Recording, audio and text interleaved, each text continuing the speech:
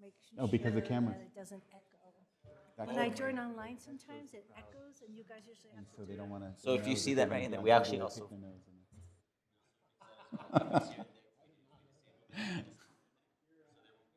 Yes, thanks. Oh. Hi, my mic is hot. We're going to wait another second while we get some technical issues taken care of here.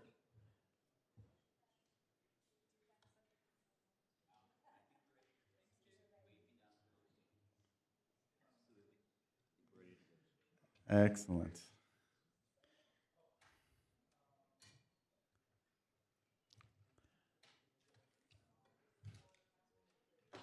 Excellent. Good afternoon, everybody. We have new microphones, and today is Tuesday, March 10th. This is the regular BCC meeting for the first part of March. Calling this meeting to order. Can I get a roll call, please? Commissioner Lisa Kakari-Stone, Present. Commissioner Camila Bustamante, Present. Commissioner Hank Hughes, Present. Commissioner Adam Johnson, Here. and Chair Justin Green. I'm here. We have a new microphone in here and some audio things. So if I blow people away with this voice, this is a test. Please tell me, and I will speak softer or louder. You are our guinea pigs. So thank you very much for taking care of this. And I'm going to lead everybody in the Pledge of Allegiance.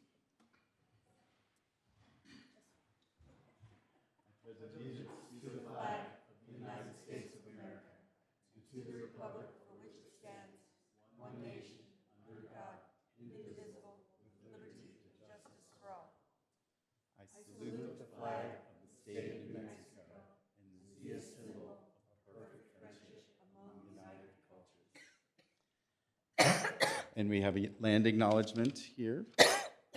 We acknowledge that the place that we now call Santa Fe is known as Ogopoge, or White Shell Watering Place. We recognize that this is the ancestral land of the Tewa people and part of a larger sovereign landscape for the Jicarilla, Apache, Navajo, and surrounding pueblos who have cared for this land for thousands of years and continue to do so today. Thank you.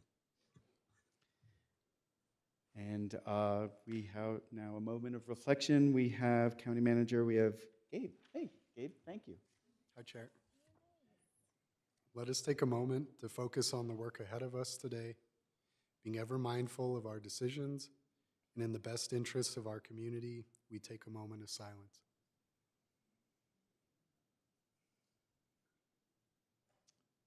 Thank you. Thanks, Does sir. anybody have some acknowledgements for loss? No? No? Okay, thank you very much. Well, we can be seated then. We have the agenda. Manager Schaefer, any changes that you would like to make? Thank you, Chair Green and Commissioners. I'd just note at the outset that the initial agenda for today's meeting was posted last Tuesday, and the amended agenda was posted on Friday at or about 2:40 p.m., which is in excess of 72 hours in advance of today's meeting as required by the Open Meetings Act. In terms of the changes to the agenda, amended agenda as presented, because packet material was added to two consent agenda items, being item number 4D and item number 4F, staff would just prophylactically recommend that those be removed from the consent agenda and added to miscellaneous action items. Either at the beginning of miscellaneous action items or at the end would be my recommendation, given some of the other topics that we have to get through under miscellaneous action items. So again, recommendation is to remove two items from the consent agenda, 4D and 4F. And secondly, there is a request from the applicant that one of the land use cases, public hearing item 13D, case number 255161. There was a request which staff supports that matter be tabled until a future board meeting. Thank you, Chair. Thank you very much. I'm going to take the recommendation to move those two items to after the consent agenda, but somebody can make a motion to that effect if they would like. So moved. Sorry, after the miscellaneous, at the end of the miscellaneous. Is that? okay? Yes, so moved. Thank you. Anybody for a second? Second. Second, we got a motion from Commissioner Johnson, a second from Commissioner Hughes. All in favor, say aye. Aye. Excellent. I'd just like to know which one was tabled. Tabled was item D from the land use cases. Okay. D is in dog.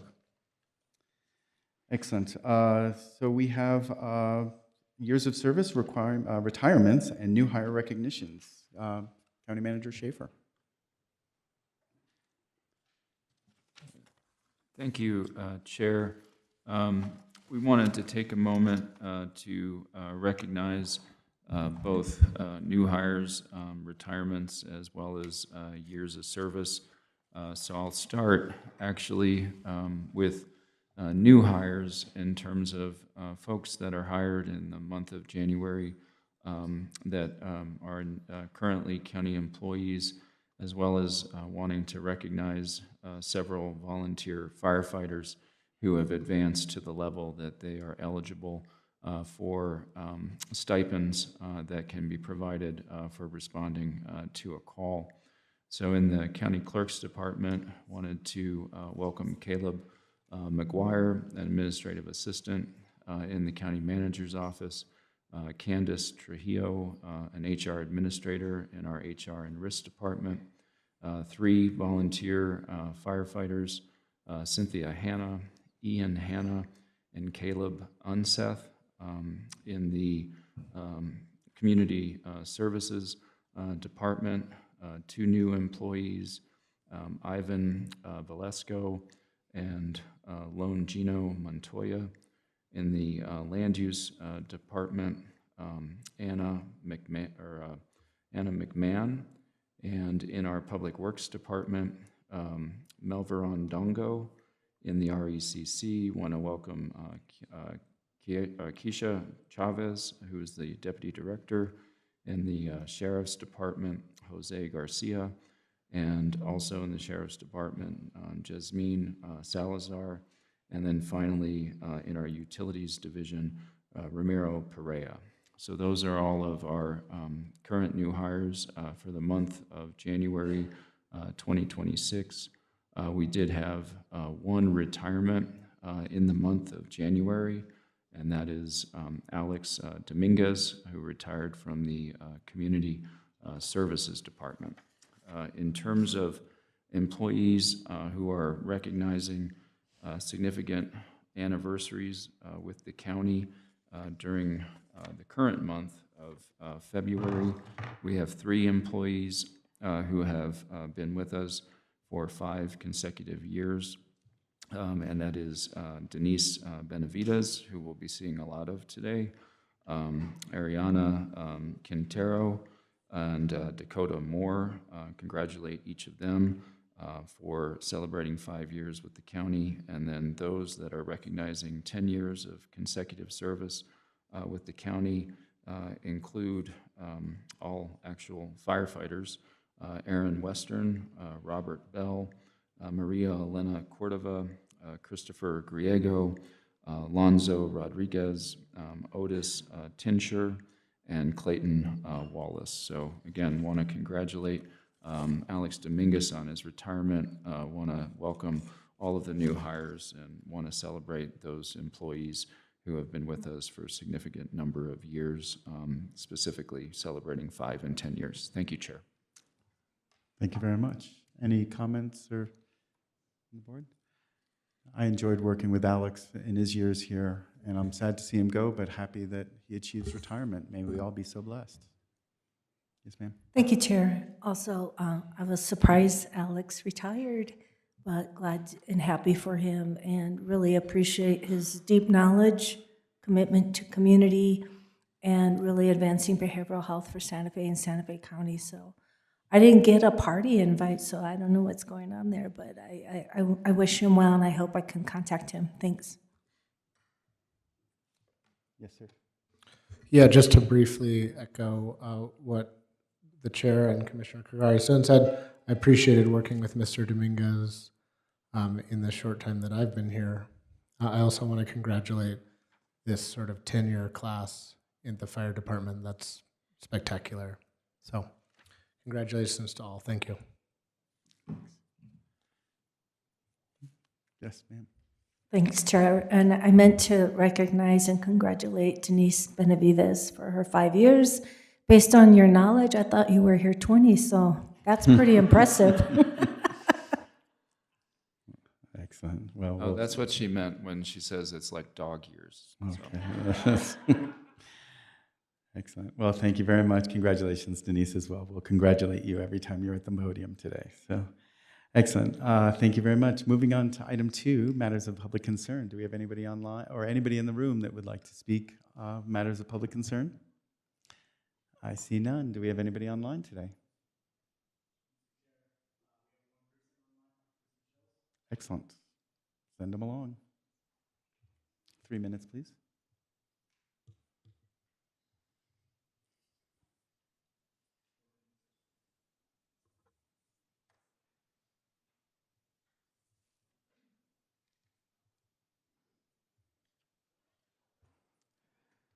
Mr. Chair, I apologize. My mic was off.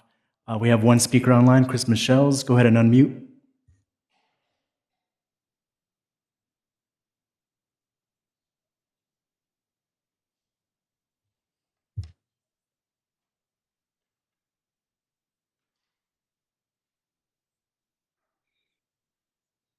I'm muted. We can hear you. Okay, I guess you can hear me. Okay, I'll proceed when you're ready. Go ahead. Okay. Well, good day, Mr. Chair and members of the board. A couple of important items again. First off, I would mention that you've had an OMA incident, which is reflected in your 10 February meeting, where Milan of the Santa Fe New Mexican came in with John Day and convinced you of what shouldn't have needed any convincing, was just that you had an OMA violation, which had been approved by the county manager and the chair of the board, which required the public to sign in. That was an outright OMA violation, should have never been put in place and should have been caught. Seems like the only way you respond to OMA violations is if John Day shows up with Milan. You really need to pay attention to OMA violations. You're doing those constantly. You have another OMA violation today on your agenda.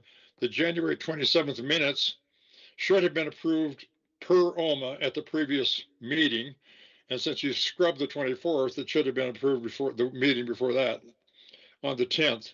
You failed to do that. You consistently violate OMA requirement there, and I believe you're getting bad advice from council and the county managers that you can do that. You can't. It's a violation. If I can find John Day, I'll try to sue you because that's the only thing you seem to respond to. The other thing I would note is that the salary commission met again, which the salary commission had illegally raised your salaries. They decided to meet again, and once again they violated the rules of order, and once again they violated OMA. You really need to take these people in hand, because not only do they illegally give you salary increases in violation of our laws, you signed off on it. This is very disappointing. I don't know how to get your attention to the fact you've taken an oath to our laws, especially OMA and IPRA, and you violate them and apparently enjoy doing so. I mean, this is incredible and very disappointing. Lastly, because I don't know any other way to do this, is I request at this point that I would like to address the board when you deal with those 2 items that you moved off the consent agenda. Maybe there's a better way to. I think you should, in general, allow any member of the public that wishes to speak to those action items to speak to them. But I'm not sure that you're clear on that. So again, I'm going to request that when you process those 2 items that you moved off the consent agenda, I wish to speak to those because they've got some very serious problems, which is why I requested they be moved. Thanks much. I look forward to seeing you when you discuss those two items from the consent agenda. Thank you very much. Anybody else online? Mr. Chair, there are no other speakers online. Excellent. And just to check, nobody in the room? I see none. Excellent. Thank you very much. Moving on to item 3, we've got 2 sets of minutes. We've got the minutes from January 27th, 2026, Board of County Commission meeting minutes. Yes, ma'am? Yes, Chair, I'd like to ask for an edit on the cover page. It should name you as Chair and Commissioner Johnson as Vice Chair for the January 27th meetings. Thank you.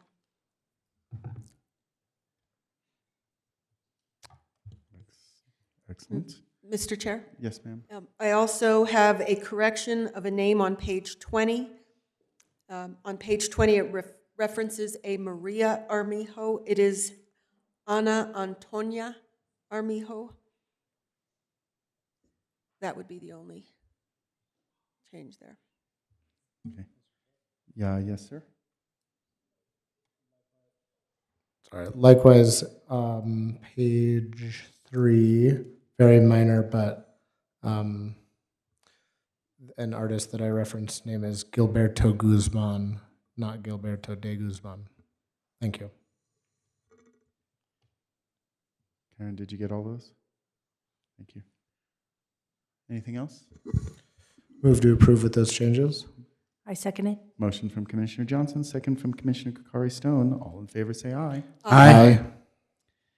Thank you very much. Okay, item B, request for approval of the February 10th Board of County Commissioner meeting minutes.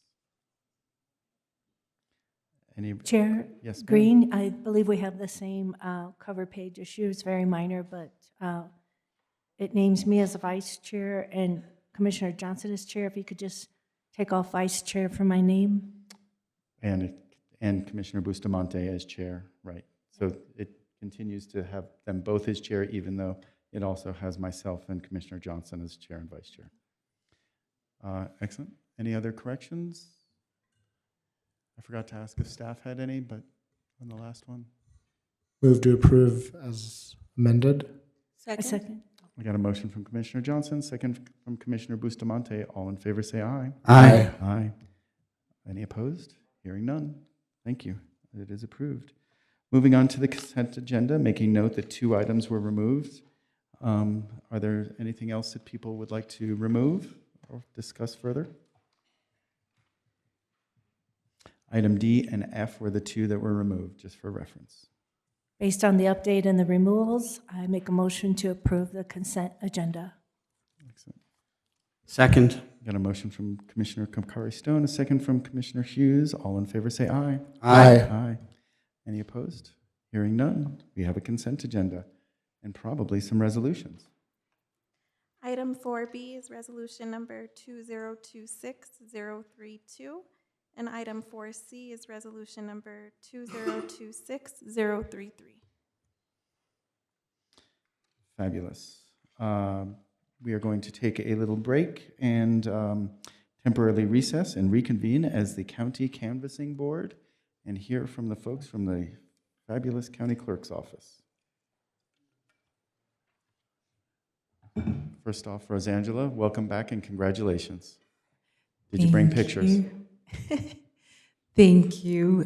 Chair, Commissioners, we are here. Oh, I'm sorry. Thank you very much. We need to call ourselves to order and get a roll call, please. So here we are in the County Commissioners as the County Canvassing Board, and a call to order. Roll call, please. Thank you. Commissioner Lisa Kokari Stone, Present. Commissioner Camila Bustamante, Present? Commissioner Hank Hughes, Present. Commissioner Adam Johnson, Present. and Chair Justin Green. Here. Thank you very much. And we have an agenda. Are there any tweaks to the agenda by staff or by the board? Hearing none. Can I get a motion to approve the agenda? Motion to approve the agenda as provided? Second. A motion by Commissioner Bustamante, second by Commissioner Johnson. All in favor, say aye. Aye. All opposed? Hearing none. We've got an agenda. Request for approval of the November 14th County Canvassing Board meeting minutes. Are there any changes by staff? Are there any changes by The board? Hearing none? Anybody want to make a motion? Motion to approve? Yes. Okay, motion from Commissioner Bustamante. Second. Second from Commissioner Hughes. All in favor, say aye. Aye. Aye. Any opposed? Abstain. Abstention from Commissioner Johnson. Thank you very much. You've got minutes. I have a question. Should we be holding on to those minutes for basically a year before we, yes? Totally fine? It's just the next time we convene? Okay. Wonderful. Request for approval of the March 3rd, 2026 City of Espanola Municipal Officer Elections pursuant to NMSA 1978, Section 1-13-13B. Rosangela, now it's your turn. Thank you. Thank you. Chair, Commissioners, we are here to present the results of the municipal officer election. And to do that, we have Carla Martinez. She's the city clerk of the City of Espanola.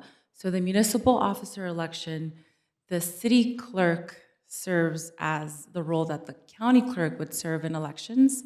And we also have Steve from our office. So Steve Fresquez, he is our warehouse manager and voting systems expert. So he just passed out material. So I would like to hand over the microphone to Carla.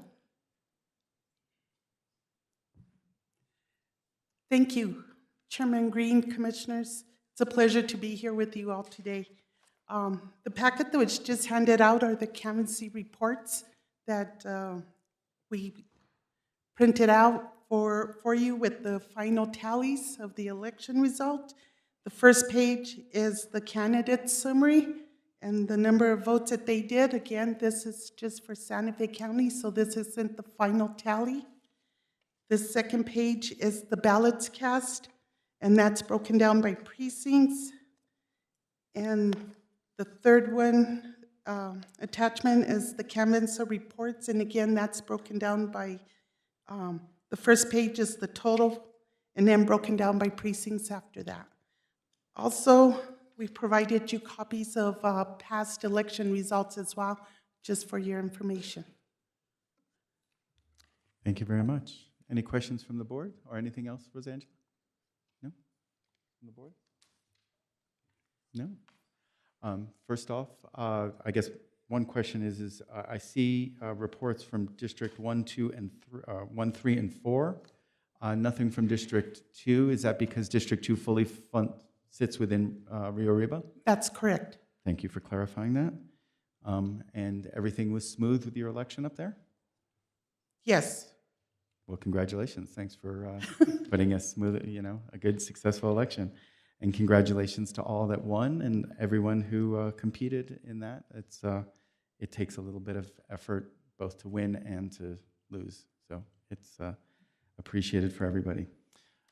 Folks, anybody want to make a motion to approve these results? Motion to approve the November 14th canvassing board, the March 3rd election results. I'll second. Got a motion from Commissioner Bustamante, a second from Commissioner Hughes. All in favor say aye. Aye. Anybody opposed? Hearing none. You have an election. Congratulations, everybody. Thank you. I just want to make one comment and really thank Catherine and her staff here at the Santa Fe County Clerk. Espanola is very unusual where we reside between two counties. So we have to work with Rio Arriba and Santa Fe County and try to be knowledgeable and conduct the election in the best way we can, because not everything is done exactly in each county. But Steve was an awesome resource, supporter, and the staff in the clerk's office. I'm really grateful for them. This is my first election that I conducted, so there was certainly a learning curve, and without them, this probably wouldn't have been possible to be where we are today. So thank you. You're very welcome. Thanks for the kind words, and yes, congratulations to Espanola and the community. Yes, ma'am. And thank you for what you do with that. Thank you for your good work. You're welcome. Thanks. Anybody else? Excellent. Well, great. I will. Rosangela, did you have something? You looked like you wanted to say something. We will be passing around the certificate of canvas results for signatures. We will Thank you. sign them dutifully. And thank you very much. Congratulations, Espanola. Congratulations, Santa Fe County Clerks. Thank you. Thanks. Can I get a motion to adjourn and to reconvene as the Board of County Commissioners? So moved. Moved by Commissioner Johnson, I second it. second by Commissioner Kokari Stone. All in favor, say aye. Aye. Aye. Excellent. We are moving on and back as the Board of County Commissioners. Consideration of Commissioners' proclamations, resolutions, and recognitions. We have none. Appointments and reappointments. We have none. Now we're going to move on to item 8, miscellaneous action items, making note that item D and F from the consent calendar have been moved to the end of the miscellaneous action items as items K and L? Yes. And excellent. So item resolution to provide funding for the 2026 Santa Fe County Developer Assistance Program to provide housing assistance grants and loans to support affordable housing projects and related infrastructure. We've got Denise Benavidez in her 5-year glory. Thank you so much, Chair Green, Commissioners. Oh, Yes, we've got new mics. yeah, it's a little loud. Today I come before you as the Community Development requesting approval of a resolution providing $3 million in funding for the 2026 Santa Fe County Developer Assistance Program to provide housing assistance, grants, and loans for the acquisition, development, conversion, rehabilitation, or preservation of affordable housing and related infrastructure improvements. Funding is provided pursuant to the county's Affordable Housing Plan, Ordinance 23-05, the New Mexico Affordable Housing Act, NMSA 1978 6-27-14, and applicable New Mexico Mortgage Finance Authority rules. And for a little bit of background, on October 10, 2023, the Board of County Commissioners established the Developer Assistance Program through resolution number 2023-083. The program was created pursuant to the New Mexico Affordable Housing Act, the Affordable Housing Act rules, the county's 2023 Affordable Housing Plan, and the county's Housing Assistance Grant and Loan Ordinance number 2023-05. The Developer Assistance Program provides gap financing to qualified development entities serving low and moderate income households for the development, rehabilitation, or preservation of affordable housing within Santa Fe County. The program's designed to address documented housing shortages by leveraging local funds to attract and secure additional state and federal housing resources. The county's 2023 Affordable Housing Plan identifies significant unmet housing needs. Approximately 1 in 3 households in Santa Fe County is cost burdened. The plan excuse me. Excuse me. The plan estimates that an additional 6,233 subsidized rental units are needed countywide. It further identifies substantial needs among special populations, including approximately 600 households experiencing homelessness or having housing instability, and approximately 2,290 senior households living in poverty. Excuse me. In fiscal year 2025, the county issued the first notice of funding opportunity for the Developer Assistance Program in the amount of $4 million. In addition, that fund was supplemented with $500,000 in ARPA funds. Given the documented need for subsidized rental units discussed above, the first NOFO was limited to affordable rental projects. The initial DAP funding round demonstrated continued strong interest from development partners and confirmed the need for a predictable, competitive local funding source to advance affordable housing development. County staff recommends a comparable amount of developer assistance support in fiscal year 2026, comprised of the following sources. First, the county received a $2 million state capital outlay award from the New Mexico Department of Finance and Administration to plan, design, construct, renovate, and make improvements for housing projects in Santa Fe County. The state has requested that this be available for single-family affordable housing developments. Second, the county staff recommends making available $2 million in previously allocated county general funds for the Developer Assistance Program. $1 million of county general funds would be made available via the NOFO to support multifamily developments, with the other $1 million being awarded to the Bella Luz Lamplighter Conversion Project directly. In sum, the 2026 NOFO would be available for both affordable multifamily rental housing developments and affordable single-family home ownership opportunities. The proposed evaluation criteria for the 2026 NOFO are set forth in the presentation labeled Exhibit C. However, we are going to skip the presentation unless commissioners so desire for us to go into a little bit more detail, although we feel like what we have in the memo covers everything, and of course I'm happy to answer any questions that you may have. But we do have a presentation available if you would like for us to go into the presentation itself. Commissioners? No? Okay. I would just ask Chair Green, please, and Ms. Benavides, is there anything in the presentation you want to highlight that's not in your memo already that you want to point out? There is not, Commissioner Kokari. There is scoring criteria that is in that particular presentation. However, that's still in the works, and that scoring criteria will be the criteria used for applicants once they apply. Great. Are there questions other than whether the presentation? Commissioner Hughes? Well, I'd like to make a motion that we approve a resolution to provide funding for the 2026 Santa Fe County Development Assistance Program to provide housing assistance, grants, and loans to support affordable housing projects and related infrastructure. I second it.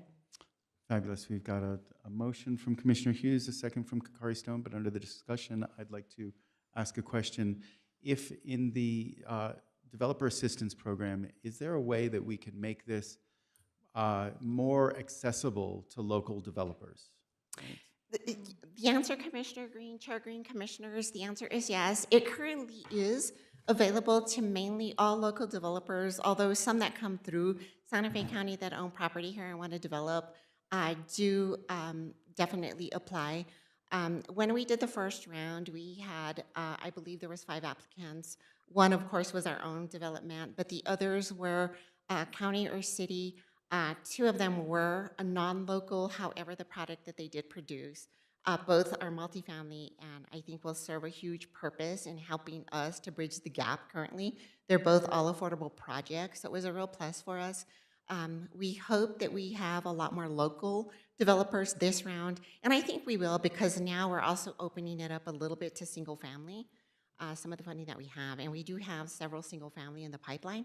So just depending on where they're at with the development, we hope to see some of them apply, and hopefully the committee that will be put together to review applicants, will take into consideration the scoring criteria, and sometimes, if they purchase land here, it's difficult for us to not look at the development.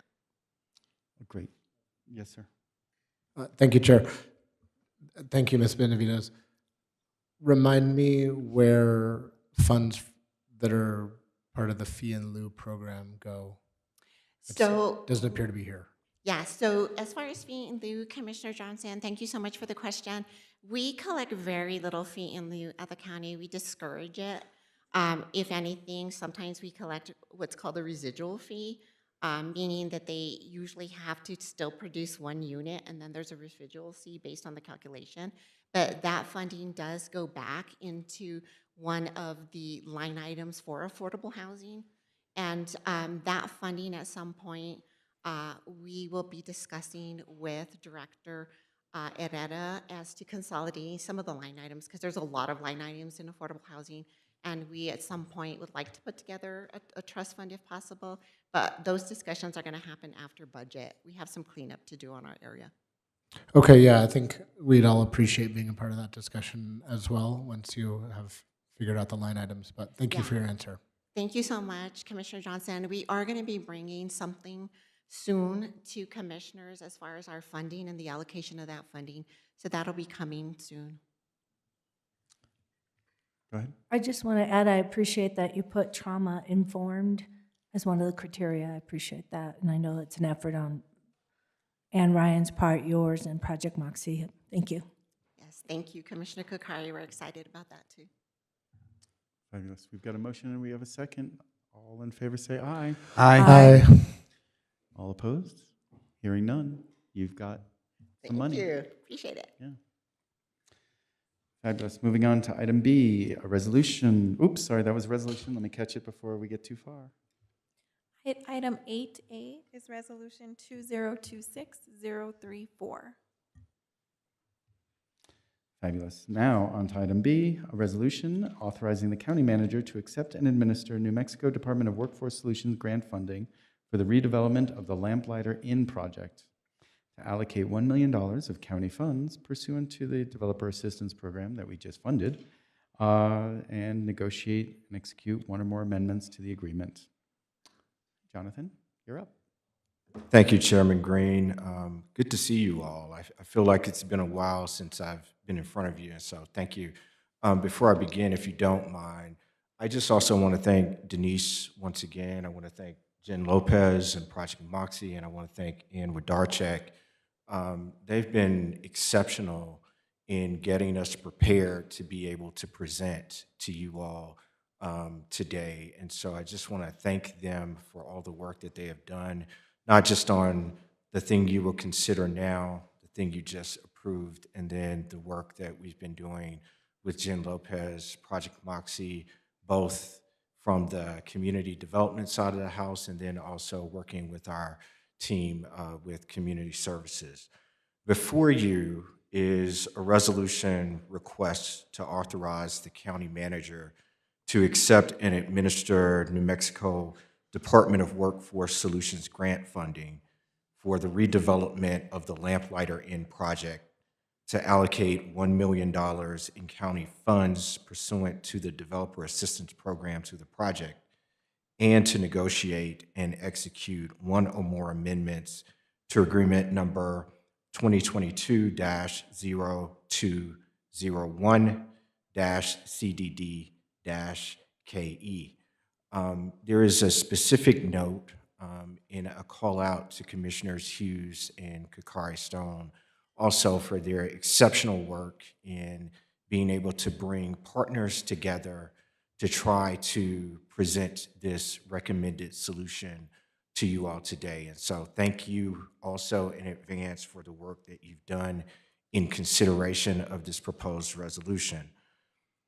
Both of the funding sources we are requesting approval for will be administered in accordance with the county's Developer Assistance Program rules, regulations, and oversight requirements, including long-term affordability of funded projects. In November 2021, modified by amendment on December 9th, 2024, Santa Fe County entered into an agreement with Bella Luz LLP, a New Mexico-based affordable housing developer, to provide $1.5 million in ARPA funding for the acquisition and redevelopment of the Lamplighter Inn, located on Cerrillos Road in Santa Fe, New Mexico. The redevelopment project will result in the creation of approximately 58 long-term affordable housing units. Bella Luz LLP has identified a funding shortfall of approximately $2.5 million. A roundtable of committed partners convened to make recommendations to ensure the continued advancement of the project. Committed partners include Ancorum St. Vincent, the state of New Mexico, the city of Santa Fe, and of course, the county. To ensure that this project is completed, Santa Fe County Commissioners Hughes and Kokari Stone and county staff, the city of Santa Fe, and the state's Department of Workforce Solutions agreed to present proposals of additional support as follows. Santa Fe County, $1 million from the Developer Assistance Program, the Department of Workforce Solutions approximately $900,000, and the City of Santa Fe approximately $600,000. Although the county has conducted and intends to conduct open application processes for developer assistance program funds, it is not required by law or through our own regulations to do so. Section 6A of the Developer Assistance Program regulations, adopted by resolution number 2023-083, provides the county with the flexibility to identify a qualifying grantee without the use of a request for proposals process to solicit applications.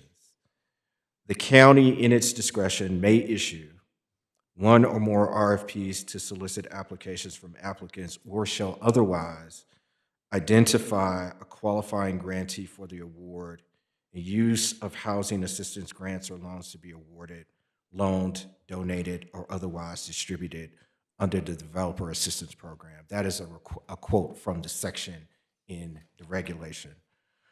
The staff's recommendation is to approve the subject resolution authorizing the county manager to accept the grant funds from the New Mexico Department of Workforce Solutions, to allocate the funds received from the Department of Workforce Solutions to support the redevelopment of the Lamplighter Inn by Bella Luz LLP, and to allocate an additional $1 million from the Developer Assistance Program directly to Bella Luz LLP for the redevelopment. We do have Jen Lopez here, who is representing the developers, if there are additional questions about the resolution or additional questions about the project itself. Excellent. Commissioners? Yep. Commissioner Hughes? Well, we initially funded this project many years ago, I think when I was the only commissioner among us five. And so now it's been delayed several times due to various issues, and so the price has gone up in construction, and that's why they had the 2.5 million shortfall. And as you heard, Jen Lopez actually called us all together, and we all came up with some money. And I think they didn't, one of the main things was that Encorum had to make one of their loans a permanent loan instead of a temporary loan in order for it to count. And so that was what Encorum contributed to the effort. Anyway, I support this, obviously, but I would like to hear from others. Commissioner Johnson? Okay. Commissioner Carstone? Thank you, Chair Green. Thank you, Commissioner Hughes, and I want to acknowledge your long-term leadership on this. And I know you've helped make this happen, as well as the community services, community development, as well as Project Moxie. I was impressed with the meetings that we had. The County Manager Schaefer was also there, and I want to acknowledge your leadership and attention to detail, and ask also some of your ideas around accountability, because we're looking towards a finished project. I want to add that Ms. Lopez wants to add any more, but there was a fact sheet that Jen Lopez did that we would have a groundbreaking, the developer, by April 1st this year, 2026. There would be a grand opening by July 15th, 2026, and the property would be leased up by December 30th, 2027. I want to add that caveat because it's important. As a county, we're also looking for accountability that the project's finished. And I believe Ms. Lopez, the developer, did agree to those dates. That's correct? Hello, Chair Green and Commissioners. Nice to meet with you today. The developer agreed to those general timelines and is totally open to the request for accountability. Happy to answer questions around delays or the project. Let me know if you have any additional questions. Commissioners, any other questions? I'm going to ask a few. So what was the initial budget plus this 2.5 million? Or the initial budget back in 2020, I'd love to give a little context to this project, Chair. In 2021, April of 2021, Commissioner Hughes called me and said, I would like to do a pro forma on a motel. That's how this project started, when Commissioner Hughes was with the New Mexico Coalition to End Homelessness. A you all remember April of 2021, people did not want to develop. Most projects, most developers were trying to save their projects. We had all this crazy ARPA money, right, American Rescue Plan Act money. You all, as a community, had just converted Santa Fe Suites. The city of Santa Fe had done that using a pretty sophisticated developer from New York City, Community Solutions. So the idea was, let's do it again. Everything about that first conversion, none of it applied to the second one. And so when we ran an RFP to have a developer come in, J.L. Gray was the only one that responded. J.L. Gray has significant experience with rehab. So I'll give that all that context because the first budget we had was based on Santa Fe Suites. We had to throw that out within 3 months. Why? We were using more complicated funding sources that had higher requirements for conversion, and we also had to do a land use change. So we went from being a motel to an actual residential. So that triggered a lot more amenities, et cetera. We had extensive engagement with the neighborhood. I'll be transparent, you never have to guess what I'm thinking. The two things that made this project extremely difficult to do was the number of different sources we stacked. I am working on motel conversions now in the city of Albuquerque, 2 sources. This one has what, 6, 7, 8 different funding sources, half of those federal. So again, lesson learned, I probably wouldn't do a motel conversion again using so many different sources. The second thing is I think J.L. Gray is a great developer, but they are not from Santa Fe. I wish that we would have had a more direct partnership with a local government. It would have made it a lot easier. So that's kind of the summary of what's happened to date. I will say the team, Ann Coram, J.L. Gray, myself, and others, you all, we're all working really hard to make this project go. So that's where we're at. Really grateful for the time with you all today and for how quickly staff pivoted. You've got a number of housing items on your agenda today. It's not like you're not doing a ton of housing work. So thank you. I hope that helps. It does. And just to be clear, Commissioner Kokari-Stone mentioned April 1st of this year, groundbreaking. You did say July of this year, but I want to be clear, it's of this year would start? You would start? We have to. So if, assuming we get to closing at the end of March, we have to start immediately in order to hit all the deadlines from all that capital stack. So the first homes would be occupied this year? Let's see. No, I don't. Let's see. Let me look at my timeline real quick. I don't want to misspeak. I think, no, it wouldn't be this year. Let's see. Construction completion summer of 27. 27. Okay. And then Yep. property management lease up would start in 27. Perfect.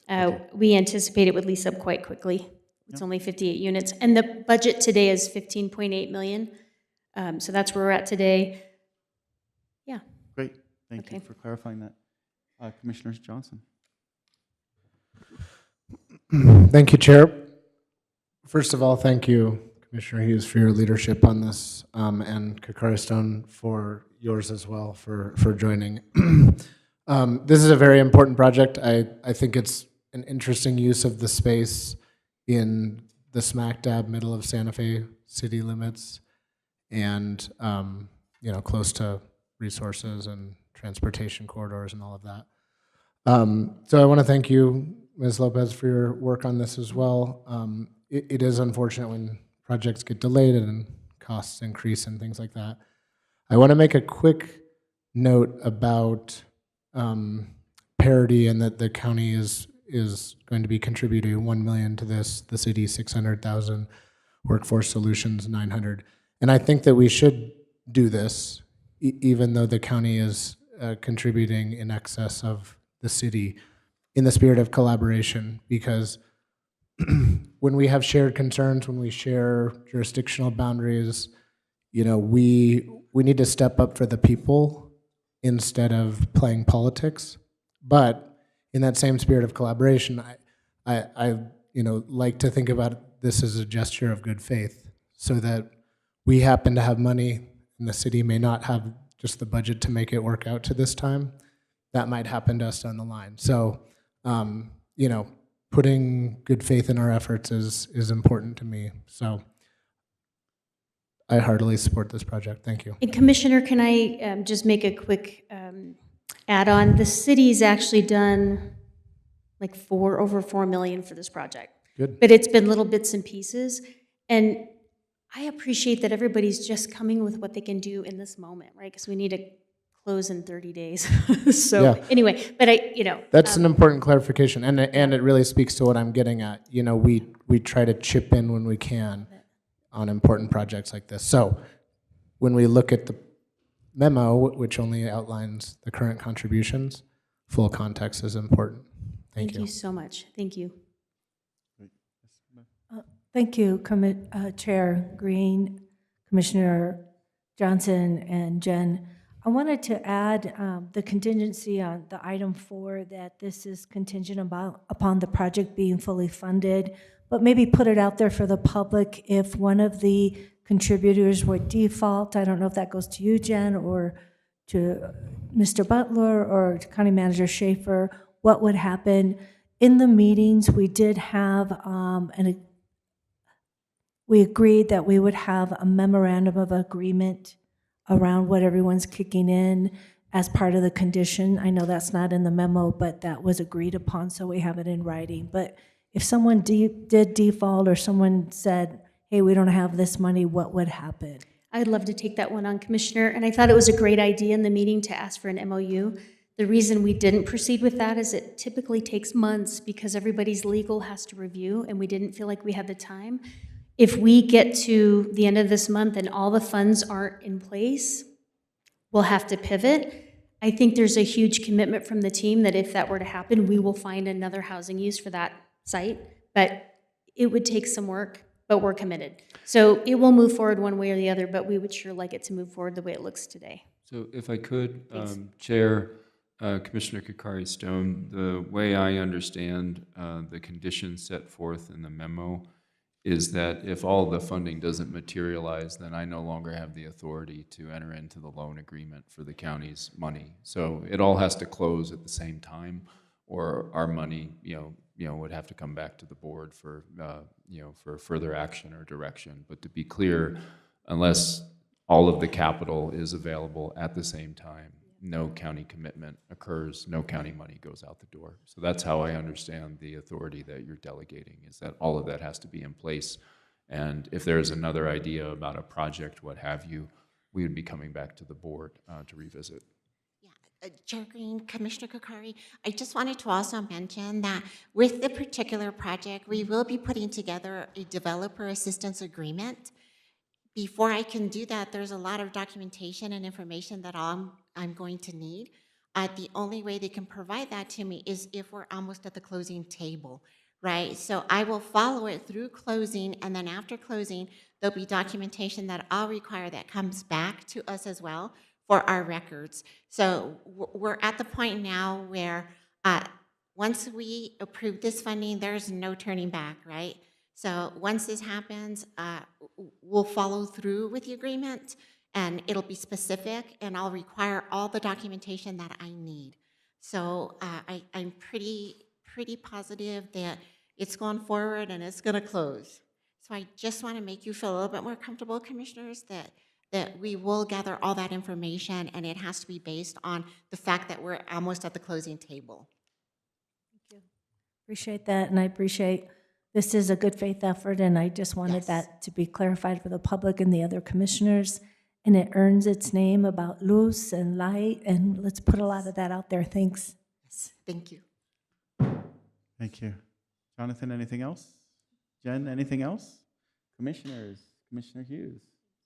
I'll make a motion that we approve a resolution authorizing the county manager to accept and administer New Mexico Department of Workforce Solution grant funding and for the redevelopment of Lamplighter Inn project, and to allocate $1 million in county funds pursuant to the Developer Assistance Program to the project, and to negotiate and execute one or more amendments to Agreement 2022-21, CDDKE.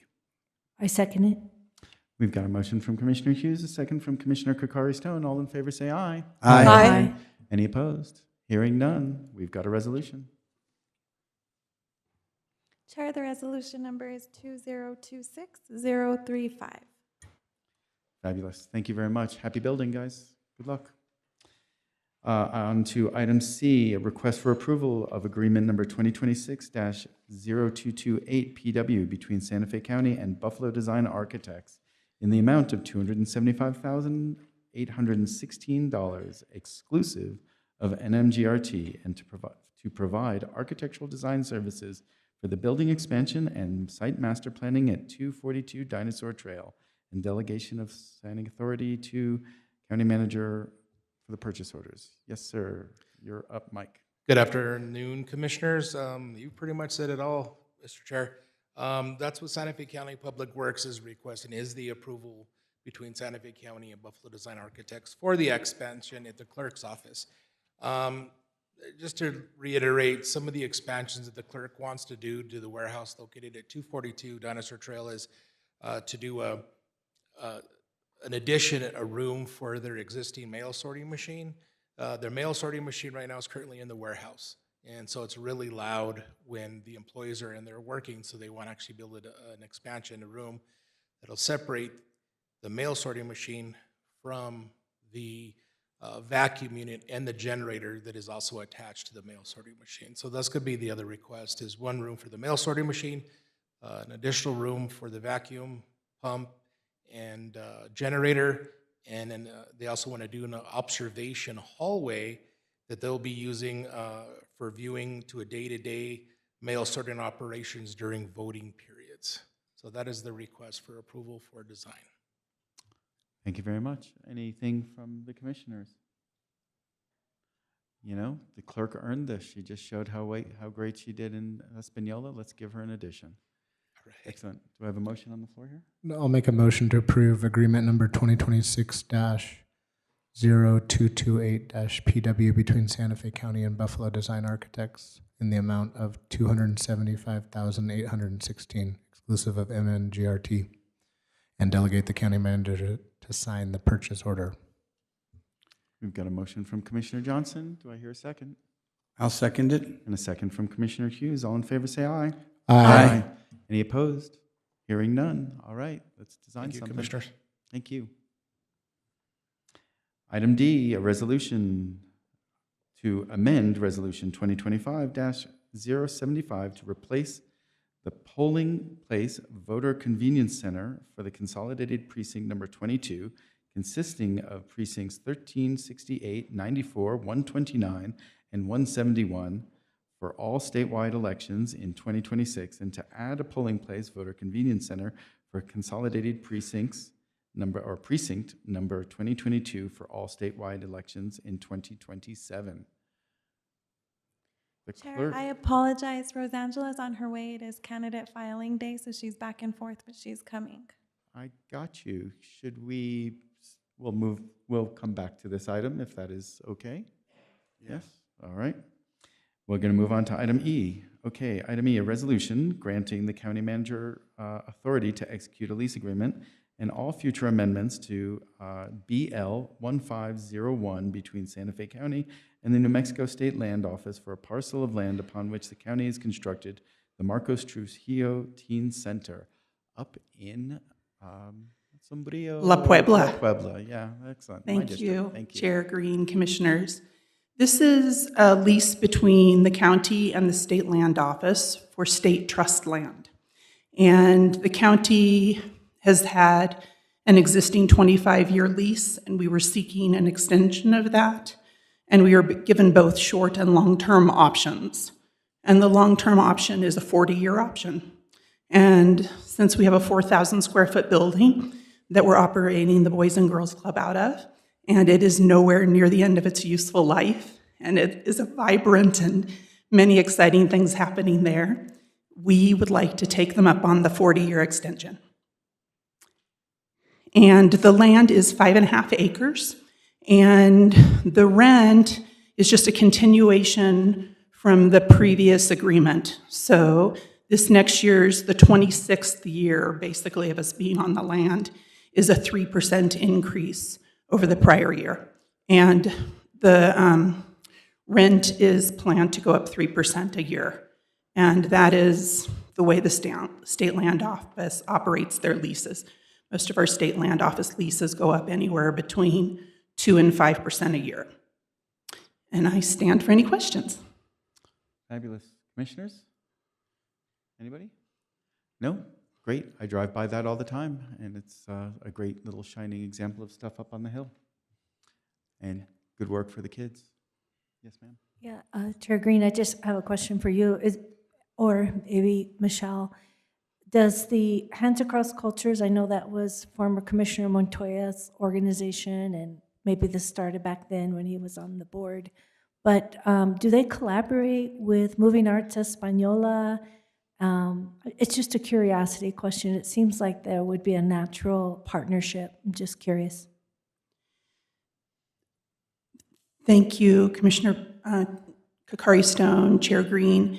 We are not really involved with the operation of the center there, and so I do not know the answer to that, or if there was a collaboration that we wanted to encourage, I'm sure we could reach out, but they pretty much operate independently. Thank you. And I'll defer to Chair Green since it's in his district. I appreciate your work, Michelle, and also community services. Maybe we can encourage some collaboration with Moving Arts and Roger Montoya. Thanks.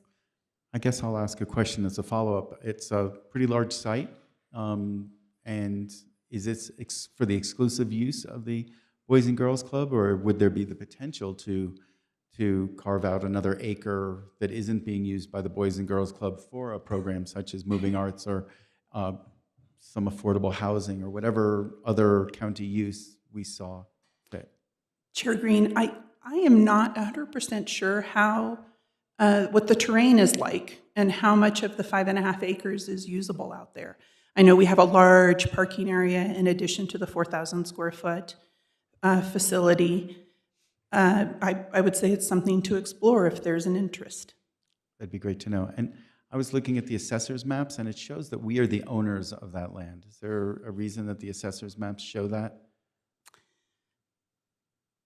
That's a good question, Chair Green. There are a few of those that pop up on occasion, but we are not the owner of it. Okay. Well, thanks for clarifying with that. As this is in my district, I will take the honor, do the honors of making a motion to request approval number 20. Resolution to amend Resolution 2025-075. No, sorry. This is item E back there. So we're on item E.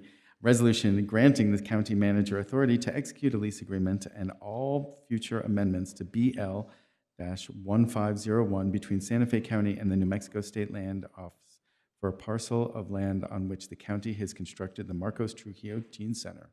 I second it. Got a motion from myself and a second from Commissioner Kakari Stone. All in favor, say aye. Aye. Aye. Any opposed?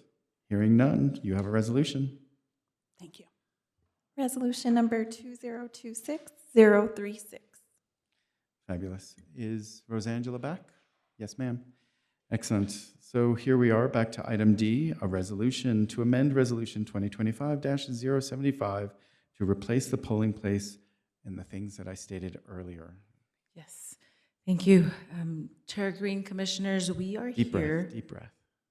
Yeah, you ran, you can tell. Oh, yes, I'm running back and forth today.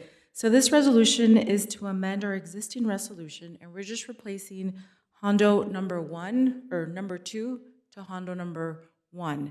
The reason we're replacing it is because it's going to be under construction for the duration of this year, and we will replace it with Hondo number 1, which we used to use as a polling site. So on average, we get about 261 voters there, depending on the election. Last primary, we got about 250 voters. So that is the request before you today, and that will impact precincts 13, 68, 94, 129, and 171, and this is on election day only. And with that, are there any questions? It's in your district, Commissioner Johnson? I don't have any questions, but I will move to approve the resolution. Excellent. A motion from Commissioner Johnson. And I'll second it. And a second for Commissioner Hughes. All in favor, say aye. Aye. Any opposed? Hearing none, you have an election. You have a resolution and an election. Yes. Thank you. Appreciate it. Resolution number 2026-037. Fabulous. Thank you very much. On to item F. Request for approval of amendment number 5 to agreement 2022-067 CSD with Firestick Studios for the continuation of public awareness campaigns regarding the misuse of fentanyl, increasing the amount by $70,000 for a total contract sum of $350,000, inclusive of GRT, extending the term through February 2027, and delegation of authority to the county manager to sign the purchase order. Hi, Chanel. Hello, good afternoon, Chair and Commissioners. I am asking today for approval of an amendment that would allow the department to continue collaborating with community partners to inform and educate residents about the risks of fentanyl and overdose prevention. The public awareness campaign is one critical piece of a comprehensive community strategy to reduce overdose deaths. It complements treatment, harm reduction programs, and recovery services that the county already funds.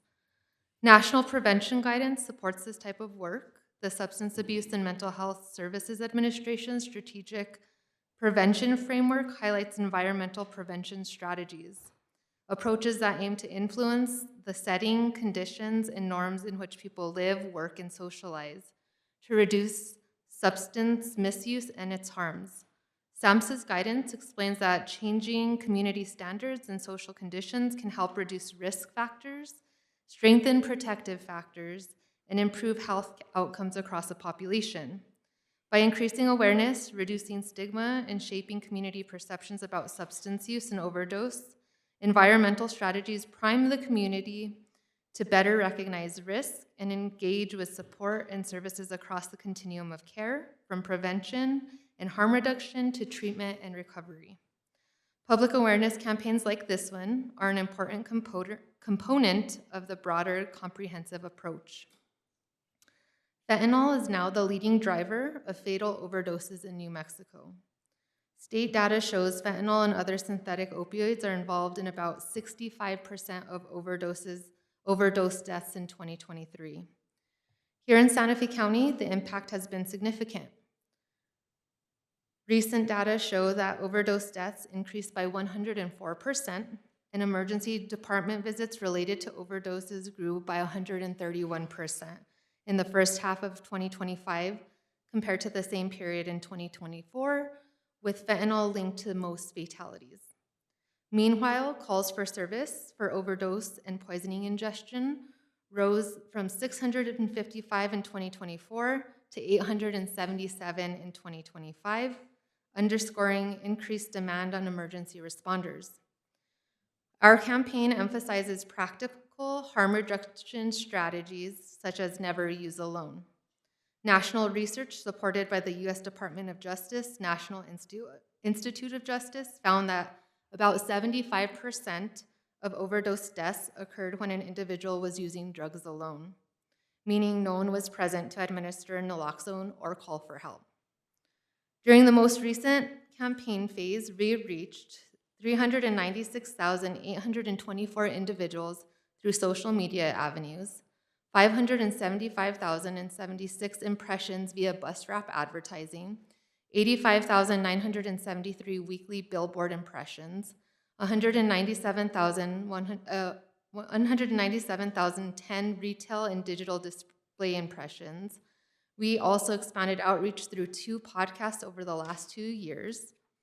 This awareness work strengthens and connects the county's broader continuum of care, including school-based prevention, detox services, naloxone distribution and psychoeducation through harm reduction, intensive outpatient treatment, and direct county programs such as the Adult Detention Facility, Mobile Integrated Health, Uplift Youth Program, Case Management Services, the DWI program, and La Sala. Taken together, these efforts reflect a comprehensive public health approach spanning prevention, harm reduction, treatment, and recovery support. The amendment before you today allows us to continue this collaborative public awareness work, ensuring our community has accurate information and the pathway to services that save lives. Thank you, and I'm happy to answer any questions. Thank you, Chanel. Commissioners? Yes, sir. Thank you, Chair. And thank you, Ms. Delgado. I have a question about naloxone. How what's the average cost of a naloxone dose, if you know off the top of your head? I'm sorry, can you repeat that? What's the average cost of a naloxone dose? I'm Commissioner Johnson and Chair Green. I'm unsure of the over-the-counter price. I know it is pricey. There's a lot of community organizations that do have access to Narcan, and we have a list of that on our county website. So people should not be having to pay for naloxone. Good. We do have it in our community and accessible and available. The Community Services Department does have some as well. So community members could come and be trained on how to utilize it, and we could provide them the product. There is a list, like I mentioned, on our website, and we do have a resource guide as well. Okay, thank you. And is that a habit-forming drug, or does it have the potential for addiction? Commissioner Johnson, Chair Green, no, it is not. It is completely safe. I carry it in my car, in my vehicle. You never know when you're gonna have to save a life, and so completely safe. If a kid were to access it or anything like that, it is not a toxin. Yeah, and it's great that you carry it in your car.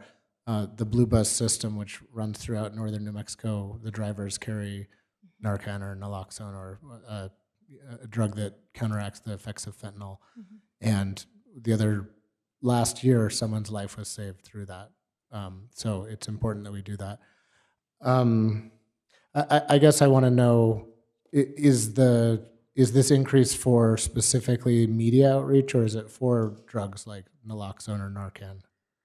Commissioner Johnson, Chair Green, this is specific for the public education component. The county has other contracts that do help support the actual delivery of the Narcan service and psychoeducation that's attached to that, as well as the other items I mentioned earlier on. But this is only for the public awareness component of the overarching services that we offer. Okay, thank you. And do you think that those outreach campaigns have been effective?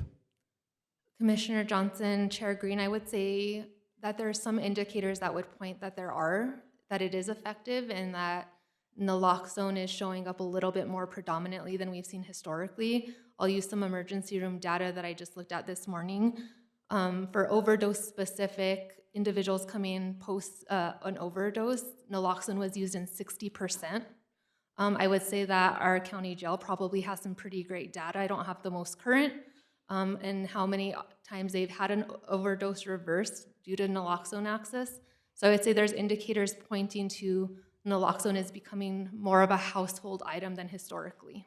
Okay, that's good to hear. I do see some of the billboards when I drive to Espanola about not using alone, but I don't see the ones that educate about the drugs that are, reverse the effects. And I think that can be effective because, in the sort of communities that fentanyl, is a part of, it's important that that information is shared in addition to not using, alone. But I just wanted to underscore that. Thank you. Commissioner Johnson, also Chair Green, I want to mention that our tagline specifically mentions naloxone, that we can't save a life without having access to that component. And so there is that, but I will take that back to our task force as we build out this next phase and make sure that that is highlighted a little bit more explicitly. Okay, thank you. And thank you for your work on this campaign. Thank you. Commissioners? Yes, Commissioner Carstone. Thank you, Chair Green. Thank you, Ms. Delgado, to you and the Community Services team. I always am actually just kind of thrilled when I see you in the paper talking about our new Youth Behavioral Health Center and all the work you do. Just a quick question on the campaign. How do we evaluate its impact? Do we contract out with evaluators? What are the metrics we use? Commissioner Kari Stone, Chair Green, I think we would have to look at how much that would cost to do a full evaluation of it. As mentioned, oftentimes these types of campaigns are very hard to pinpoint its direct impact to changes in behaviors. So it would take a lot of intentional strategy to think about how we would evaluate. As of right now, we're just looking at the analytics and the reach. I can say that I think we have a lot of community engagement around this conversation, especially when we launch the initial phase of the campaign. It creates a lot of good community discussion an education on one-to-one basis with community members, but we would have to look at how we would evaluate that and if we had the budget to do so. I appreciate that. I think we have quite a few experts in public health evaluations of campaigns, prevention campaigns in New Mexico, whether it's our local colleges or University of New Mexico, and they don't really cost that much, or they could help design something. I think you pointed to a data source, which is the emergency room, emergency services. I think it's also in terms of these days when we have a campaign, people can use QR codes for the messaging and to see how often the QR code is actually downloaded, or there's lots of little tricks that could be used. Focus groups, pre-focus groups with the target populations and post-focus groups or quick interviews. But I think you mentioned our adult detention center, and that's terrific. I want to be sure we're collaborating with the city and we're working with Urban Alchemy and all the services, and I know you're already on this, but I think that's a really target population. I know that in Las Acequias Park, just about a week and a half ago, there was a homeless person or person that was saved from naloxone, and it's really important. Our fire department, I got training from them on our firefighter prevention days, and they also distribute, like how many distributions we get just within the county. So this is so important because nationally, we're seeing an uptake in deaths that's immediate with what's laced with fentanyl. I know when I visited the long-term supportive housing facility in Philly for NACO, that was the #1 death there. And it's just immediate, and it's taking our families. So I really want to prioritize this and making sure we are doing impact. I appreciate it. Commissioner Kakari Stone, Chair Green, we do collect a lot of that data already. The campaign is ran through the Santa Fe County website, so when people do scan that QR code, we do get that analytical data, so we have all of that already. The challenge is going to be how those analytics translate to change in behavior, and so I'm happy to explore that. And we do have a broad community partnership. We have Santa Fe County Fire Department, we have La Sala New Mexico Solutions, DOH, Mobile Graded Interfaith, Urban Alchemy, Presbyterian Health, Bernalillo County, and NMDOH, all that contribute to the creation of these campaigns. So there's a lot of strategy that goes into it and intention. So I just wanted to add that. I really appreciate that. And I know that Chair Green, you brought a scientist, social scientist, also in the Española area with Rio Arriba County. So I think they're also looking at this. Maybe it could be a new partner as well. Thank you, Commissioner Kakari Stone, because that was my next question. I don't know if you've continued contact with Dr. Dodsey at Rio Arriba County Health and Human Services, but they've had some pretty unique and amazing success at how they position naloxone. So their idea is they created a heat map of where ODs are sort of being reported. I think they found lots of convenience stores and different spots where people were being dropped off, and the naloxone wasn't there. And then suddenly they said, well, let's station some naloxone at these locations. And they got sign-offs with the property owners and the business owners. And I think when I read an article in the paper, they had 0 overdoses because they had such quick reactions and administration of naloxone, because they basically went back and looked at where people were being picked up by ambulances and said, let's not wait for an ambulance. Let's get naloxone in those locations. And so I know it's not a part of this program per se, but I think there's some lessons learned and best practices that are emergent from Rio Arriba and the Española Valley. And I think we could adopt those for all of Santa Fe County if possible. Chair Green, I think there will be opportunity for regional thoughts through this process as well, and so that will be something I look into. Thank you.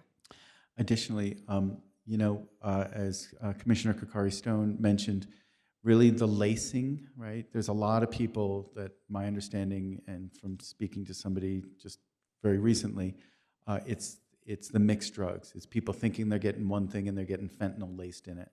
And I think there's, in addition to this campaign this year, we should really make people understand that if it ain't prescription, you don't know what it is, right? And things are getting laced at all different levels. And, you know, whether it's even cannabis, right? You know, we have cannabis legalized for a reason, right? Because it's tested and it's theoretically a safer thing. And so finding a way to make sure that there's an added messaging this year to talk about laced and more dangerous things that you don't know what you're getting, right? You thought that was Xanax? Well, we got a surprise for you. Yep, the uncertainty is certain is what our last campaign mentioned at the end, because that is very true. And I think we have really great data to really pinpoint what substances we're finding it most laced in. So we will work with DOH to ensure that we are targeting that. That would be great to learn across the community, and uncertainty is certain.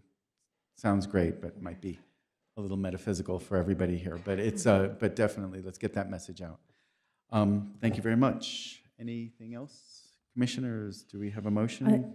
I make a motion to approve amendment number 5 to agreement number 2022-0067-CSD with Fire Stick Studios for the creation, production, implementation, and coordination of public awareness campaigns regarding fentanyl misuse among Santa Fe County residents, increasing the amount of compensation by $70,000 for a total of $350,000 from GRT, to extend the term through February 14, 2027, and authorize the county manager to sign the purchase order. Second. We got a motion from Commissioner Kokari Stone, a second from Commissioner Bustamante. All in favor, say aye. Aye. Aye. Any opposed? Hearing none, you got an amendment. Thank you. Good luck. Moving on to item G, authorization to publish title and general summary of an ordinance amending the solid waste and recycling management ordinance, ordinance number 2014-10, to increase the number of items of personal identification required to shift the burden of proof in prosecution for illegal dumping. Commissioner Bustamante. Thank you, Mr. Chair. I will actually pass this to our attorney. It was brought to my attention from a constituent that having an address in a waste, wherever there's illegal dumping, by the current ordinance, automatically makes that person guilty for or responsible for the dump out there. In the case that was brought to my attention, there were 2 items with 2 names, but they couldn't find the entity on the second item. And it really kind of disclosed that there's a bit of a problem if, you know, as well as the theft of mail, mailboxes were getting broken into, et cetera. So it really took some looking into this to find a way to modify the ordinance in a manner that would make it more fair to an individual. So I will pass any questions, comments, concerns. I'll take any, but I think that Walker Boyd, I'm really grateful for the work that you've done on this. Thank you. Attorney Boyd. Chair and commissioners, so yes, Commissioner Bustamante and I worked together on this proposed amendment. Just by way of background, this ordinance, there are not very many presumptions in law that operate like this. One, I think, good example is in the Implied Consent Act. So for drunk driving, if you refuse a breath test, that act creates a presumption that you were operating a vehicle while intoxicated, even if you did not subject yourself to a breath test. That's one example that you probably are all familiar with. So this ordinance, as currently drafted, creates a similar presumption if someone's personally identifying information, such as a name, mailing address, other information that ties them to garbage, is found in illegally dumped garbage. And so under the current ordinance, one piece of personally identifying information is enough to trigger a similar presumption that basically shifts the burden to this person to disprove that they were the ones who dumped this garbage. So as you can see in the memorandum, the proposed amendment would raise this number to 3. That brings Santa Fe County in line with 2 other counties in New Mexico, Bernalillo and Valencia County. So it's not, wholly outside of the sort of scatter plot you see. I did a kind of nationwide search, and these provisions are quite common because, as you're all aware, and as the ordinance says, it's hard to catch someone in the act. But so again, you're balancing enforcement efforts with due process by fixing the number here. So that's what the proposed amendment would accomplish. It's a pretty surgical amendment, and I'm happy to stand for any questions. Before I do, though, I'll just note that this is for publication of title and general summary, so this will be back before, if the board votes to publish it, it will be back before the board for hearing in April. Fabulous. Thank you very much. Commissioners? I just want to say that, the beginning of Alice's Restaurant starts with trash being illegally dumped and somebody finding an address in the thing, and it becomes a 17-minute song after that. So anyway, Commissioner Bustamante, this is yours. Thank you, Mr. Chair. I would like to move that we authorize the publication of title and general summary for the proposed ordinance amendment. Second. I've got a motion by Commissioner Bustamante, a second by Commissioner Hughes. All in favor say aye. Aye. Aye. And on any opposed?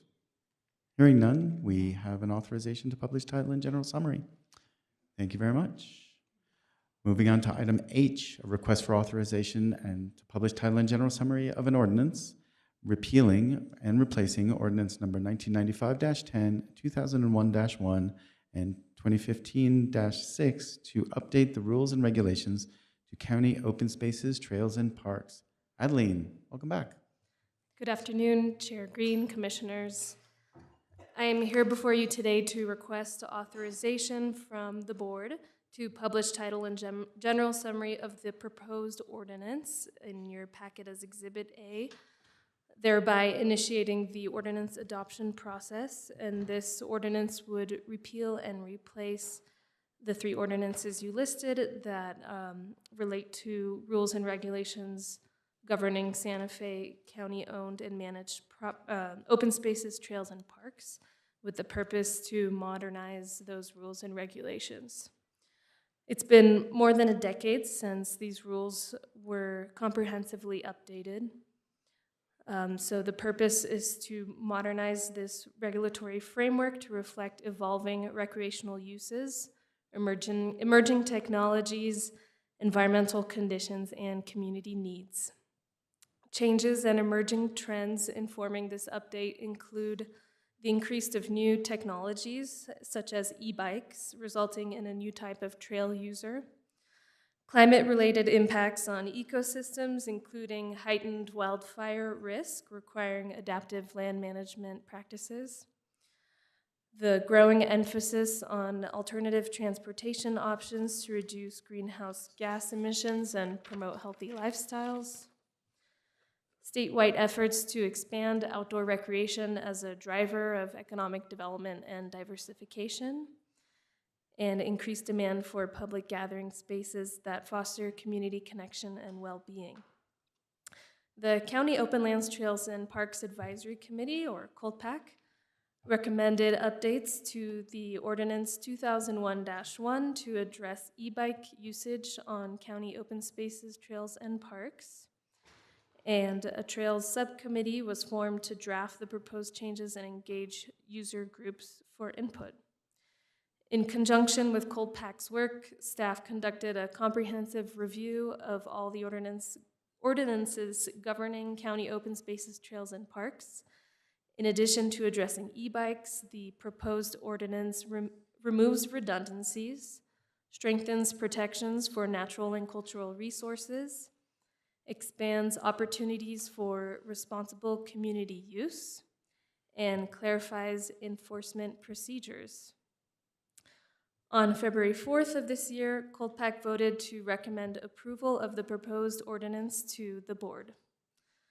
The memo lists highlights of the proposed ordinance, and it includes things like removing and adding definitions, allowing for traditional gathering of natural resources for traditional use, allowing certain activities on open spaces and trails for the management of properties, like removing invasive species, clarifying when special use permits are required. And then there's a new section about bicycles, electric bicycles, and other electronic personal mobility devices that essentially states that e-bikes are allowed where conventional bicycles are permitted, but that electronic personal mobility devices, also known as like micro-mobility devices, are not allowed except on regional trails. The proposed ordinance also establishes a speed limit on trails. Other items include changing the hours of operation from 6 a.m. to 10 from dawn until dusk, except on regional trails, which would remain open 24 hours to support their function as non-vehicular transportation corridors. And then it also clarifies enforcement mechanisms and establishes a procedure for the recovery of damages.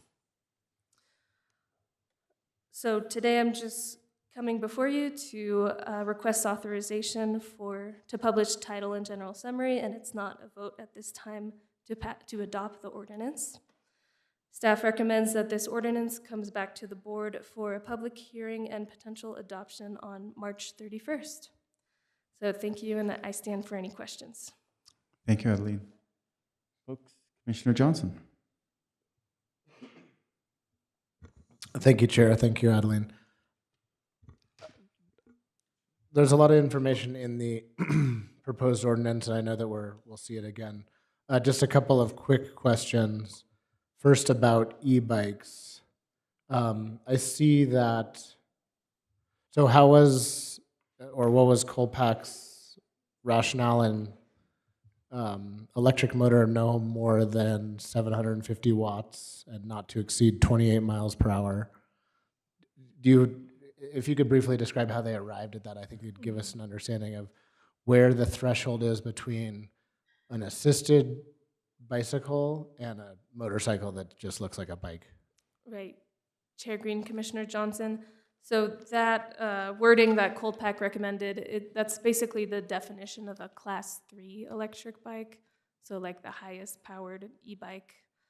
And they decided in their recommendation that it would be easier to enforce the use of e-bikes on trails if all three classes are allowed and a speed limit is put in place, rather than having someone out there who needs to discern what type of model is Class 1 versus 2 versus 3. Okay.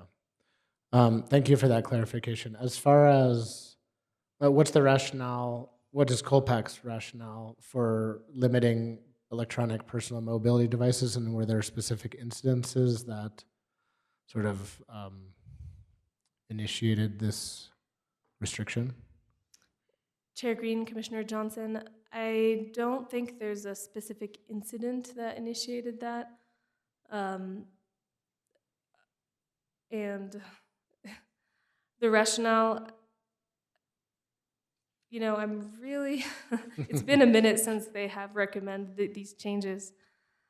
So those types of devices are allowed on regional trails that are like paved. Okay.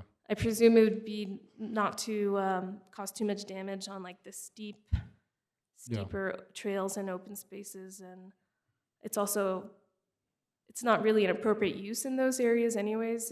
You never really even see like a hoverboard or a scooter on steep mountain trails. Let me ask it a different way, because so I live along the rail trail, which is a county trail. It's not a regional trail, right? Because it's not paved. It is. It is a regional trail. Yeah, that is an exception of a regional trail that is not paved, but it provides a pretty flat and continuous surface, and it is intended for commuting. Okay, that was my question. I've seen people ride little, one-wheeled scooters from El Dorado to Santa Fe on it, and it seems like a great use of, time outdoors, it's electric, not using gas. Right. So I think that's something we might want to look at. So I'm going to flag it for us as commissioners for looking at this for the ordinance. And I think it'd be useful to understand sort of where we split these, traditional recreational devices like mountain bikes, and then something like, scooters, I just think back to when skateboarding was sort of, it's kind of an outlaw sport, or snowboarding or whatever. And now it's, a highlight of the Olympics. So I don't want to close off potential use while also not opening the door floodgates to, to other sort of more destructive forms of transportation. I guess my last question is, so if I were riding a e-bike that was over 750 watts on the rail trail, or so let's say it's a non-regional trail, how would I be cited for something like that? Would it be the ranger, or would are the police or sheriff's office authorized to author those citations, or how does that work? Right, Chair Green, Commissioner Johnson. The ordinance defines who the authorized enforcement officers would be to enforce these rules, and it includes rangers, code enforcement officers, and sheriff's deputies. Okay, I see that now. Thank you. It's important that we update this. Just sort of brief personal aside. When my dad had cancer, he was a lifelong mountain biker, and he really made use of an e-bike at the end when he could not move very well, and it was like a lasting joy for me. So I'm very much in support of e-bikes. This seems like a good cutoff, and I look forward to seeing the ordinance before us. So thank you for your work on it, and thanks to Colpack. Fabulous. Commissioner Kakari Stone. Thank you, Chair Green, and thank you, Commissioner Johnson, for those I had questions around. I applaud you and Growth Management and Open Spaces for updating this and your work. I think that e-bikes have created some public risk and the speed that they're going with pedestrians and that, especially on the Agua Fria Trail, some of the areas in District 2.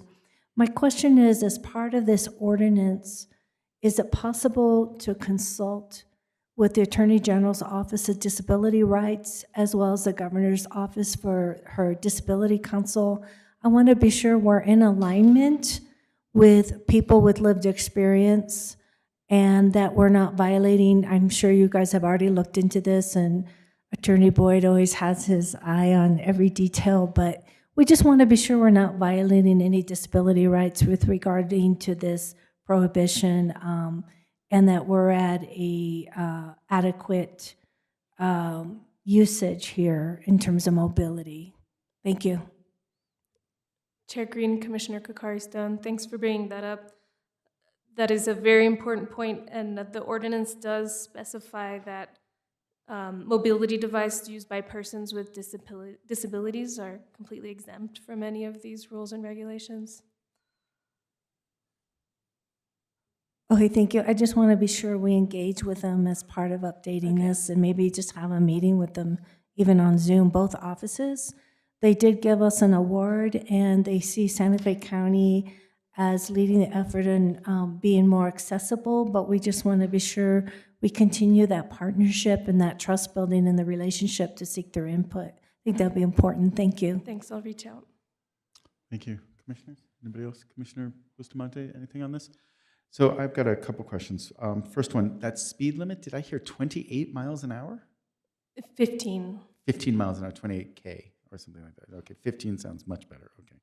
And then I didn't see anything about amplified music, and I've been hearing some concerns about that. And everything from just people sitting there all listening to music out loud, but interfering with other people's relaxation in public open space. Chair Green, thanks for mentioning that. I believe it's in here. One moment. And Section 4, sub P, public nuisance. which sub? P for public nuisance. Oh, I see. Okay, yeah, so there's a public nuisance section here, item 2, disorderly conduct, including amplified sound or other activity that interferes with the quiet enjoyment of other persons in the immediate vicinity is prohibited except as expressly authorized by a special use permit. So that last phrase would allow for like events and that sort of thing to take place. So it creates a method if somebody's going to have a wedding and they want to have Right. some music, they can do it, but they have to Mhm. get a permit. Exactly. And a wedding, as an example, is one of those things that people come and get a special use permit from us? Chair Green, so the section about special use permits requires permits for all commercial uses, and then for other uses where there's going to be a certain number of attendees. Okay. And that would include an activity like that. Yeah, I don't know if it's good to cross-reference that, amplified music, so in the definitions, somewhere it says that people know what they're look here for those things instead of, I'm not a nuisance, right? You know, Right. like nuisance is in the eye of the beholder or in the ear of the beholder, as it may be. So, all right. Yep. Thank you, Chair. Is it intended that a member of Colpac or the Colpac chair attend the ordinance meeting? If anyone is available for that, it might be useful because they have contemplated these changes to speak to them to us. Chair Green, Commissioner Johnson, I can certainly let them know that their presence And would be we desired. don't need all of them to take time out of their day for it, but if there's a volunteer for that, I think that'd be Okay. helpful. Will do. Thank you. And with that, if it's all right with my colleagues, I will move to authorize to publish title and general summary of an ordinance repealing and replacing ordinance number 1995-10, 2001-1, 2015-6 to update the rules and regulations for county open spaces, trails, and parks. Second. Got a motion from Commissioner Johnson, a second from Commissioner Bustamante. Just as one point of clarity before we take a vote, the last ordinance and published title was to be heard on April 14th, and this one was to be March 31st. Is there a reason why one was on a shorter timeline and this one's on a shorter timeline than the other one? Isn't it a 30-day? Chair Green, the deadline for publication is at least 14 days before the hearing. So assuming arrangements for publication have been made, we can, then I would confer with Adeline about that. But the reason I recommended an April 14th hearing date for the ordinance we just discussed was to avoid any issues with publication. So I'd defer to Adeline if she wants to move it further, but I haven't been in touch with her about what steps have been taken, if any, to get this in line for publication with the New Mexican. Okay, you're ready to go for the 31st? Chair Green, I haven't made any prior arrangements with them, but I did put that date since it's 3 weeks away instead of the typical 2 weeks. Right. Yeah, so I'm being optimistic. okay, well, good luck. All right, we have a motion from Commissioner Johnson, a second from Bustamante. All in favor say aye. Aye. Any opposed? Hearing none. Good luck. Thank Go you. Publish. Thank you. Chair, I have an ordinance for the item No. 8G. So it would be assigned an ordinance number already? No. No. Not until adoption. Yeah, that's what I thought. So Okay, I'm my ahead of you. mistake. I Thank get you. I get to take a point back on my scoring. Okay, everybody, sorry that we went a little over. We usually take a break around 3:30. We're going to take a 14-minute break and come back at 4 p.m., please. And thank you for holding it as long as you have.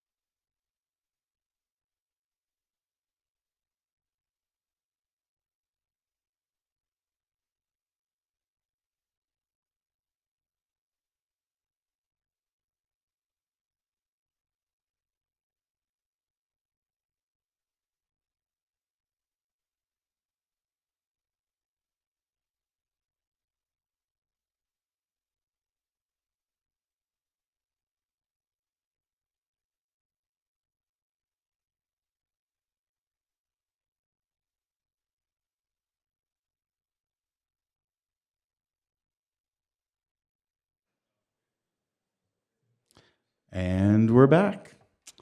Moving along, we are on to item I, a resolution requesting a budget adjustment to various funds in the net amount of $7,118,782.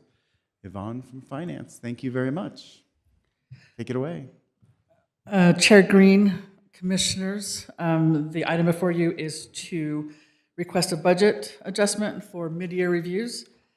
In January 2026, the Finance Division held mid-year budget review meetings with departments and elected officials regarding fiscal year 2026. The purpose of those meetings was to identify any budgetary mistakes, address unanticipated needs, and cost increases, identify resources that could be reallocated to meet those needs, and to make course correction. Of those identified adjustments, there are $5.6 million that are items that were previously approved by the board that were not included in fiscal year 26 budget and is now being added. Unfortunately, it's due to all the manual processes that we have. We have two different accounting systems, one Central Square, the official accounting system, and then ClearGov, our budgeting software. There's just a lot of manual work. There's no true integration. Based upon our ERP demos, we do believe that the solutions that we shortlisted will be able to provide a lot of the tools that are necessary for us to improve our budgeting processes, particularly when it comes to multi-year budget. Our current system is unable to only handle a single year at a time, as well as the purchase order rollovers. So once a PO is established, it will be effective and good until it's either zeroed out or all spent out. Multi-year budgets related to fixed assets and capital, they will be in existence until, again, the project is completed. The other $1 million, there's another identified $1 million in the water fund resources, in addition to the 5.6 that make up the bulk of the budget adjustments. The items that are being rebudgeted have been identified through bolding and italics throughout the memo. And with that, Chair Green, I stand for any questions along with department representatives. Fabulous. Commissioners? Wow. Really? Holy cow. Huh? There's a lot. So I'll start a couple of things. Just to give you a second. Public safety, $2.5 million. That was previously discussed. Is this just rolling over? And then I have a second question tied to that in a second. Mr. Chair Green, yes. So in fiscal year 25, the Sheriff's Department was approved for 30 plus vehicles, 30, 31. No, this was the $2.5 million for for the radio, the public safety Wi-Fi. Yes. That one. That was previously approved. However, during our project budgeting, it was missed. Okay.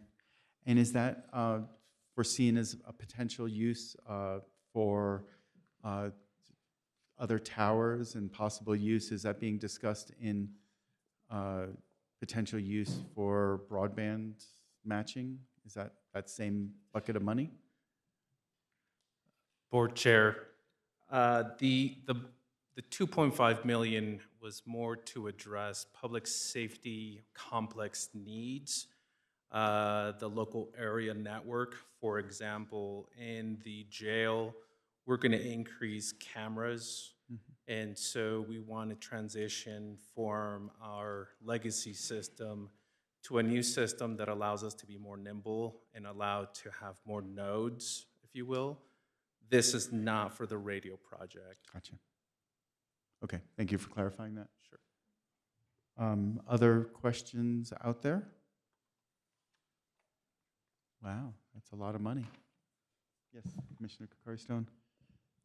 Thank you, Chair Green and Ms. Herrera. I want to appreciate that what you said poses vast challenges for you, particularly your management and finance. You okay? That you're doing.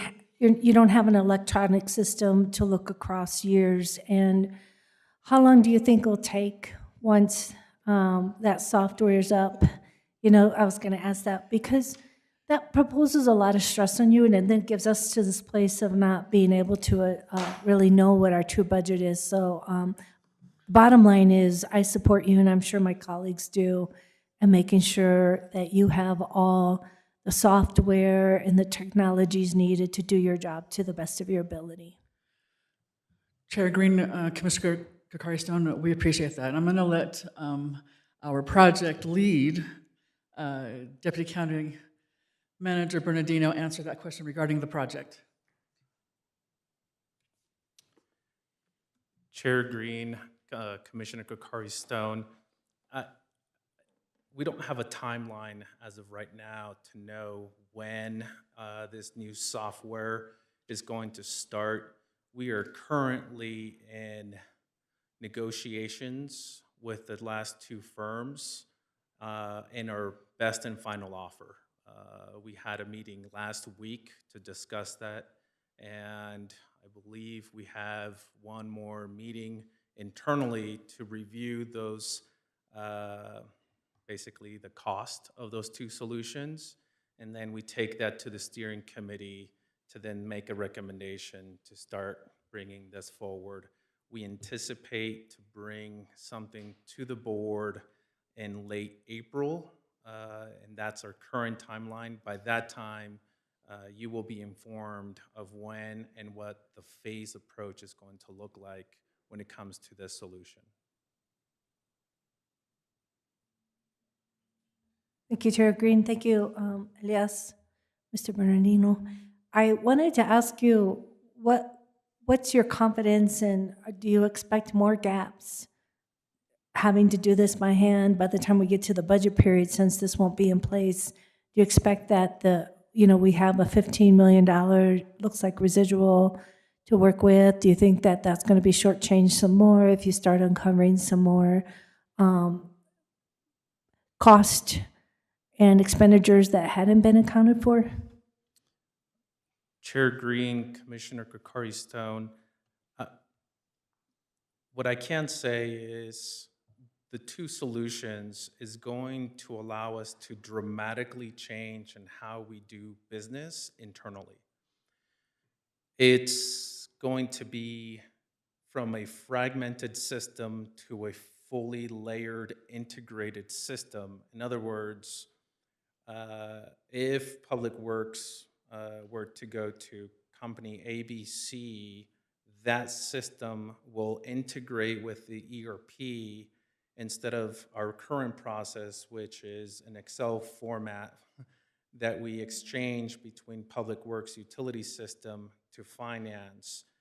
That will no longer take into effect. It's both systems will be talking to each other, and there's no mishaps. So what we do in the ERP will reflect in the utility system, and what happens in the utility system would be reflected in the ERP. In terms of the budgeting process, it's a holistic system where we can have all conversations, any changes that occur in the system, and it's quote unquote almost final until the board approves it. And so anything that the board sees and approves, there's no additional changes at that time. Where our current system, there's a lot of conversation, it's note-taking, manual processes, and our current budget system doesn't fully integrate into our budgeting system, which it's a manual process. That will be gone. And that's what I mean about dramatically changing on how we do business once this solution is implemented. Thank you so much. And so there'll be harmonization across all our units and departments once this system is fully operating, is that correct? Commissioner Kokari Stone, that is correct. That's exciting. And well, I welcome a presentation when the timing's right, when you're ready, so that we can see, what we have in place, how it's working, if that's the fall, because I think this is really important. I also appreciate the fact that a learning, growing organization tries to remediate and identify gaps where we miss some cost and some expenditures, trying to make up for it. So I support this amendment today to increase the budget, but I just wanted to be assured that we're moving forward with a modernization and harmonization, so we're not in this situation on an ongoing basis. We know that gets different governments in trouble. Thank you. Thank you. Thank you, Commissioner. Anybody else? I have another question, sort of looking at we're 3/4 of the way through this fiscal year, doing mid-year adjustments, and we're just about to start budgeting, or maybe you've already started budgeting for next year. Are we starting to look ahead, and is there any opportunity with this year's budget or this year's mid-year correction to sort of smooth any issues that we may be having in next year's budget? Do we have any predictions of next year's budget and things that we can't do because maybe the money won't be there? So I can try and take a stab at that. And Yvonne, you can back me up. Chair Green and commissioners.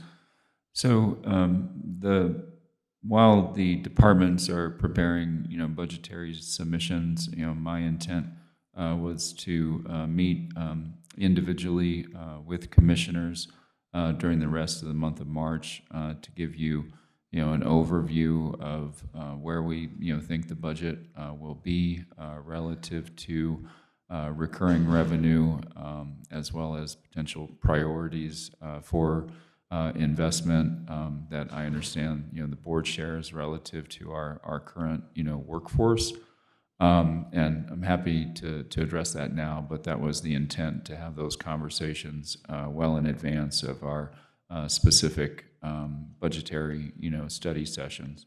I think, the big, unknown is the impact that current events will have on the macroeconomic conditions relative to inflation, relative to potential, reallocation of, domestic resources.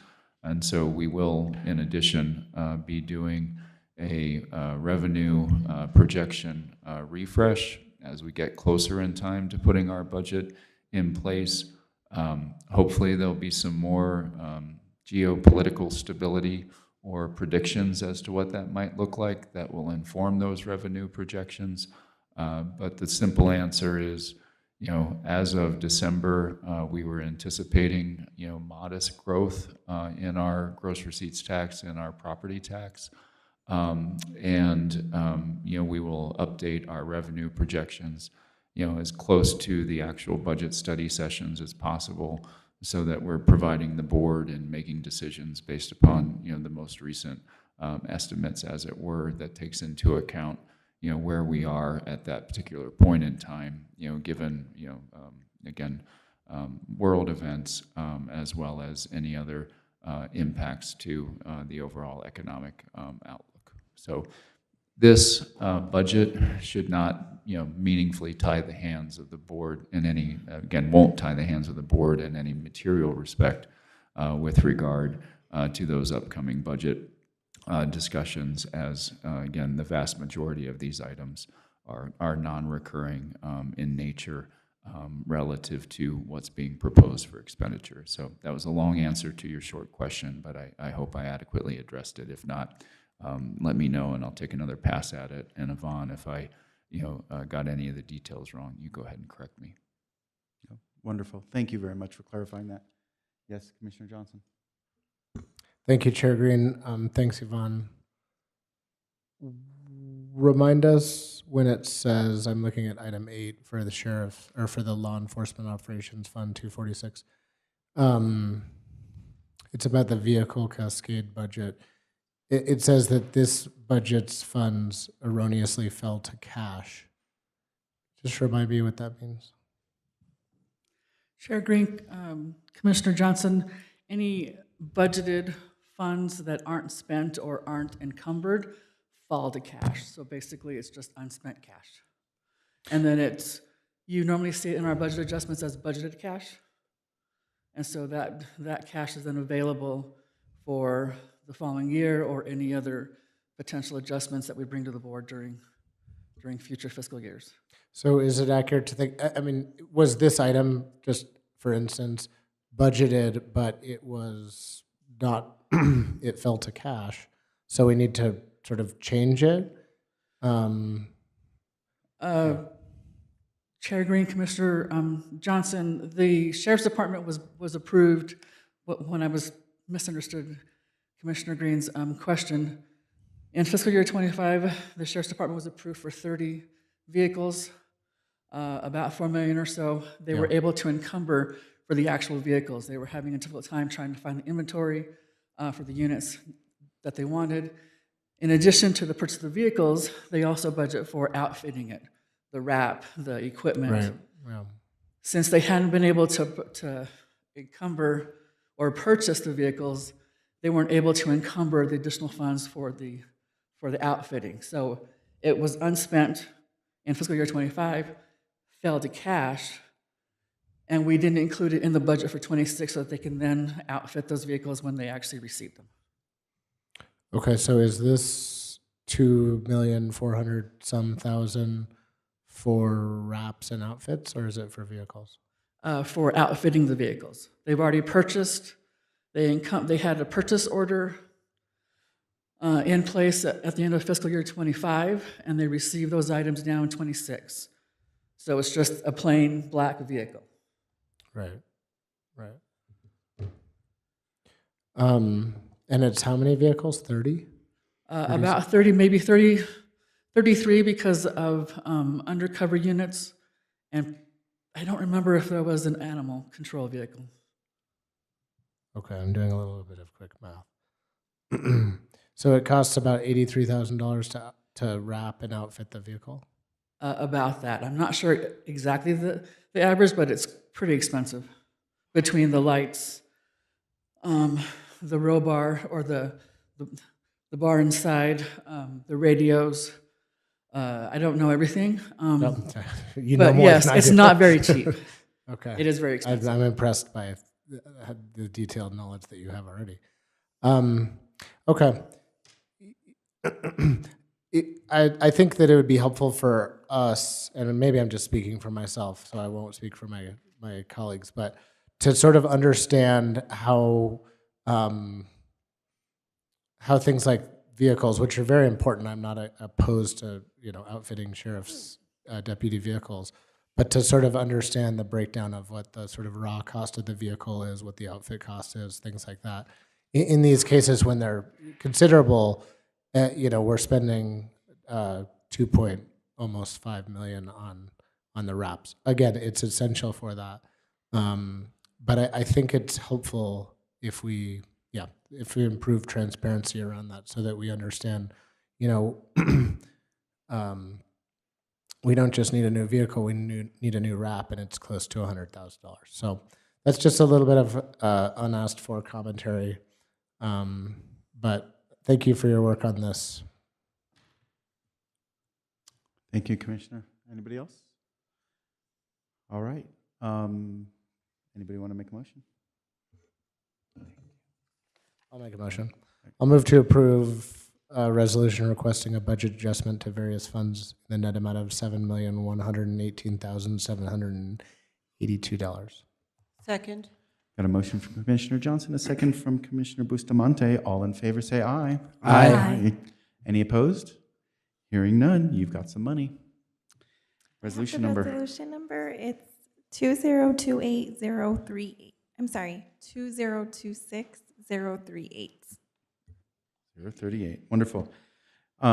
So I think before Community Services disappears, because maybe you're sticking around a little longer, but I have some data from Rio Arriba County on what the Narcan, because they listened to our county commission meeting. Isn't that impressive? In the last 3 months of the year, overdoses went down 40%, and overdose deaths went down 45%, which who knows if it's directly attributable to where they were stationing Narcan, but boy, that's pretty good. If our data things were going up and their data was going down, they're doing something right. So anyway, thank you. Sorry about that, Leandro. Thank you for humoring me on that. We've got item J, a presentation on proposed projects for fiscal year 2027 congressionally direct funding requests. Mr. Chair, members of the commission, thank you for allowing me to present to you today. Before I get started, make sure to thank Anna McMahon, our planning team leader, who helped really do the bulk of the work, drafting of the memo, and has been doing a lot of the exploring of what is available to us. I also want to thank Director Ryan, Director Schneider, and Chief Black for contributing to this memo. So I'll start with the summary. I won't read the entire thing, but I will get into some of the detail. The United States Congress has made funding available again through the Congressionally Directed Spending or Community Project Funding, CDS or CPF, for federal fiscal year 27. These programs allow members of Congress to support community priorities by directing federal funding to eligible projects proposed by local governments and nonprofit organizations. Santa Fe County staff requests authorization from the Board of County Commissioners to submit CDS and CPF applications for projects identified in Exhibit A in advance of the federal submission deadlines. Applications to Senator Martin Heinrich are due March 20th, 2026, and applications to Senator Ben Ray Lujan are due March 27th, 2026. At the time we drafted this and released the agenda, we still had a deadline to Representative Teresa Ledger Fernandez of March 6th. That has now been extended till the end of the week. However, because we were under the deadline and we didn't have an opportunity to present to the board and request permission, we did go ahead and submit an application to support our youth behavioral health project, a request of $700,000 for the programming associated with the program that's going to be stood up in the new building we just purchased. And it was a strong ask from the community services team, and I want to thank them for their help, and I will let them answer any questions specific to that project. But we did go ahead and submit that on Friday of last week because they were ahead and they wanted to get it in before the deadline. Thank you. We've submitted in the past for lots of different projects. We've been very successful in the past with receiving capital funds for our housing authority and some remodeling, remediation of some of the housing stock that we have, trying to bring it up to current. And we got about I think we received 3 years of allocation for that. This money, I'll just also mention, is not quick money. We received some of our 22 funding last year. So it does take a while by the time it goes all the way through the process at the federal level. Even after we've been told we were awarded, it takes a while for us to get it. So once we get it, we work on spending it, but we're still working on spending the backlog of some of the appropriations we got for our housing authority. Last year, we took a different path, and at the request of the board, we focused on a project for our trauma-informed or permanent supportive housing, performed, too many acronyms, I'm sorry, I'm getting it mixed up. But Senator Heinrich supported our effort for trauma-informed housing with a $2.5 million appropriation. So this year, county staff are recommending a request to submit the same submission for the youth behavioral programming to both senators as well as to the congresswoman, which we already did. And we also additionally want to pursue other projects that are consistent with the county's hazard mitigation plan, which was adopted fiscal year 2027 through 2031. For projects that are on our ICIP for that time period. So we have chose the county's hazard mitigation plan for a couple of reasons. It's an ongoing, never-ending request to make sure that we are supporting hazards and mitigating hazards. So there's also funding available.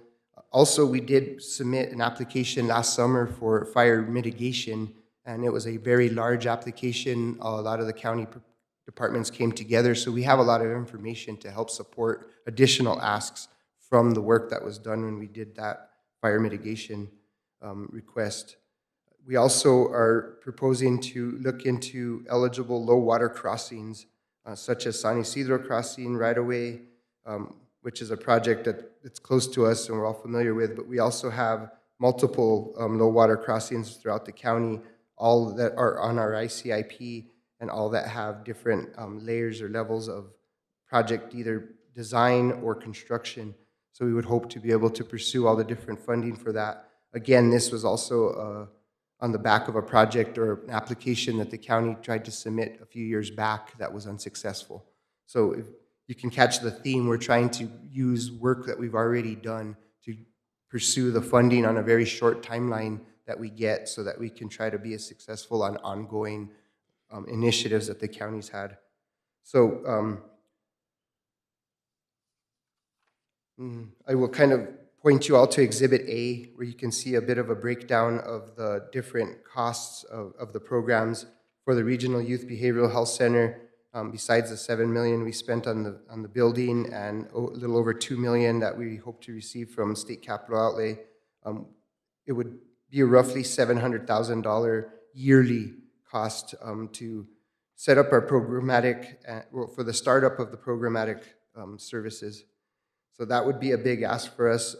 Based on the success of last year with Senator Heinrich, we feel that that's a really strong ask, and since we've already applied to the Congresswoman, we would like to, again, get permission to apply to both senators for that. In regards to the Santa Fe County's hazard mitigation plan on the low water bridge crossings, I mentioned San Isidro, which is a big ask. We're almost done procuring design, so we would try to pursue construction dollars for that. County Road 113, again, we're almost done with the design. We would pursue construction dollars for that. And County Road 85 and Ojo de la Vaca are both projects that we're ready to work on, so we would hope to get some funding for that. And then in regards to the Santa Fe County Hazard Mitigation Plan specific to wildfire mitigation, we were able to identify about $1.5 million of projects and or equipment or somewhat low-hanging fruit, so to speak, from our wildfire mitigation application that we submitted to the state last year. That was a $21 million ask, but we think that based on looking at the criteria, there's about $1.5 million that we could pursue in this year.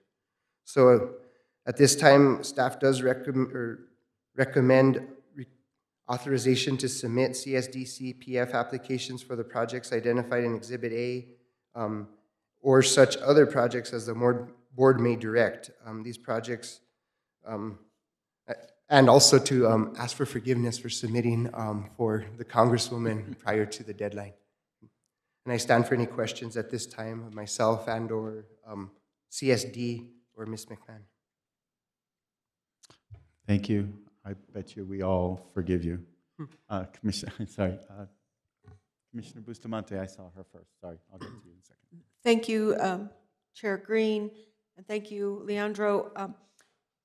I think this is great. I do have a concern, and you know, the last budget discussion called for $12,000 to do anything about PFAS at all, and this doesn't address any.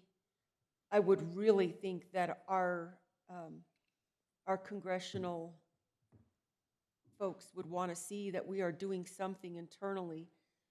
I understand that the state has stepped up to do a number of things, but how are we, or what will we be doing as a county to, you know, the state moves at a different pace, given just the artifact that they are statewide, and they also have other PFAS issues in the state.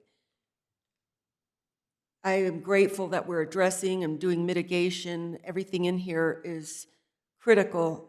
We're not in the position to mitigate PFAS. The state has provided filtration systems, but we really have nothing that's in place to do whatever would be necessary to, and I'm not going to put the remediation on us if there are other actors who contributed to that contamination. And at the same time, I see that we have a responsibility to our constituents.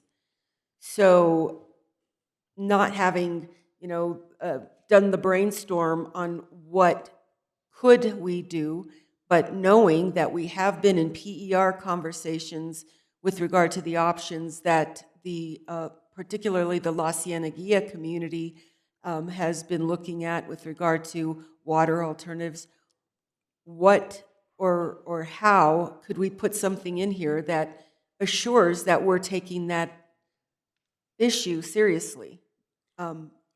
it's a big deal, and there is a lot of concern, and it's not anywhere on here. Mr. Chair, Commissioner Bustamante, we did discuss the idea of adding the PFAS, and if that's the direction of the board, we would be more than happy to go and explore more specific pots. What we talked about at the time was the work that's being done hasn't identified direct projects that we would be able to specifically look at that pot of money and say, hey, we're going to do this. But we would be more than happy to continue to look at whether there's more support for the work we're doing and/or as we identify very specific projects where they might fit. This funding does come around every year, and so we're more than happy to explore that if that's the will of the board and see, or we could continue to look at opportunities as they come up throughout the year. I think that's something that we've started to look at, is if there's anything that can help us with our work around PFAS, we should pursue those funding sources. Mr. Chair, Leandro, I would really hope that we can do that. And it's not that I don't see that the low water crossings aren't a priority. We've lived through enough. And I do absolutely want to say that I love the criteria that you've used to identify which problems we could address sooner, because it's scalable. That really is great. When we look at the scalability of a water crossing, not that I hope that this particular last season is anything that the future has to bear, but we're not really getting a whole lot of moisture, and if we get some good, decent flooding, you know, that would be a problem. But I think there are much more pressing things, especially right now, and having returned from NACO, that PFAS is very much a part of the national discussion. So I would like to ask, and ask my colleagues here at the dais, that we consider ways to put something in that would make a difference in people's lives who are very concerned about their cancer probability as it's been elevated by the existence of these constituents. Thanks. Thank you, Commissioner. Commissioner Hughes. Yeah, well, I was interested to hear what Commissioner Bustamante said about PFAS. I think that's a very important issue that we be addressing, whether this is the right place to go for money. I heard last week that the congressional money is allowing for phase 2 projects, and so I wondered if you considered applying for more money for trauma-informed housing, since they could add more money to that apparently this year. Mr. Chair, Commissioner Hughes, we had not considered doubling down on that request quite yet. Again, as I mentioned, it takes a while for the cash to flow and we actually get it in our hands, but I'd be happy to, talk to our CSD team and see. I mean, we do have a good, obviously successful application from last year that we could potentially dust off and reapply for. And I think Jen Lopez might be able to add something. I think she has something to add, yes.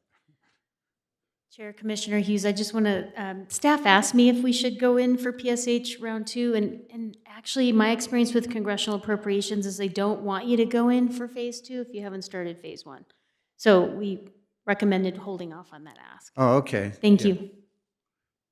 Okay, so wait till we started on it and then apply for phase 2. Okay. Yes, sir. Thank you, that's all. Excellent. Commissioner? Commissioner, yes, ma'am. Thank you, Chair Green. Thank you, Mr. Cordova. I do appreciate the list you made and the quick response of all the departments, especially. It's always better to ask forgiveness than permission, especially when it comes to taking initiative. So thank you, Community Services, and also you as well.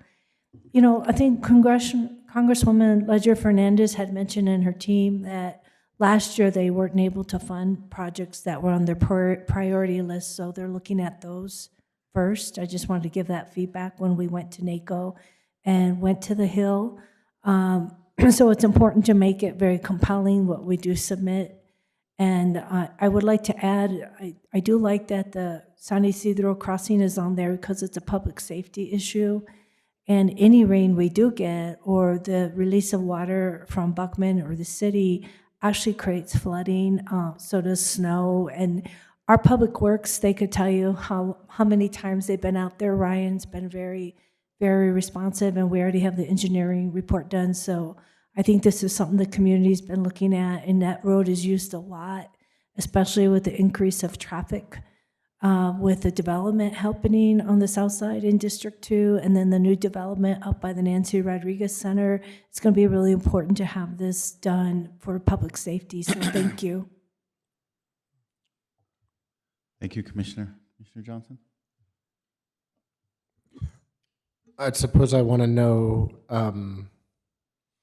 if we were to add PFAS to this, Commissioner Bustamante, are we just adding to the table of asks, or were you contemplating swapping out low water crossings as for PFAS mitigation?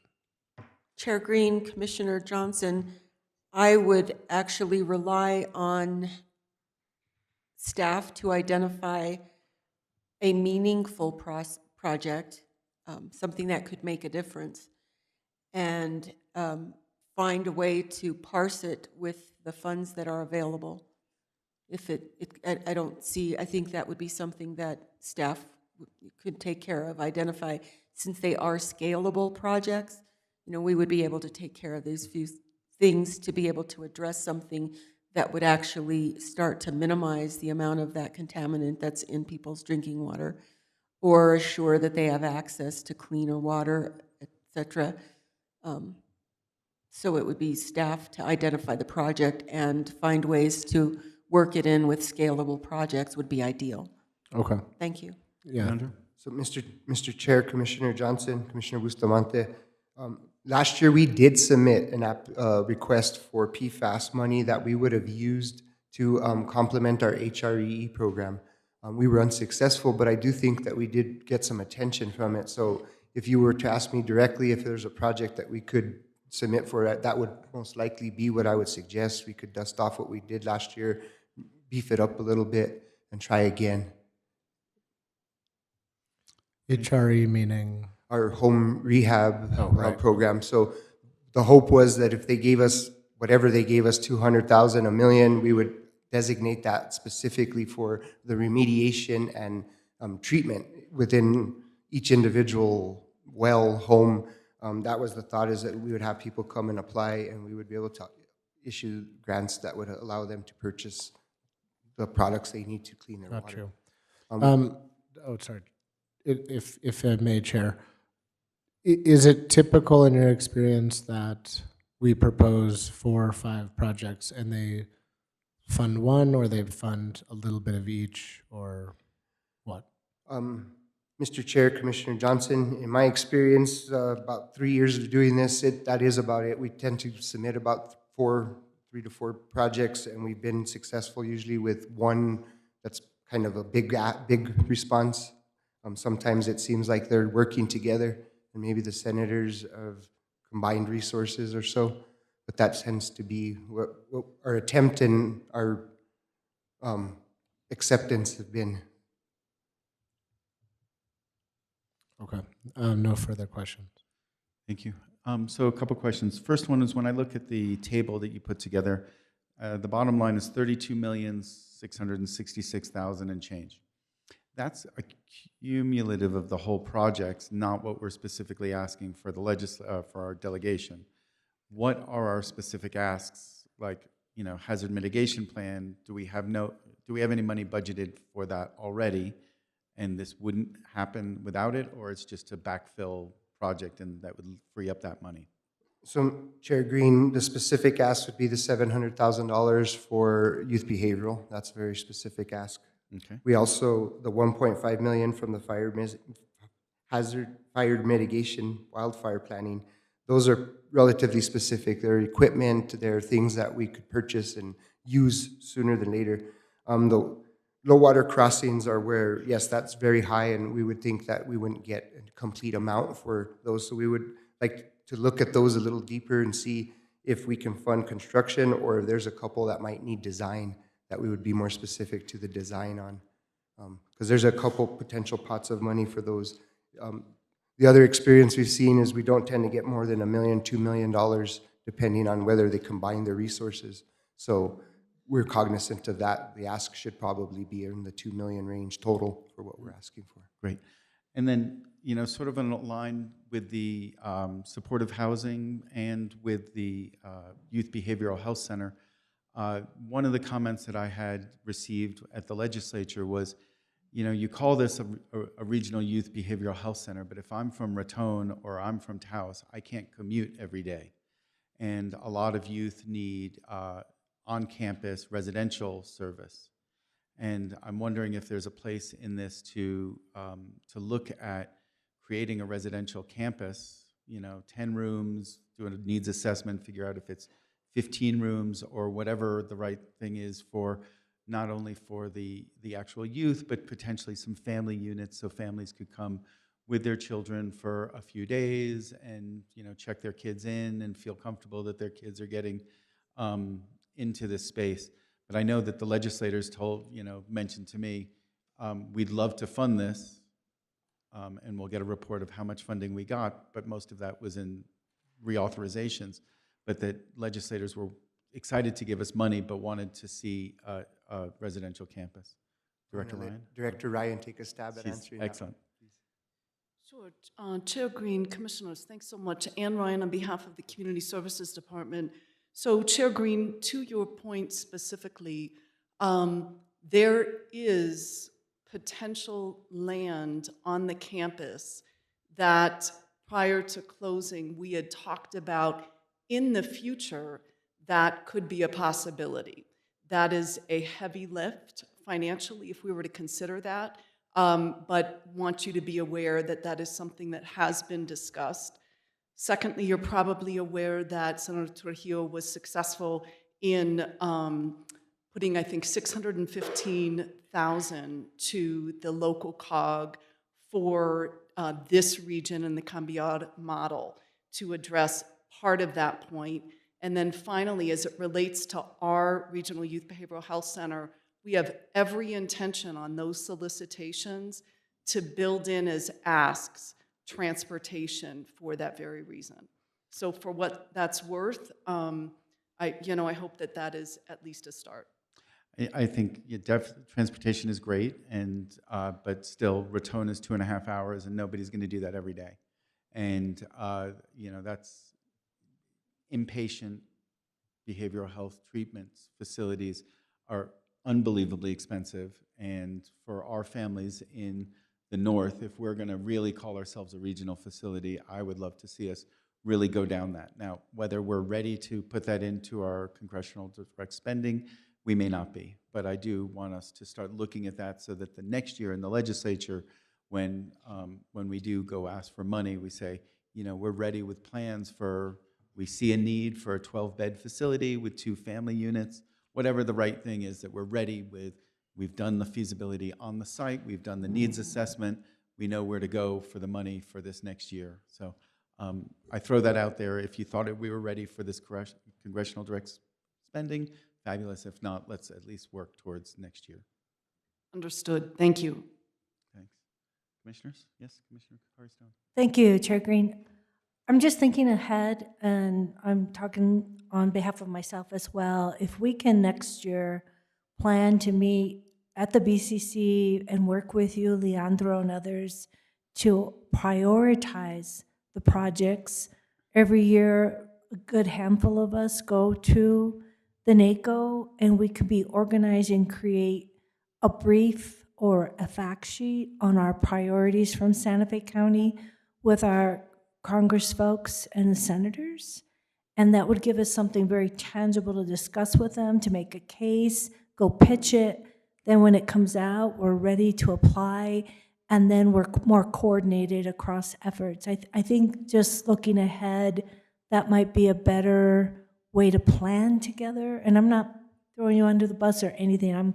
Because when we were getting ready for NACO, I was collecting issues from folks that were there, especially Chair Green, who was going to join on the visits, and from County Manager Schaefer, and Olivia and I put together some briefing sheets for the visit to be more organized, but I think we're ready to take the next step. So let's do that together in late January, be ready in February, and then we can have more coordinated prioritization with the BCC and with you. Thanks.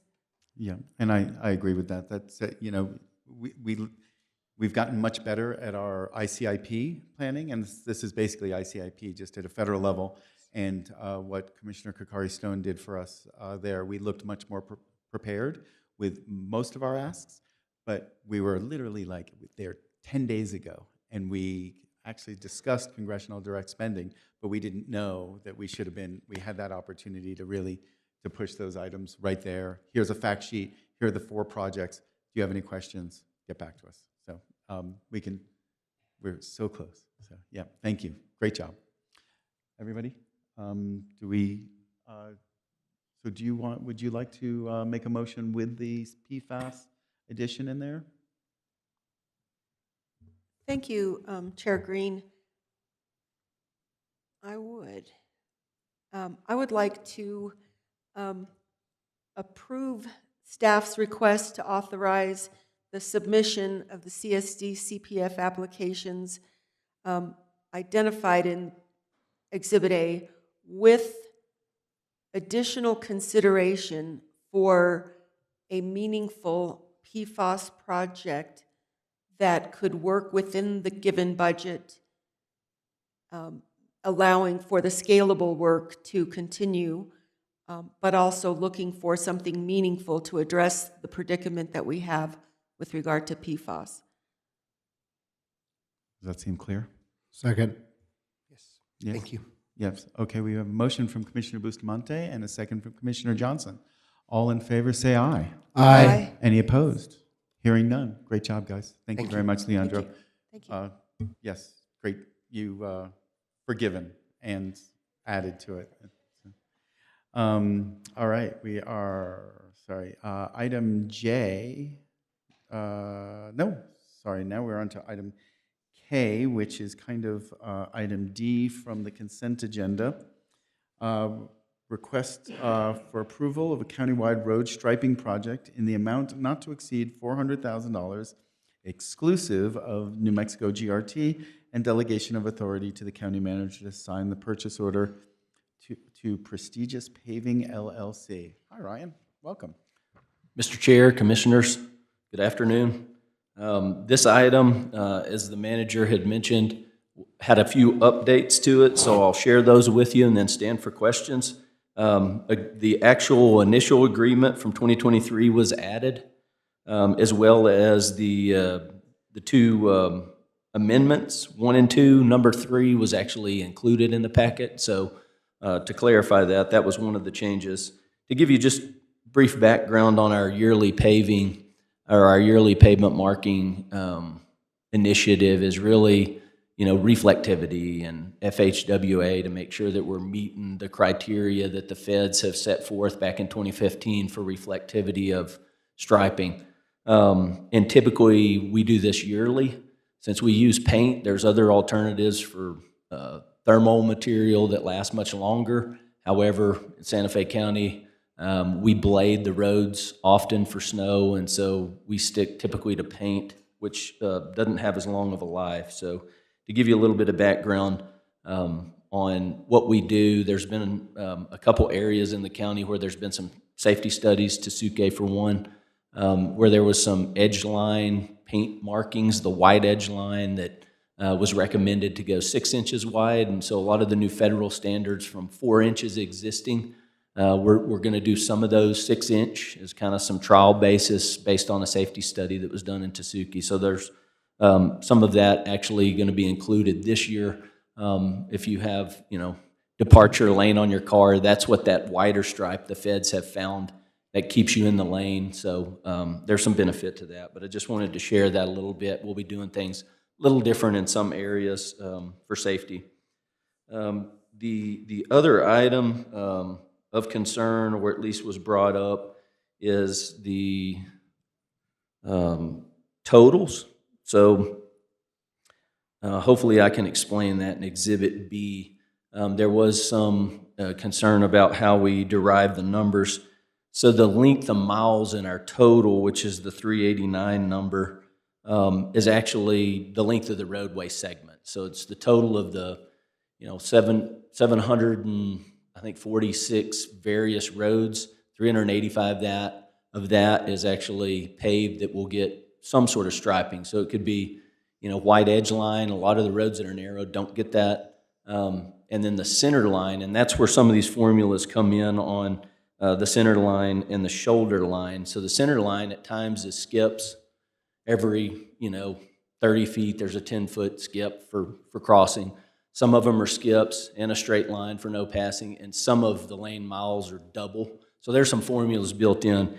But the actual total unit in feet is correct for the total number of, feet that we maintain paving. That's including white and yellow in that number. So our staff's done a great job this year. I like to give them some credit. Our traffic engineering group actually went out and measured with our distance measuring instruments mounted to the vehicles, which gained some accuracy, because we have roads that do this. GIS will show a straight line plus some curvature factors and scale factors in, but they actually drove it, so we're tightening up what we've done in previous years. So the numbers this year are a little bit tighter than they have been in the past, and I'll stand for any questions. Thank you, Ryan. Commissioners? Nothing here, nothing there. Thanks. Thank you for pulling this off, and thank you to Mr. Michel's for flagging this. Sometimes it takes a second or third or fourth set of eyes to see these things, but generally the aspects were accurate. It was just missing those attachments. Correct. Correct, Mr. Chair. Thank you very much, commissioners. Move to approve. Second? Motion from Commissioner Johnson, second from Commissioner Bustamante. All in favor say aye. Aye. Aye. Aye. Any opposed? Thank you very much. No. Yeah. I think we feel confident that we got the explanations here. Yes. So we addressed it. So thank you. His input was appreciated earlier. And It was. Thank you. Moving on. Item F from the consent agenda, which is a resolution to amend the Santa Fe County road map and certify a report of the public roads in Santa Fe County. Ryan, you're up again.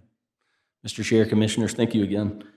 This actual item, again, is noted by the manager. There was a change to Exhibit B, or referenced as C, which is the overall mileage. So our mileage that we show this year is 559.33 miles. Nothing changed from last year. One of the discrepancies that was acknowledged is when we queried the roads, there was actually 4 roads that didn't get captured in our original submittal. Those roads were Gabaldon Lane, Old Buckman, Bonanza Creek, and Camino Los Abuelos. And those were actually because they split 2 different commission districts where the road breaks. And so when we queried all of our details on the districts, it removed those 4. And so those are back in on the resubmitted exhibit. But the mileage is correct. And the certification that we take to NMDOT is for funding of these roads. If we do LGRF grants, if there's other project funding needs that can be dedicated from the state. And so it is critical that we maintain this book accurately every year and we capture all the roads that we truly maintain. And I'll stand for any questions. Thank you. And some just as a question based on the accuracy, the numbers were correct. It was just the listing got them pulled out because they were listed in 2 commission districts. Has that been updated in your query methodology for next year? Mr. Chair, that is captured, and that's captured as well in our GIS data. So all the road designations on the maps capture those roads as well. And so there might be 2 designations for the same road because some falls in one district or another, and some in another, or it'll somehow just be picked up? Mr. Chair, the way that's typically handled, the road number will remain the same, the name of the road remains the same, It's how we describe it in the segmentation, you know, it begins at this point, ends at this point, then it picks back up, you know. So basically, that's how we define that. Okay. And the distances were accurate? Correct. Just those? We adopted no roads. We vacated no roads this year, and so the distance of miles is still 559.33 as it was last year. Great statistic. Thank you. Commissioners, anything else? No? Mr. Chair? Yes, sir. We have Chris Michelle's raising his hand on this item. I will let the board choose if they would have. Yeah. Yep. I don't want to hear from him. Yep. Yep. I mean, I think we answered the questions and we were able to get that information ahead of time. And I do want to send appreciation to him for sending those comments. I mean, we do appreciate people doing that, and you know, less of a surprise, and we get time to prepare so that we're able to address these things up here. So somebody's ready to go. Take it I'll away. make a motion to approve. I'll second it. We have a motion from Commissioner Johnson and a second for Commissioner Hughes to adopt the road, county maintained road list. All in favor, say aye. Aye. All opposed? Hearing none. Ryan, thank you for Thank you. jumping to it. Thanks. And thank you to Mr. Michels for coming forward with this in a timely manner. That gets us to the end of our miscellaneous action items. This gets us to our presentations, and I've asked to switch this around because Jen Lopez is here and she's traveling out of town, and I want to make sure she makes her flight or gets back at whatever the right time is. And Adeline has graciously said that she could go second. So we move on to item B on the presentations, a presentation concerning housing investment strategy and feasibility study for trauma-informed permanent supportive housing. Ann Ryan and Project Moxie, take it away. Chair Green, Commissioners, thanks so much. Ann Ryan on behalf of the Community Services Department, along with our colleagues over at the Community Development Department, here to introduce Project Moxie, whom you're well aware are considered subject experts nationally as it relates to housing. The reason we are before you today is to, in fact, talk about the results of the feasibility study that they conducted as it relates to trauma-informed permanent supportive housing. I just want to give a backdrop for context. In December of 2024, under Director Butler's predecessor, Project Moxie was contracted to do, on behalf of the county, a housing investment strategy. That work is near complete, and that will be brought before the board within the very near term. In the interim, there's information within that body of work that informs the principal reason we're here today, which is the results of the feasibility study. Before turning it over to Jen Lopez, we want to extend our extreme thanks, especially to Anne Marie over at the Santa Fe Community Foundation, because this work was funded not through general funds, but through a grant that we applied for through the S3 group that was funded by the Community Foundation. We are extremely grateful to them, and we believe that they are still online somewhere in order to listen to this. We also want to say, lastly, that this presentation is timed intentionally in advance of the budget process, so that while it is a presentation and not an action item, we staff are looking for board direction or nods of approval to either continue and yes, budget for, or otherwise pause in light of the current economic climate. So with that, thanks so much.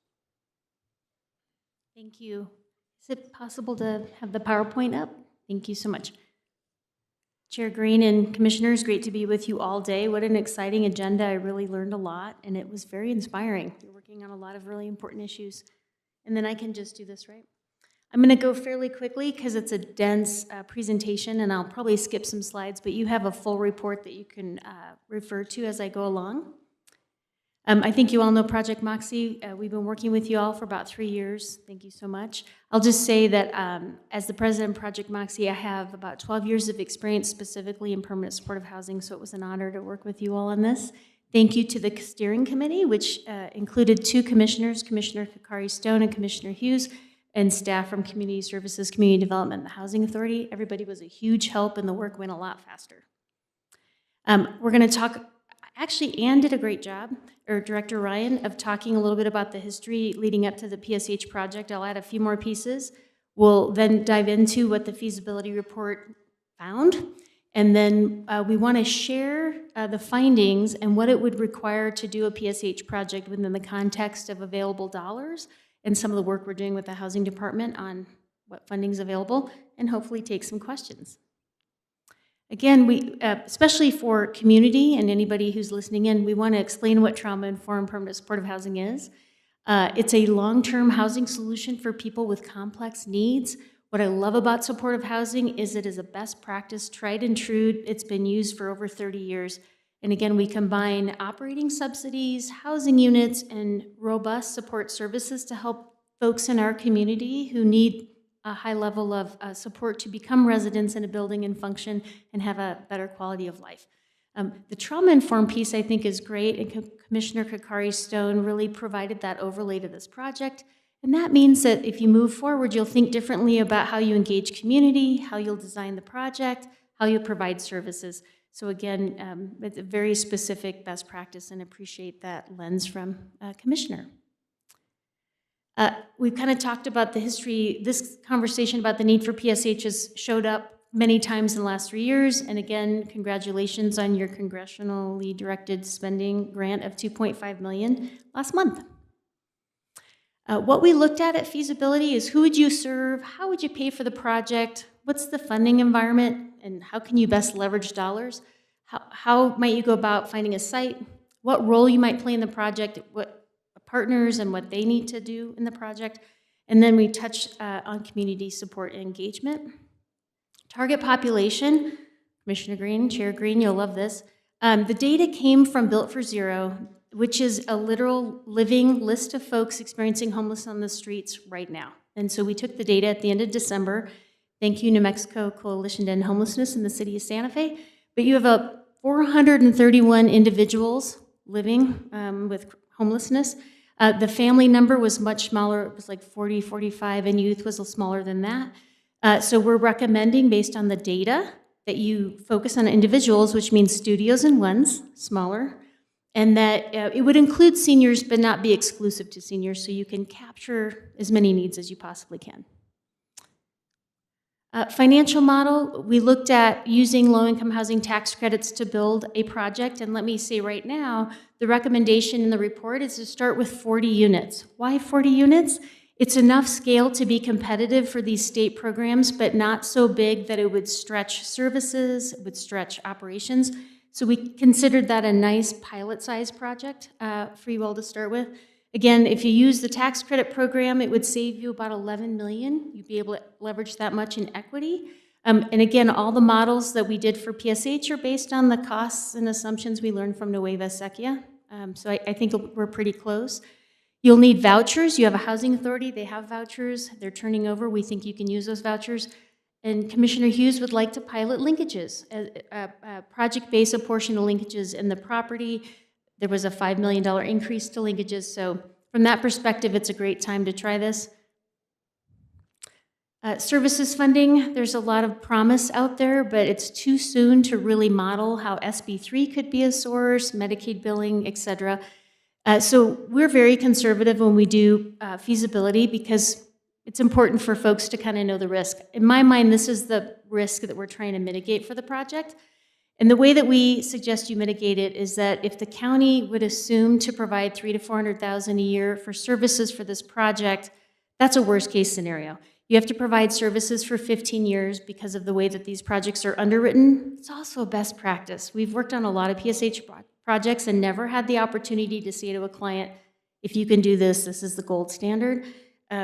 So But the practice with Ann Ryan's team would be to, if you decide to move forward, select a service provider and work with them over the next 2 years to try to obviously augment some of those costs.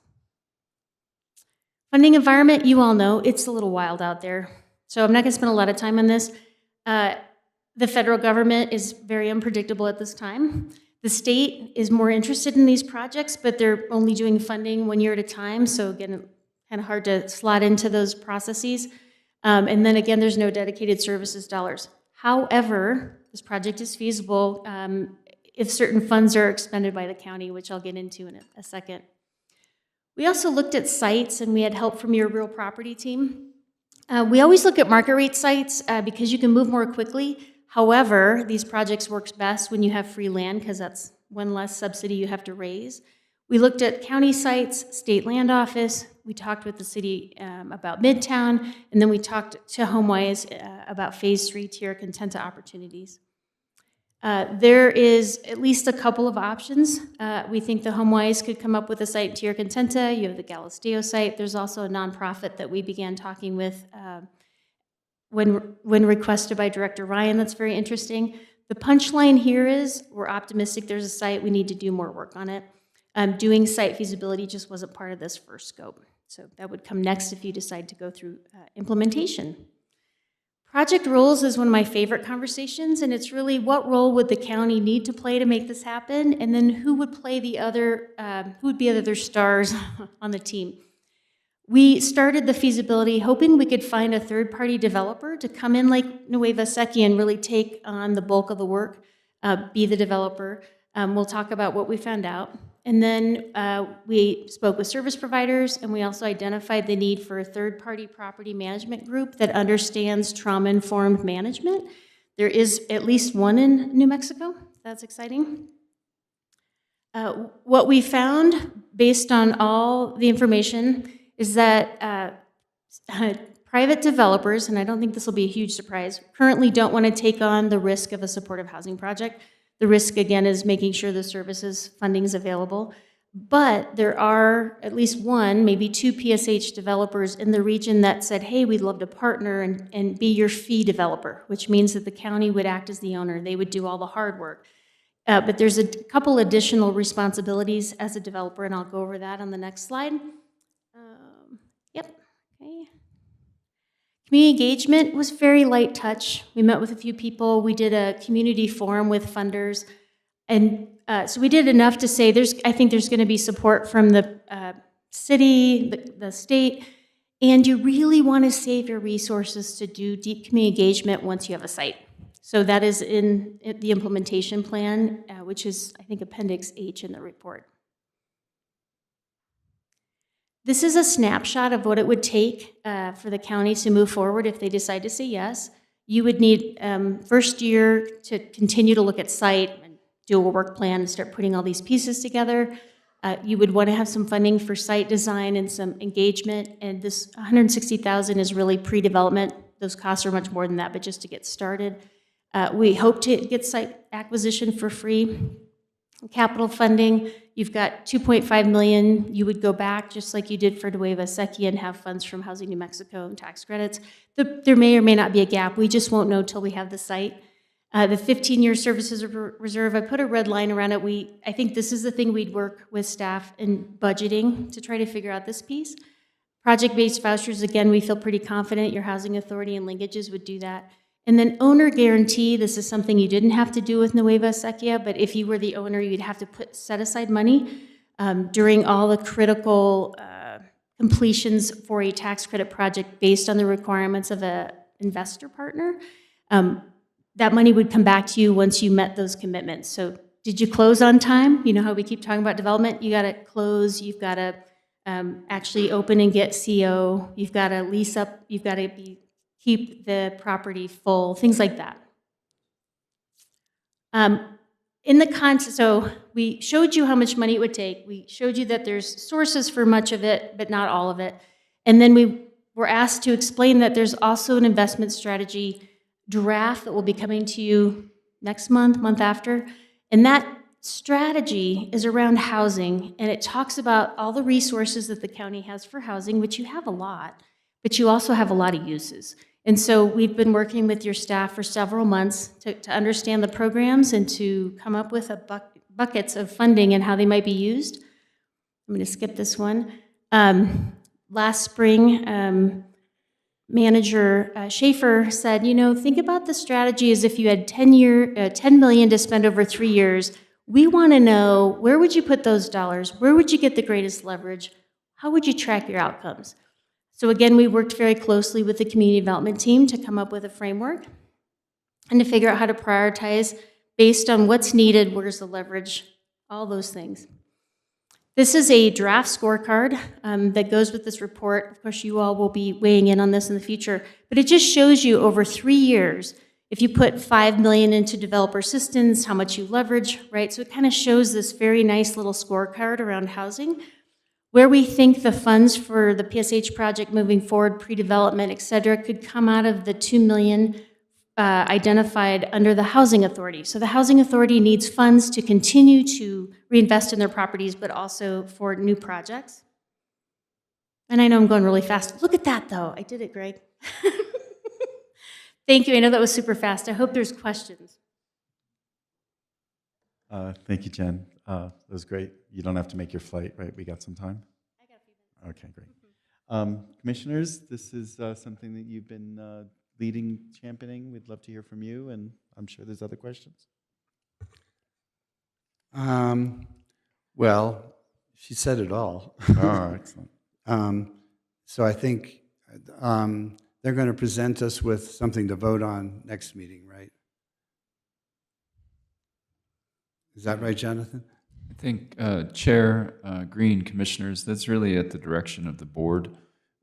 If you wanted to allocate funding towards next steps or for the total anticipated county cost, the board decides how to do that. Our thought would be that it would be considered as part of the budget process when you're looking at all countywide needs as well as all alternatives related to affordable housing. But we'll take the direction from the board as to how you want to consider these requests and in what context you want to consider them. So if that's the direction, we'll bring something back to the board to allocate those funds, most likely from unassigned fund balance in the general fund. If the board wants to consider this as part of the budget process, then we'll consider it as part of the budget process in May and June. So again, we'll take the direction of the board as to when and how you want to consider this amongst other potential requests and allocations within the affordable housing space. Well, at whatever time, I would hope we would put 7.5 million of our dollars toward the permanent supportive housing, since we need 10 altogether, and we got 2.5 from Senator Heinrich. And then the other affordable housing, I'm not sure how much we need for each of them, but I think some of the money needs to go to each of them going forward also. So just to be clear, just to understand, like the next steps that you see in this needing the money, it seemed like it was asking for planning and design money in the order of magnitude of $200,000, $300,000 for this year or next year, but whatever there was a slide with that number. Right. Chair Green, let me walk you through that real quick, Perfect. and then we'll reiterate what Commissioner Hughes is saying. The project implementation funding, $120,000, we think it could be in community services budget. The $160,000 from site and design, we think could be on the community development budget from the investment strategy work. The other site acquisition, hoping for free, capital funding to be determined. It's the services reserve that we need to figure out. And again, I have not done this before with a local entity, so we'd want to work with staff to come up with a plan for that.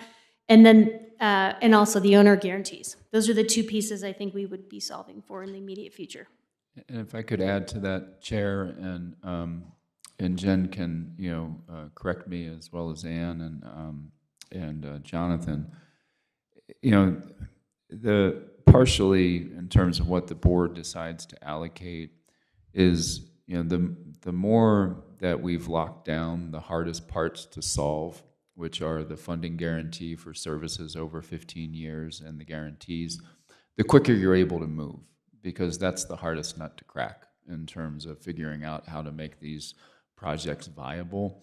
So if you want to move quickly, then allocating the funds to do that would allow more expeditious project development, because when you go to solicit private equity investors, when you go to solicit all the funds for the capital side of it, they know you're serious and they know that you have the hardest part figured out. And as we look at project cost, whether that's Bella Luz and Lamplighter, whether it's Nueva Acequia as well, there is a cost increase component of not having that significant upfront investment, because it elongates your project timeline as you try to find additional funds. So you could do it a variety of different ways, but I think Jen would support what I just said, and I'm just using different words to make the point that she made, is that those are going to be the hardest resources to find, and that's what we would be thinking the county would have to supply if we were going to aggressively pursue the development of this project in an expedited time frame. So Jen, if I got anything that we discussed wrong, you correct me. Manager Schaefer, you're hired. That was perfect. He's got a job. You can't take him. Housing. Okay. Well, I would suggest we do that sooner rather than later, although we're almost to the budget system anyway, but we certainly want to consider that this spring. Yeah, and I think, Jen, you probably know, and Jen and Ann and Leandro and Greg all know all the buckets of money. So my question is opioid settlement money allowed in this, right? Like giving us a laundry list of all these pools of money that we can, especially when we're looking at something that is a 15-year thing, is like, you're obligating us to something, but you don't put it all in a bucket immediately, and it returns investment dividends and things like that. So how to put something that has a 15-year lifespan into a bucket with all those different, it's not $5 million right now from general fund. There's lots of different ways to make that happen. Commissioner Johnson? Go ahead, Commissioner Kukari-Stone. Oh, I just wanted to thank you, Chair Green, and I don't have questions because, of course, we've been a part of the process, and we're going to leave the space for the other commissioners, but I want to thank you, Jen, for your inclusive work, for the community services, for the county manager, especially for Commissioner Hughes, his leadership on this. But I wanted to highlight, as we think about when do we make this decision, I think the cost of no action. I went to a presentation at NACO, I think it was Virginia. They had long-term supportive housing that they created, and they showed in just a year the cost savings in emergency room visits, psychiatric visits, detention center visits, and the list goes on. And when Commissioner Hughes and I have also been meeting with city councilors over the last year, kind of on and off, but discussing what is the role of the county. And the city's trying to address the emergency services through urban alchemy and all that, but we have no intentful continuum, but maybe by default or design of default, we're trying to fit that space as the county. We have a real role for the long-term supportive housing. No one's going to step in and take that role. So I also wanted to acknowledge that when we met with Senator Heinrich, Senator Ben Ray Lujan, because he was initially really supportive of this, and Ledger Fernandez's staff, people are on board. They know that this is the public health crisis. So I want to be sure that we're showing our due diligence and moving forward with a commitment. And really, we're committing $350K per year in services over terms. So it's not like millions per year, and that would come out of that annual general fund budget. That's correct. Correct? No, it would come out of what part of our budget? I think if I could, and Jen correct me, is that because the lion's share of the capital costs are going to come from investors, what they're going to be looking for is a guarantee that you can fund that over time. And so the idea would be that you would pre-fund a services account that you would draw from, because making it subject to annual appropriations, I don't believe is going to be acceptable to the investment community that's actually putting up the lion's share of the money. if there was a revenue stream that we could pledge to meet that, which I don't think general fund could be constitutionally done, that might be a different discussion, but I think our working conversations have been, and Jen can correct me, is that, you know, investors who are putting up millions of dollars for the tax credits are going to want to see that pre-funded, you know, basically escrow account that you can draw from over time in order to actually pay for the services. And Jen, if I butchered details, you correct me. No, that's right, Manager Schaefer. But there's a lot of ways to be creative. So let's say you do the sunk fund, and then I want Director Ryan to jump in here. You could end up selecting a service provider and incentivizing them to bill, right? And then doing some kind of share because they're saving you. You know, so there's ways to be creative. But yeah, it's a big bite off the apple at the beginning. Yeah, thank you. Oh. Is it okay? I just want to add, Commissioners, we recognize the sticker shock. We feel the same. We just want to underscore the point that Jen Lopez made on this 5.2. That is worst case scenario, because as Commissioner Hughes might recall, when I was with Sandoval County, our permanent supportive housing was not single site as this project would be. It was scattered site, and it was largely funded by Medicaid. We had a Medicaid provider. We can show you the fee schedules.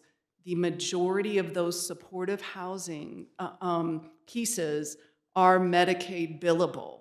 The county general funds actually went towards transportation, went towards administrative costs, things that were not Medicaid billable. But that is correct. You want to think about this 5.2 as insurance and worst case scenario, so that we have it in a segregated account, and also that we can look at maybe some small redirection of opioid settlement, that we're going to be very, very savvy and wise in our solicitation of the provider for this project, so that they do have diversified funding sources, that they are a Medicaid provider, et cetera, along with being trauma-informed, specialized in the services. And then the second thing, if I may, just quickly, Commissioner Kokari-Stone, thanks so much for your point about evaluation previously. New Mexico is getting it, and counties are as well. You need to build in the evaluation pieces at the beginning of every single project, so that you don't just kind of go out blindly. And then, is this working? Well, not really, and then we tweak it. So that would be as well an integral part. We did have our city partners here with us previously. They are really hoping for this because it complements so well the current structure that they are trying to build. So with that, thank you. Thank you, Mayor. I just want to thank everyone. And again, I'm actually, to be fair, I've made the case, let's try to do things in a budget period, because I have to own what I say, and I said that last year. But I think because we have gotten funds from the senator, and we've shown a commitment, that I support what Commissioner Hughes is saying. Let's make a decision on this sooner, and let's go ahead and move forward with putting it on the agenda. And I don't know if anyone has any other questions, but I think it's a game changer and it's really needed. So I'm going to follow up just on a little bit of what is going here, just quickly before I let others speak. I think putting everything into that bucket, you know, the big ask is going to be the 5.2, right? And so I see opioid settlement funds, that's one pot. I see the city as a beneficiary of this, and we need to go ask them so that this is part of their budget cycle as well, and that we get their buy-in, all pun intended. I also look at indigent care funds, right? So Albuquerque, when we went to go visit the Gateway Center, they said, look, we're saving some crazy amount of money a year in ER visits because we're, you know, dealing with this. And so the hospitals, what was it? They said the hospitals actually helped pay for Gateway, right? Because they said this is stuff they weren't going to get reimbursed with, and they were going to have to deal with these emergency room visits. So let's see if we can get $75,000 a year out of the $350,000 a year out of St. Vincent's or Press or whatever. We can put that together and find a way to bring that forward. I don't think we should rush it with the commitment on our side. I think we should be very comprehensive, put this all together, not only with our budget cycle, but with the city's budget cycle, and Quorum, and St. Vincent's, and all of these players that know that that 350 is a big nut, but we can't carry it alone. And everybody's going to put their 50 in, and it's 7 partners, and there we go. It's split evenly. I think there's a way to do that relatively, 50 from the city, from their opioid settlement, 50 from our opioid settlement, 50 from the hospital, 50 from Quorum, 50 from there. Suddenly you've got the money. So I think that buying that, building that momentum, that we're going to help, the capital funding is a whole nother stack. That I think we've figured out with Nueva Sequia, and Jen, you've done a great job with that. So we're going to figure that out. Now cobbling together the 5.2 is the more complicated, but I bet you it's not that, it seems big, but 350 a year isn't that big. Commissioner Johnson. Thank you, Chair. Thank you for the presentation, Ms. Lopez. Can you speak a little bit more about the site selection process? It doesn't seem, I see the conclusions, but it doesn't sort of identify a rubric or something like that, unless I missed it. If you could just talk a little bit. You bet, Commissioner Johnson. So, and Chair, we looked at a number of sites, probably a dozen, and I talk fast, but I'll step back and explain. We had a very specific matrix for looking at sites. We wanted to understand what they were zoned. And then there's requirements from the state funders. You have to be within a quarter or half a mile of this and that, right? That was really our lens. Public transit's another one. And so we use those lenses and place them over the sites. And unfortunately, the state land office sites were all out immediately. They were just too far out. And then we landed on Galisteo, and then the county has an airport site, but we didn't have enough information at the time. So those are 2 county-owned sites that could be looked at. I think where staff got excited was HomeWise has Tierra Contenta Phase 3. There's a lot of dirt right now. They are willing to look at a donation because they need to have the affordable units, 30% in Tierra Contenta, and this is a really great way to do that. Commissioner Kakari Stone, after you sent the email about transit, we met with HomeWise one more time, and they said, after we discussed what we were looking for, they said, you don't probably need more than 2.5 acres. There's probably multiple sites we could look at. So we left it there. So I think there's options, and then the Phase 2, if you all decided to move forward, that would be one of the first things that should be started. Go back to those 3 or 4 options and really dig in. Does that make sense? Yeah, it does. So thank you. So the next thing that we'll see at the BCC is what? Isn't that a great question? Greg, and I think it sounds like it's committing funding to move forward. I'm guessing is the next step. But anyway. That would be the case, I think. And then again, we're interested in feedback, from the board in terms of the timing, relative to that.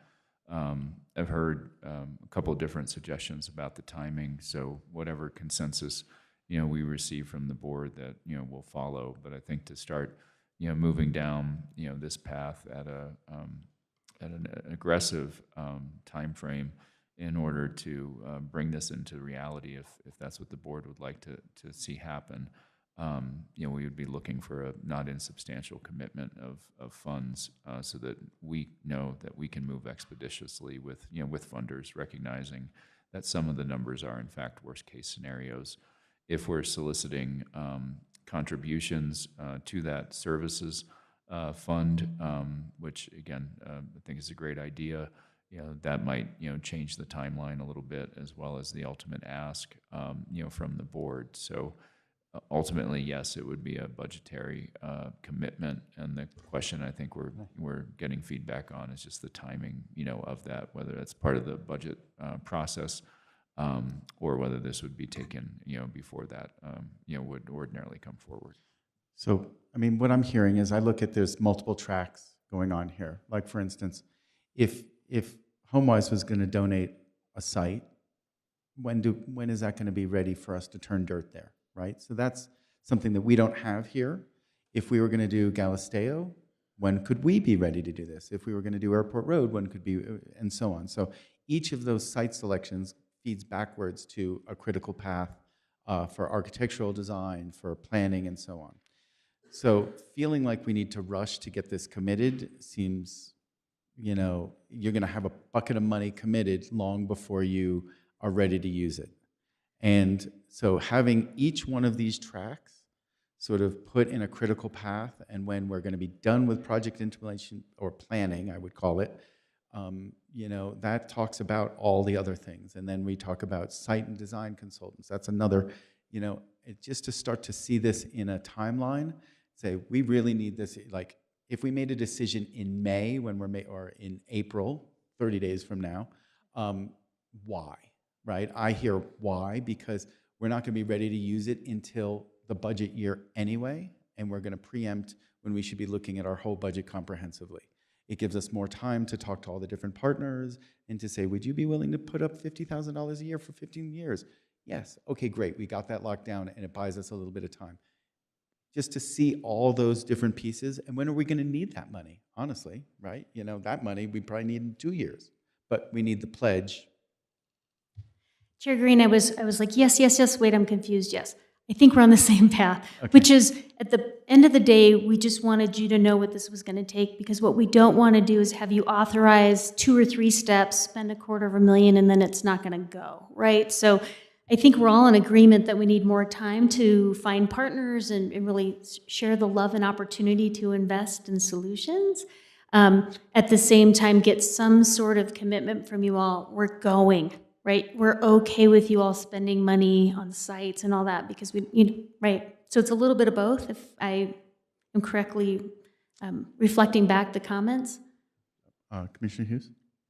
Yeah, I think we need to make a substantial commitment in order, it's going to leverage, this isn't the total cost of the project. I mean, the capital funding is going to be another, whatever, 15, 20 million. So if we commit some or all of the service funding right up front, then we can get the low-income housing tax credits to put money in. They'll put in half the money. We get the city out of their affordable housing. Maybe they put 2 or 3 million in. So, I mean, we're not talking about small amounts of money from anybody in this. But, yeah, we'll look at that and we'll bring something forward. And like I said, it could either be in April or in part of the budget process when we bring it all forward. But if we want to commit to this no matter what, we might as well do it now or in April. But we can decide in April or as we talk about it going forward. I'm, of course, very excited about this project. Other people may have other projects they're equally excited about, but this is, you know, an important project for us to have. Thank you. Commissioner Johnson? Sorry. So I think, sort of spooling back to my previous comments before we talked about what's to come next, one of my recommendations would be to have or what I would like is a better understanding of the community engagement strategy. I know that you're an expert in this area, so I, you know, trust that you have anticipated this request, because it is a, you know, a sensitive development, and adjacent to neighborhoods, we're going to hear a lot about it. So we want to be sure that we don't, you know, drop a bomb on you know, an information bomb and a notice that this is just a foregone conclusion before we understand. So I hear your enthusiasm, Commissioner Hughes. I also want I want all timelines to be shorter and development of these sorts of projects to happen faster, but I also hear what Commissioner Green is saying, in that we may need a little bit more time to understand, like, you know, there's some lessons learned from a city project that, you know, got sort of derailed and is now in limbo. So I'd rather not have that happen. And yeah, the two sites that have been, identified, I can just imagine that we would want to do some advanced scouting. Thank you. Thank you, Commissioner. One advantage of the Tierra Contenta site as opposed to Galisteo site, Galisteo obviously in your district and neighbors would be concerned, no matter what you build there. I mean, no matter what it was. And obviously this would be a little bit controversial. In Tierra Contenta, we would probably build it before we had any neighbors. And so that would kind of reduce the amount of community fuss there would be, because we would have it already built and it wouldn't cause any neighborhood problems, because these typically don't cause neighborhood problems. Yeah, I agree. Although I think that site that we're referencing, it should be likely used for affordable housing and may be a different project. But so, we have to cross these bridges eventually. And but I hear what you're saying, and I think that is a distinct advantage to Tierra Contenta. Just 2 cents. And just to that point, Tierra Contenta, let's say it is that site. We have to go to HomeWise and understand when the infrastructure is going to be in the ground and the roads and stuff, so that we can say, okay, we can start building a year from now, 2 years from now. We don't know when that is. And so that's part of this site selection feasibility study, so that we converge all at the same time and not just look like we're, doing things in fits and starts. And we have all the different critical paths lined up, and that we're hitting them when we're expected to. So, Commissioner Kakari-Stone? Thanks, Chair Green. I just want to appreciate, I hear support from Totally. colleagues here at the BCC, and reiterate that when we looked at the housing inventory, at least started chatting about it, Commissioner Hughes and I, with city councilors, we are the sole governmental entity that's positioned to invest in long-term supportive housing. The city has historically and will continue to try to meet the emergency short-term housing need. And we have seen from Harris County, the House First as a model, save so much money, talking to Harris County commissioners on that. So we're on the right track for being a success, for following in the footsteps of Albuquerque with a small gateway. I think it's really doable. We're not taking on, 2 sites. But at the end of the day, it sounds like the timing, but I learned a heck of a lot from Jen and her team, because I kept asking a lot of questions about community engagement and interrupting all our meetings. And I saw then that it would come, but we have to take these financial steps and investments first, and then we do robust engagement, especially those with lived experience. And I know Ancorum, I don't know what they'd be willing to invest annually, but they would be willing to invest because they've done it before, it's my guess. And having one conversation with one of the executives there in the engagement process. And I know they've done that before for other projects, so we might be able to piece together support for that too, Commissioner Johnson. Thanks. Commissioner Bustamante? Excellent. I don't really have any questions. I'm in support of everything that you're talking about. Fabulous. Yes? Jen, thank you so much. I really appreciate this. Ann and Jennifer, and commissioners, Commissioner Kakari-Stone, Commissioner Hughes, this is definitely a need. I think I heard a lot of support, probably all 5 of us. I just think that this is comprehensive, and you understand, as we might, that it is a complicated bunch of multiple timelines and different partners. Financing stack for capital, financing for these services, getting the ground ready, laying each one of those lines out into some sort of timeline. I don't know if your contract's over, but just to sort of understand, the timeline of a project, and then matching it back to a timeline of a county or a city or a grant writing cycle. So if you don't need us to make a decision until October, but we make decisions in June, well, then let's make decisions in June. But if you need to make a decision next June, well, then we can wait until then. Just have everything timely and aligned so that we're ready, that we're learning about it as this progresses.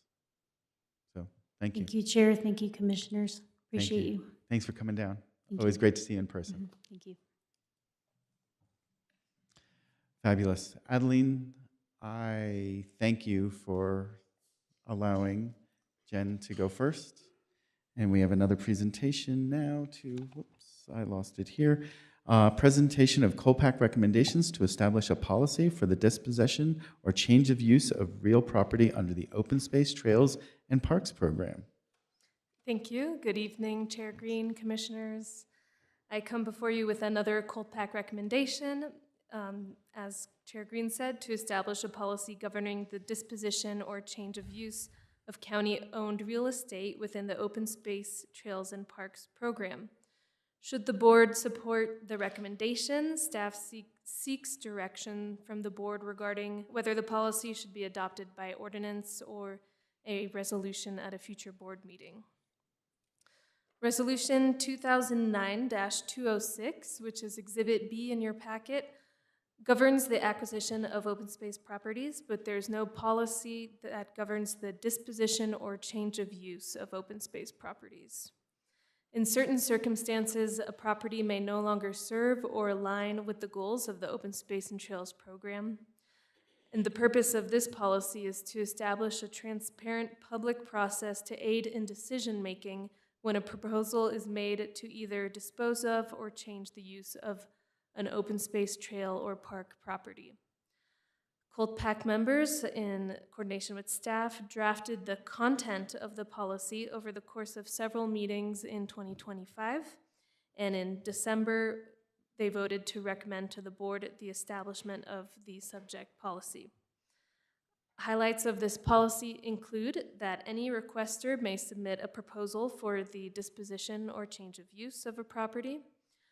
The requester must complete a written proposal and provide supporting documentation to be reviewed by Colpack. Colpack will then determine at a public meeting whether the proposal merits formal consideration.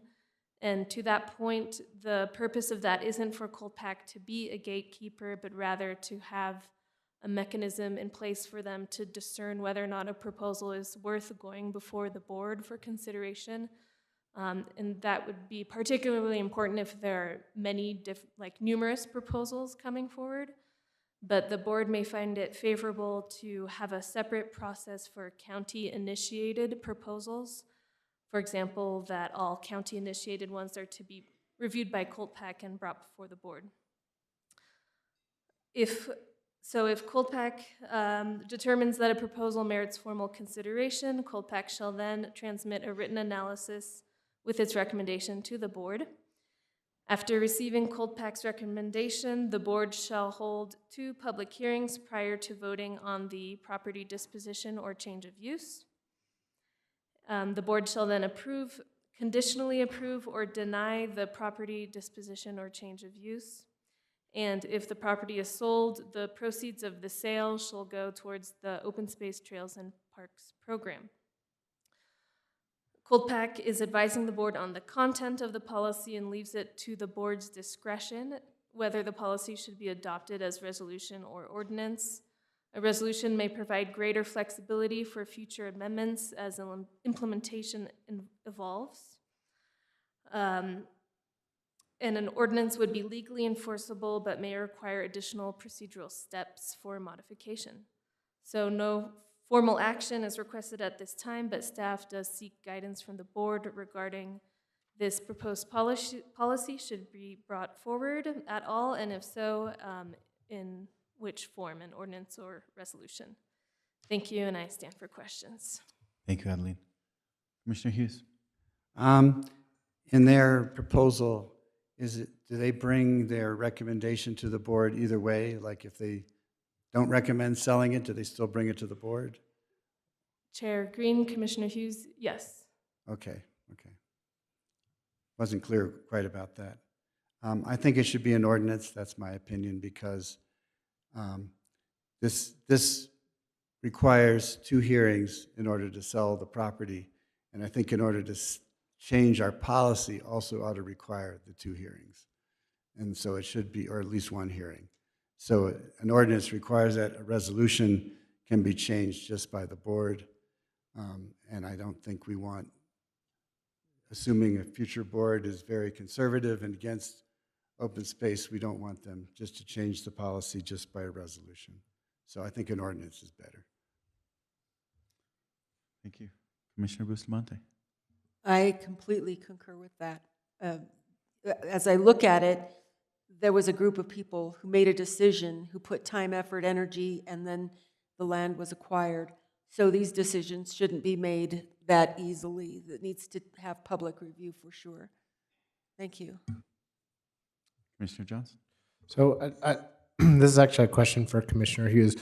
I guess I didn't understand exactly what your question was. I agree with you about the ordinance component, but I maybe missed something. If you could repeat it. No, I think I asked, I mean, it should be the board's decision. Let's say somebody recommends they buy the land to create housing on it, let's say, and they bring it to the Colt Pack, and the Colt Pack has to present to the board either way. Let's say the Colt Pack disagrees, we think that's a stupid idea, we want it as open space, but it still has to come to the board, my understanding, the way it's written. So the board, can either agree with Colt Pack or decide otherwise. So, that's not how I read it, and so correct me if I'm wrong. It says Colt Pack will determine at a public meeting whether the proposal merits formal consideration. And if so, Colt Pack shall transmit a written analysis with its recommendation to the board. If it doesn't merit formal consideration, then the Board of County Commissioners would not hear it. Is Chair that Green, right? Commissioner Johnson, that's correct. The way I was answering Commissioner Hughes's question is that Cold Pack could decide that it merits formal consideration and still recommend not to sell it. Okay, thank you. Very minor, but I think that's important. I think if we do an ordinance, that should be made clear, though, that it comes to the board no matter what. I agree with that. Commissioner Bakari Stone. Thank you, Chair Green. Well, I support amending this because I know just in District 2, going door to door when I was running for office, there was a huge majority of residents so disappointed and upset that the Meadows was sold for affordable housing and that they didn't have input. And I think as we look at all the growth in the South Side and on Highway 14 and all that, it's important to say, what lands do we continue to protect when this community doesn't have that many parks, right? And how we think about and having a two-step process with COPAC and the BCC, how we think about the trade-offs of apartment buildings with not a lot of parks and not a lot of open spaces for people to have quality of lives, and then the inequities of land that other districts have. They have views and open spaces, and I think this is important because we're going to see more of that disparate impact. So I just want to commend you for trying to think about this. Commissioner Johnson. So I want to follow up with that, and that's a very important historical example to cite. I guess I want to know if, and you mentioned this in the presentation, there's some consideration if the Board of County Commissioners or the county management decides to dispose of a property, does it, move directly to the board or something like that? I'm not sure of what the right answer is, but I think that we should think about that when we consider this as an ordinance. We certainly should not dispose of property in executive session or and learning from that example, so that we would, either via resolution or, probably resolution, the board could, change its mind about a particular property in 20 years. So those are just my thoughts on that. Commissioner Hughes, looked like you were grabbing for the microphone, so I just want to acknowledge, did you have another comment or? Well, I was just going to say that this ordinance or proposal for an ordinance is in direct response to South Meadows sale and the way that happened. So, thanks. So I'm going to wrap with my thoughts in a second. I look at open space in Colpack as a little too blunt of an instrument and not empowered to use land development to gain the greater good of open space preservation. So what does that mean? I know of a project in District 1 which has a facility on it, but it has well over 100 acres of unbelievable land to preserve. And it would make sense to potentially purchase this property under a Colpack guideline, but to preserve the structure that is on this property in a way that could extract enough money to actually not only preserve those 100+ acres, but to also get great access to it and to put money into Colpack's bank to do more projects. And I sort of believe that when you empower a group like Colpack to say, you're not just here to take over land and turn it into open space, but you can also take a little bit and solve other problems for the county, whether it's housing or other aspects, or there's a historic building on the property. Find a way to solve two problems with one solution, and to leverage the skills and the abilities of a county or a development partner to find a way to get more bang for the buck and not just spend $8 million on a piece of property and do nothing with it, but spend $8 million on a piece of property, preserve 90% of it, keep 10%, develop 10% of it, and find a way to actually make your money back so you can do this over and over and over again. I think that's using development as a tool to preserve land with a certain guideline of, if you preserve 85% of the land, then maybe 15% is okay for development, and that Colpack should be empowered to look at those sort of projects. And I don't know how that fits into this per se, but I think there's a way to give some capacity within this, whether it's an ordinance or a resolution, to look at a threshold that says if you can extract the money that it costs to build this by developing 10 or 15% of the property, preserving 85, 90% of it, but then you get to do this over and over and make it replicable, then maybe it doesn't.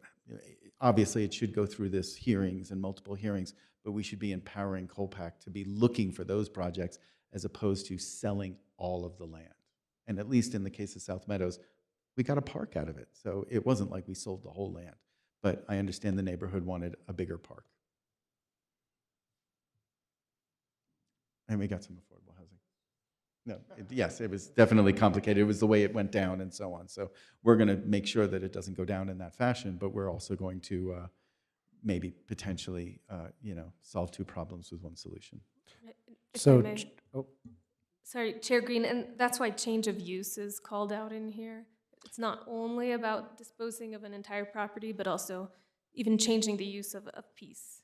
And I think that would... Yeah, but to have some threshold for minor change of use, right? If something's considered open space and somebody wants to put a soccer field on it, is that change of use, right? I mean, if they want to put a recreation facility on it, that's still outdoor rec, but it's a building, right? If somebody wants to put a retreat on it, but that retreat, because it's so beautiful out there, or a wedding venue, that can suddenly generate money and make more engagement and use out of that property. They could put 10 houses on something that might actually get money out of it to do this again and preserve more property. That's my goal. Not to do 50% of the property, but maybe in the, what's that right threshold? Is it 10, is it 15, is it 20% of the property, just so that you can do this sustainably. Thank you, Chair Green. I just want to add, and thank you for your presentation, Adeline. It's not just the threshold of use of property, Chair Green, and it's about the disposition of land from people who've already had historical context of land taken from them in Santa Fe and other parts of the Southwest. But also, it's like, what's the property used for? You mentioned recreation and profits, and we need to keep the public trust and have public lands for the public. And when we start moving that use around, as Adeline mentioned, like for who and for what benefit, a private corporation who wants to do a private soccer club and then maybe open up a public land, buy it, and then only have it open to the public part of the time, is that really a good public benefit for the benefit of all? And I think we're in the position as a BCC to really think long-term with growth and housing, how we plan communities. You always mention this, and having open spaces and connectivities, and there is an inequality in public lands and space right now, and then the federal government's taking up and dismantling public lands and taking away buffers. So we need to hold the line here, and I think this is a great effort moving forward, but maybe as a BCC, we could even think more creatively how to do that. Yes. Thank you, Chair. And thank you for allowing us discussion time, because this is how we can talk about things in quorum. I would propose a sort of flipped idea, and Attorney Boyd, if I'm going to reference a future thing that we'll see this evening, so you can stop me if you and tell me to quiet down if I'm violating anything. I don't think that I am. But I would propose a sort of inverted position where a private property owner develops land because that's their right as the private property owner, and gets the sort of density bonuses or things that we offer for certain types of development, and then donates land as public, and those are considered as, you know, they still get the benefits, but the land becomes, you know, the county's to do it with. So I'm thinking about this. Don't name it. Okay, I won't name it. But we're going to see a case later today where this would be a good idea for, just as an example. So that's food for thought. I think we have, this is, I see your proposal, and I think it's worth considering as well as not part of this. And I also, maybe just by way of closing, think that, at least I hear that we're all aligned as far as the ordinance component goes versus resolution. So that's just my thoughts, and thank you. Thanks for your presentation. Adeline, thank you very much. Anything else? Commissioners, thank you very much. Thank you, Adeline. Thanks for staying late and letting Jen get out of town. Fabulous. That is our presentations. We did have an item withdrawn. I will reference that later. And now we move on to item 10, matters from the county manager. County Manager Schaefer, do the honors. Chair Green, Commissioners, you know, nothing that warrants discussion at this point, given the length of the agenda that we've already gotten through and the length of the road to go yet tonight. So thank you. I'll pass. Thank you. Hutch is up, though. Thank you.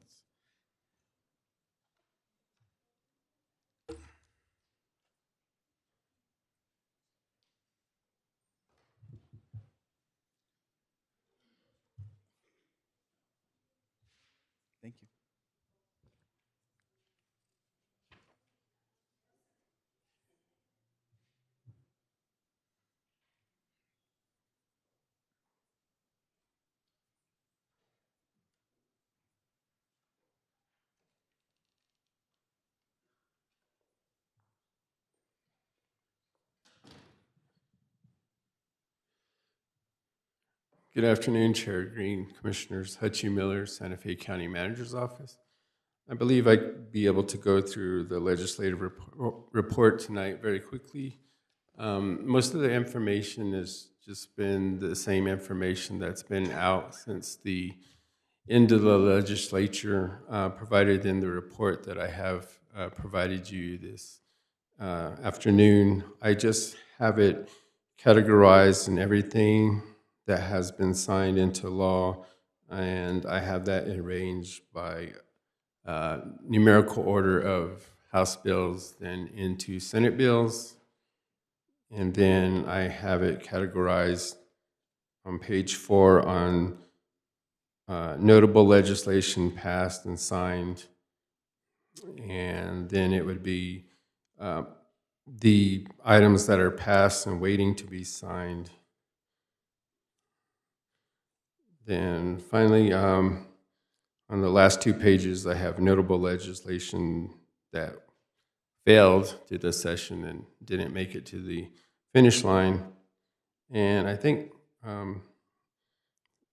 some of the items that hadn't been receiving a lot of publicizing are these items here on page 7, which are the November ballot initiatives.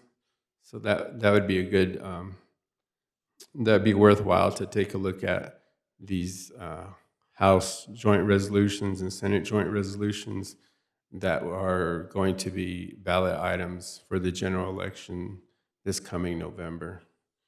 And I just wanted to state that we're still waiting on the big items, capital outlay, the signing of the budget itself, House Bill 2, and also our reauthorizations in House Bill 332. There is some good news, though. The general obligation bonds were signed into law today. So we do have several senior centers within House Bill 248, Edgewood Senior Center, El Dorado Senior Center, Ken and Patty Adams Senior Center, Santa Cruz Senior Center, El Rancho Senior Center, and a general allocation for Santa Fe County Senior Center. And those were totaling $625,000. So those items have been approved, and they'll go to the ballot in November. With that, I didn't want to take too much of your time and spend unnecessarily going over items which I had stated at the beginning that you had seen, which have already passed through the legislature and that we're just waiting final execution on. I did want to mention, though, that the county, along with our county manager and our contract lobbyists, we have been going forth and advocating vigorously for our capital outlay as well as our reauthorization projects. And we like to thank the legislators who have advocated for the county as well for both of those items, capital outlay and also our reauthorization. So hopefully with the efforts put forth, we'll get those in place and signed and ready to use. We'll know how, and we'll have that information by tomorrow. And with that, I'll take any questions that you have. I don't have a specific question, but I want to compliment the way that this is presented. This is like very digestible for me, and I may be a dummy, but it's one even a dummy can read. So it's very clear, and I appreciate the descriptions and the details. Thanks, Hutch. Chair Green, Commissioner Johnson, I appreciate that. That's really good feedback for me to provide information in the future. Thank you. Thank you. Thank you, Commissioner Johnson. Commissioner Kokari-Stone? Thank you, Chair Green. I just want to thank you, Mr. Miller, for all your work. I know it's hard, it's fast, it's intensive, it's long days, and this is very much appreciated as well. I look forward to hearing about the capital outlay. Chair Green, Commissioner Kokari-Stone, you're very welcome. And yes, as soon as I get the information, I'll be watching it tonight as it comes through and doesn't come through. I'll still be paying attention. Commissioner Bustamante? Thank you, Hutch. Commissioner Hughes? Yeah, thank you. I heard you through this. Excellent. Hutch, want to thank you for everything you did at the Roundhouse and our team over there. I do definitely want to give a shout out to our delegation. Representative Lujan carried a lot of that reauthorization and sort of helped when Senator Trujillo was busy carrying a lot of the other bills. It seemed like it was really a team effort over at the Roundhouse. And when we get the final scorecard tomorrow with stuff, I hope we can have a thank you card, very specific to each legislator. I heard from our legislators last year that that was the nicest thing they've ever had, that nobody's ever thanked them officially. So whether we, pass around a thank you card before we get to our next meeting, or that we actually have a formal thank you card that is a part of our next meeting, we should definitely make sure that they feel appreciated and work, and we show that. Chair Green, great, absolutely. We'll get that done. Win or lose, we do definitely need to offer our appreciation because, like you had said, they work hard for the county as well, and they want to see our projects and funding for services, everything that we do here at the local level go through as well.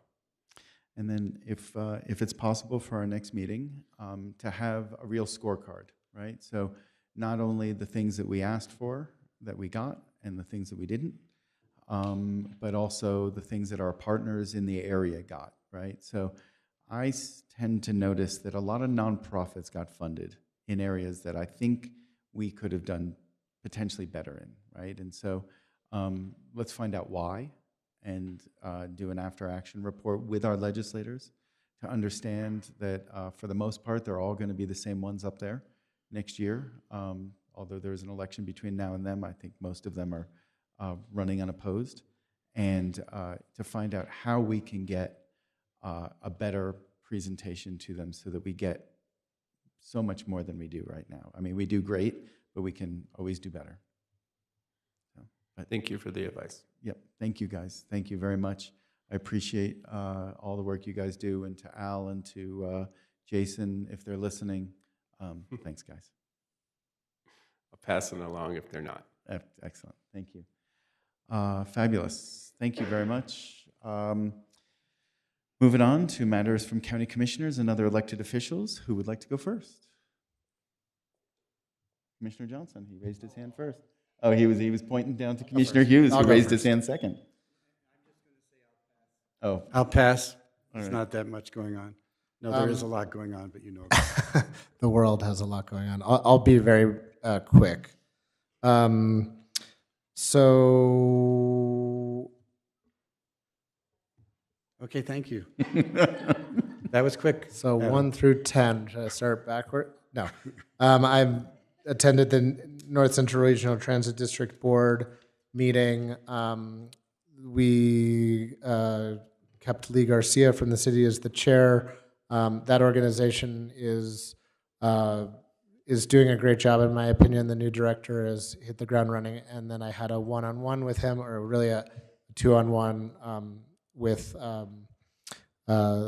Leandro, and actually Brian joined us, and growth management and some other folks. So it was, we got to understand a little bit about what he has planned for that organization. Many of us are on the MPO, and I was elected the chair of that board, and Councilor Pat Fagali was the elected vice chair. If there are specific things, we approved a minor tip amendment about a project on St. Mike's and St. Francis that is part of a transportation improvement project. I had an excellent meeting with growth management about urban agriculture, and we convened some stakeholders in the area to discuss issues with permitting and things like that.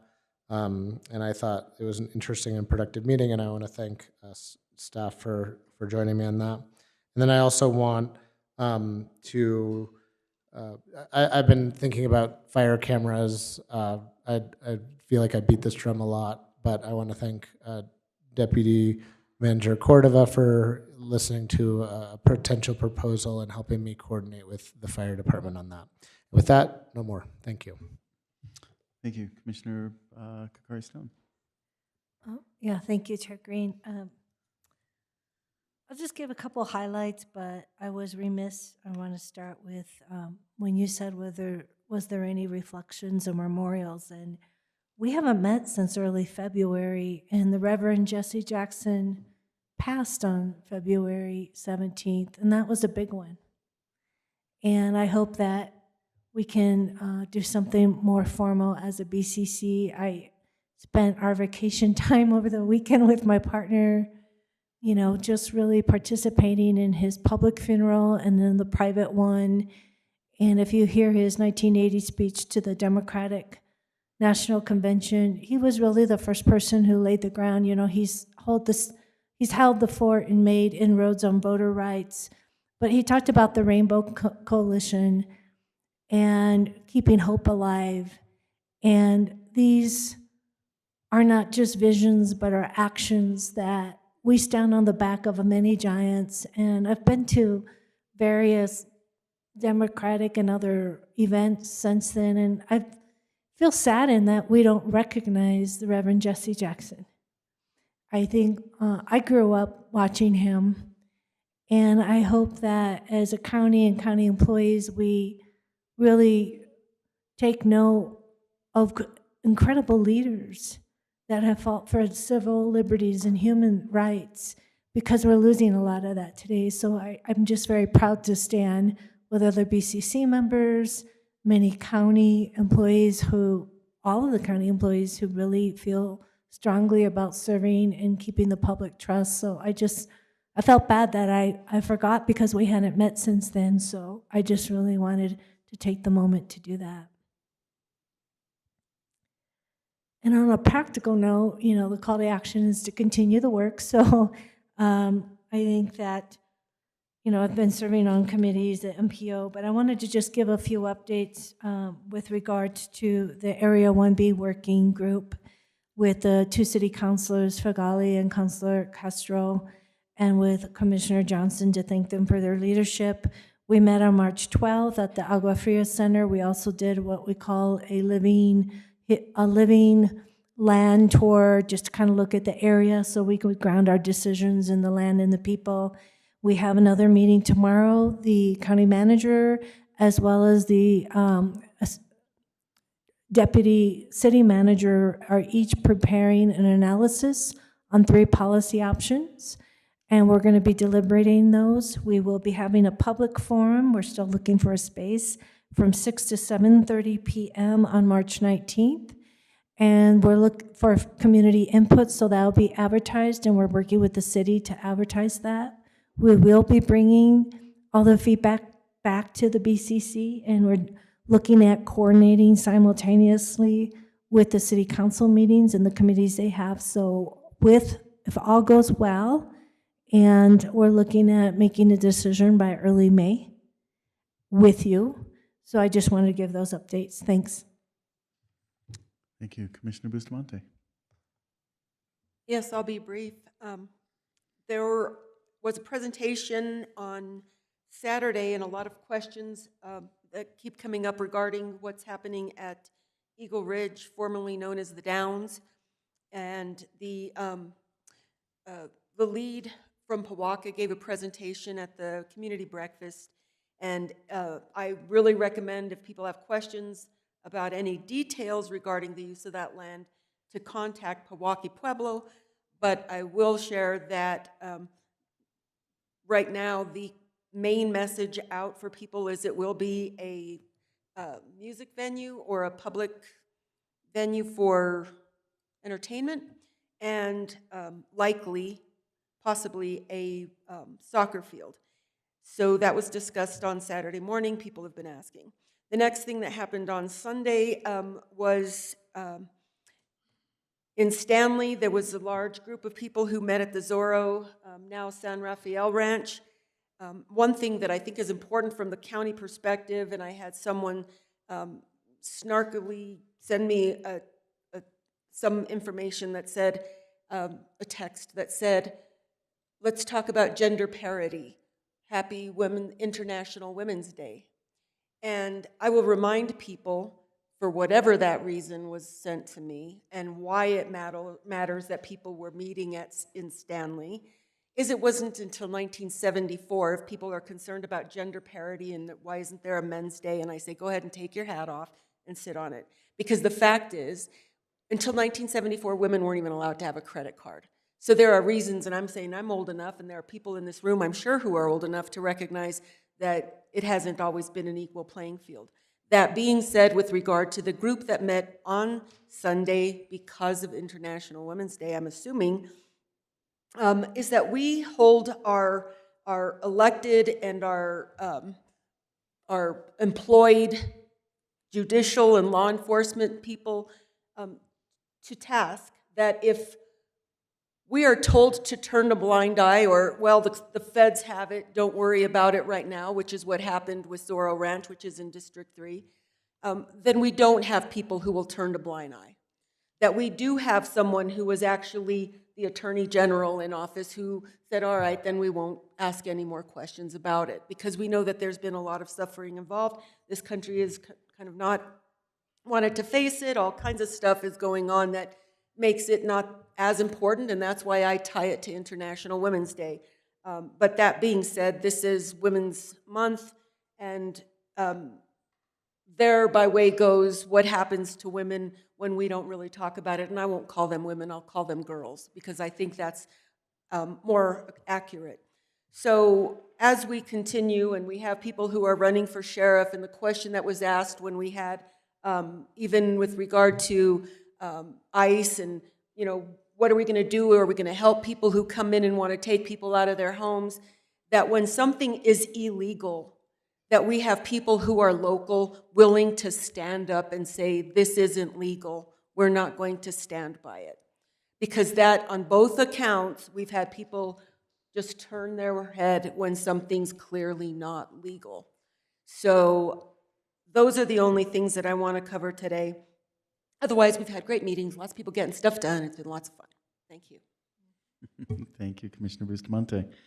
All right. So thank you for bringing up the Reverend Jesse Jackson. I got to see him at a rally in Syracuse, New York in 1988, and it was probably 10,000 people all just cheering for Jesse Jackson. It was a pretty interesting and inspiring experience, and great to see him run for president back in those days.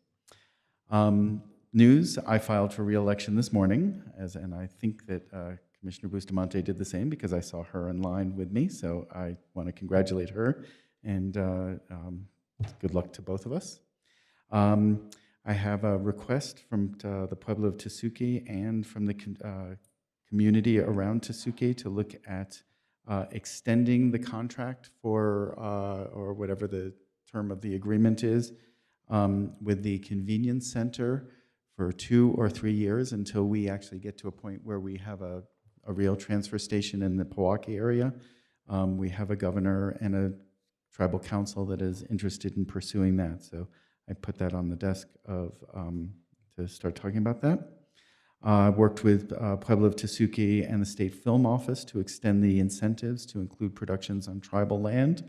This will extend to all tribal land across the state, but Tesuque with Camel Rock Studios is a great example with the Dark Winds production, and we're going to try to use that as a test case. I was a big Tesuque a couple weeks here. I attended 2 Tesuque community meetings in the past 2 weeks, one for the Community Association and one for the Pewaukee Basin Regional Water System. I want to thank Scott Caseman for being there to help explain how this is going to work, and for the folks from the State Office of the State Engineer to explain how that works. And there seems to be a lot better information out there when we have these open houses. People get to understand how we can sign up for the Pewaukee Basin Regional Water System. Congratulations to Mayor-elect Tim Salazar up in Espanola. I want to give a thanks as well to Councilors Peggy Sue Martinez and our very own Denise Benavides and Mayor John Ramon Vigil for their service on behalf of the community of Espanola. It was great working with them up in Espanola, and they will be missed, but they have great things to do, and we at least get to keep Denise working with us for as long as we can. I went to Chimayo for the Plaza del Cerro cleaning. That was amazing. If any of you haven't been up there recently, they've done so much cleaning of the plaza there. It looks completely different than 3 years ago. And it's turning really back to its agricultural roots. It looks great. And it was a great turnout there. I want to thank the fire department for responding to the 10-acre fire in La Puebla. I want to ask people to be careful with burning their fields this year. It seems like there's not very much moisture content in the fields. I know there have been a few fires that have gotten away from people, and our fire department responded very quickly to make sure a 10-acre fire did not become something really, really tragic. I want to invite everybody to the Benny J. Chavez grand reopening on March 17th. Very excited to see the completed work there and to celebrate with the seniors and the general community up there, and welcome back the folks to Benny J. Chavez. There's going to be a free lunch and a tour, and it'll be great to be up there and to see the community all rally again at Benny J. I went to NACO. It was a great experience. It was great to have 4 of us there. We missed you, Commissioner Hughes. I do want to say that my biggest takeaway was about AI adoption, AI risks, and cybersecurity risks. That seems to be something that we really need to put rules around AI and how we make sure that cybersecurity is a priority for Santa Fe County. That seems to be something that lots of counties are dealing with right now, and I think we have an opportunity to catch up and maybe even get ahead of it before we get bit. Thank you, everybody. We are done with matters from commission, now matters from other elected officials. Mr. Chair, there are no elected officials online. All right. I'm going to just remind everybody right now, while we have, there is going to be a public sale in this room of property tax delinquent accounts on Friday in this room at 10 a.m. And there is an active list. It has been knocked down significantly because people have come clean and leveled up with their delinquent property taxes. But if you are on that list, you need to take action to get either paid up by Thursday at 5 p.m. at the Treasurer's office, or make arrangements with the State Property Tax Division to enter into a payment agreement. I do not want anybody to lose their home or their property due to miscommunication or just forgetting to pay a bill for a few years. You've got to be pretty delinquent to lose your property, but nonetheless, we do not want anybody to lose their property to this. There is no recourse once the property has been sold, so you have until Thursday at 5 p.m. with our Santa Fe County Treasurer's office, or to make arrangements for a payment agreement with the State Property Tax Division. We had a press release about that. There is information at the State Property Tax Division's website. We want everybody to take every opportunity to make sure they're not on the list, and that they take every opportunity to pay up so that their property is not auctioned off here on Friday. So please do this before Thursday at 5 p.m.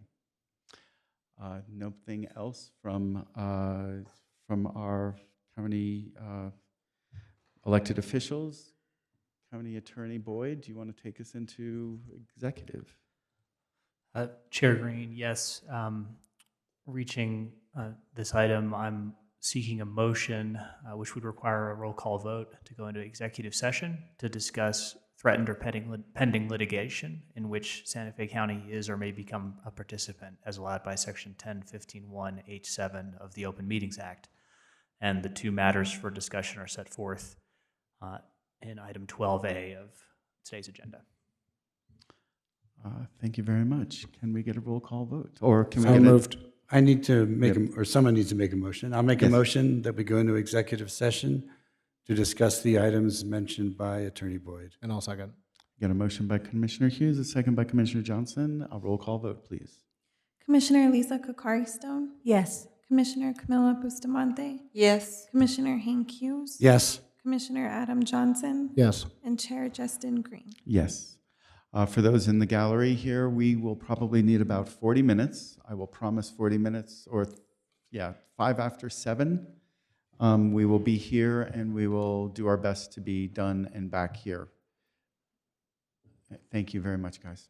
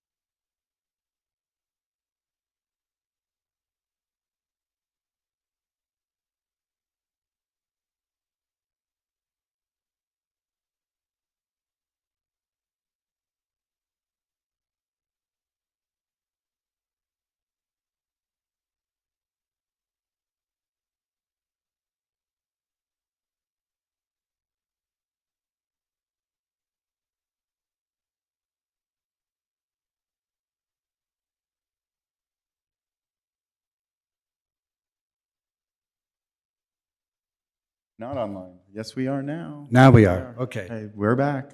I make a Commissioner motion that we come out of executive session and that nothing was discussed other than was on the agenda and no action were taken. Second.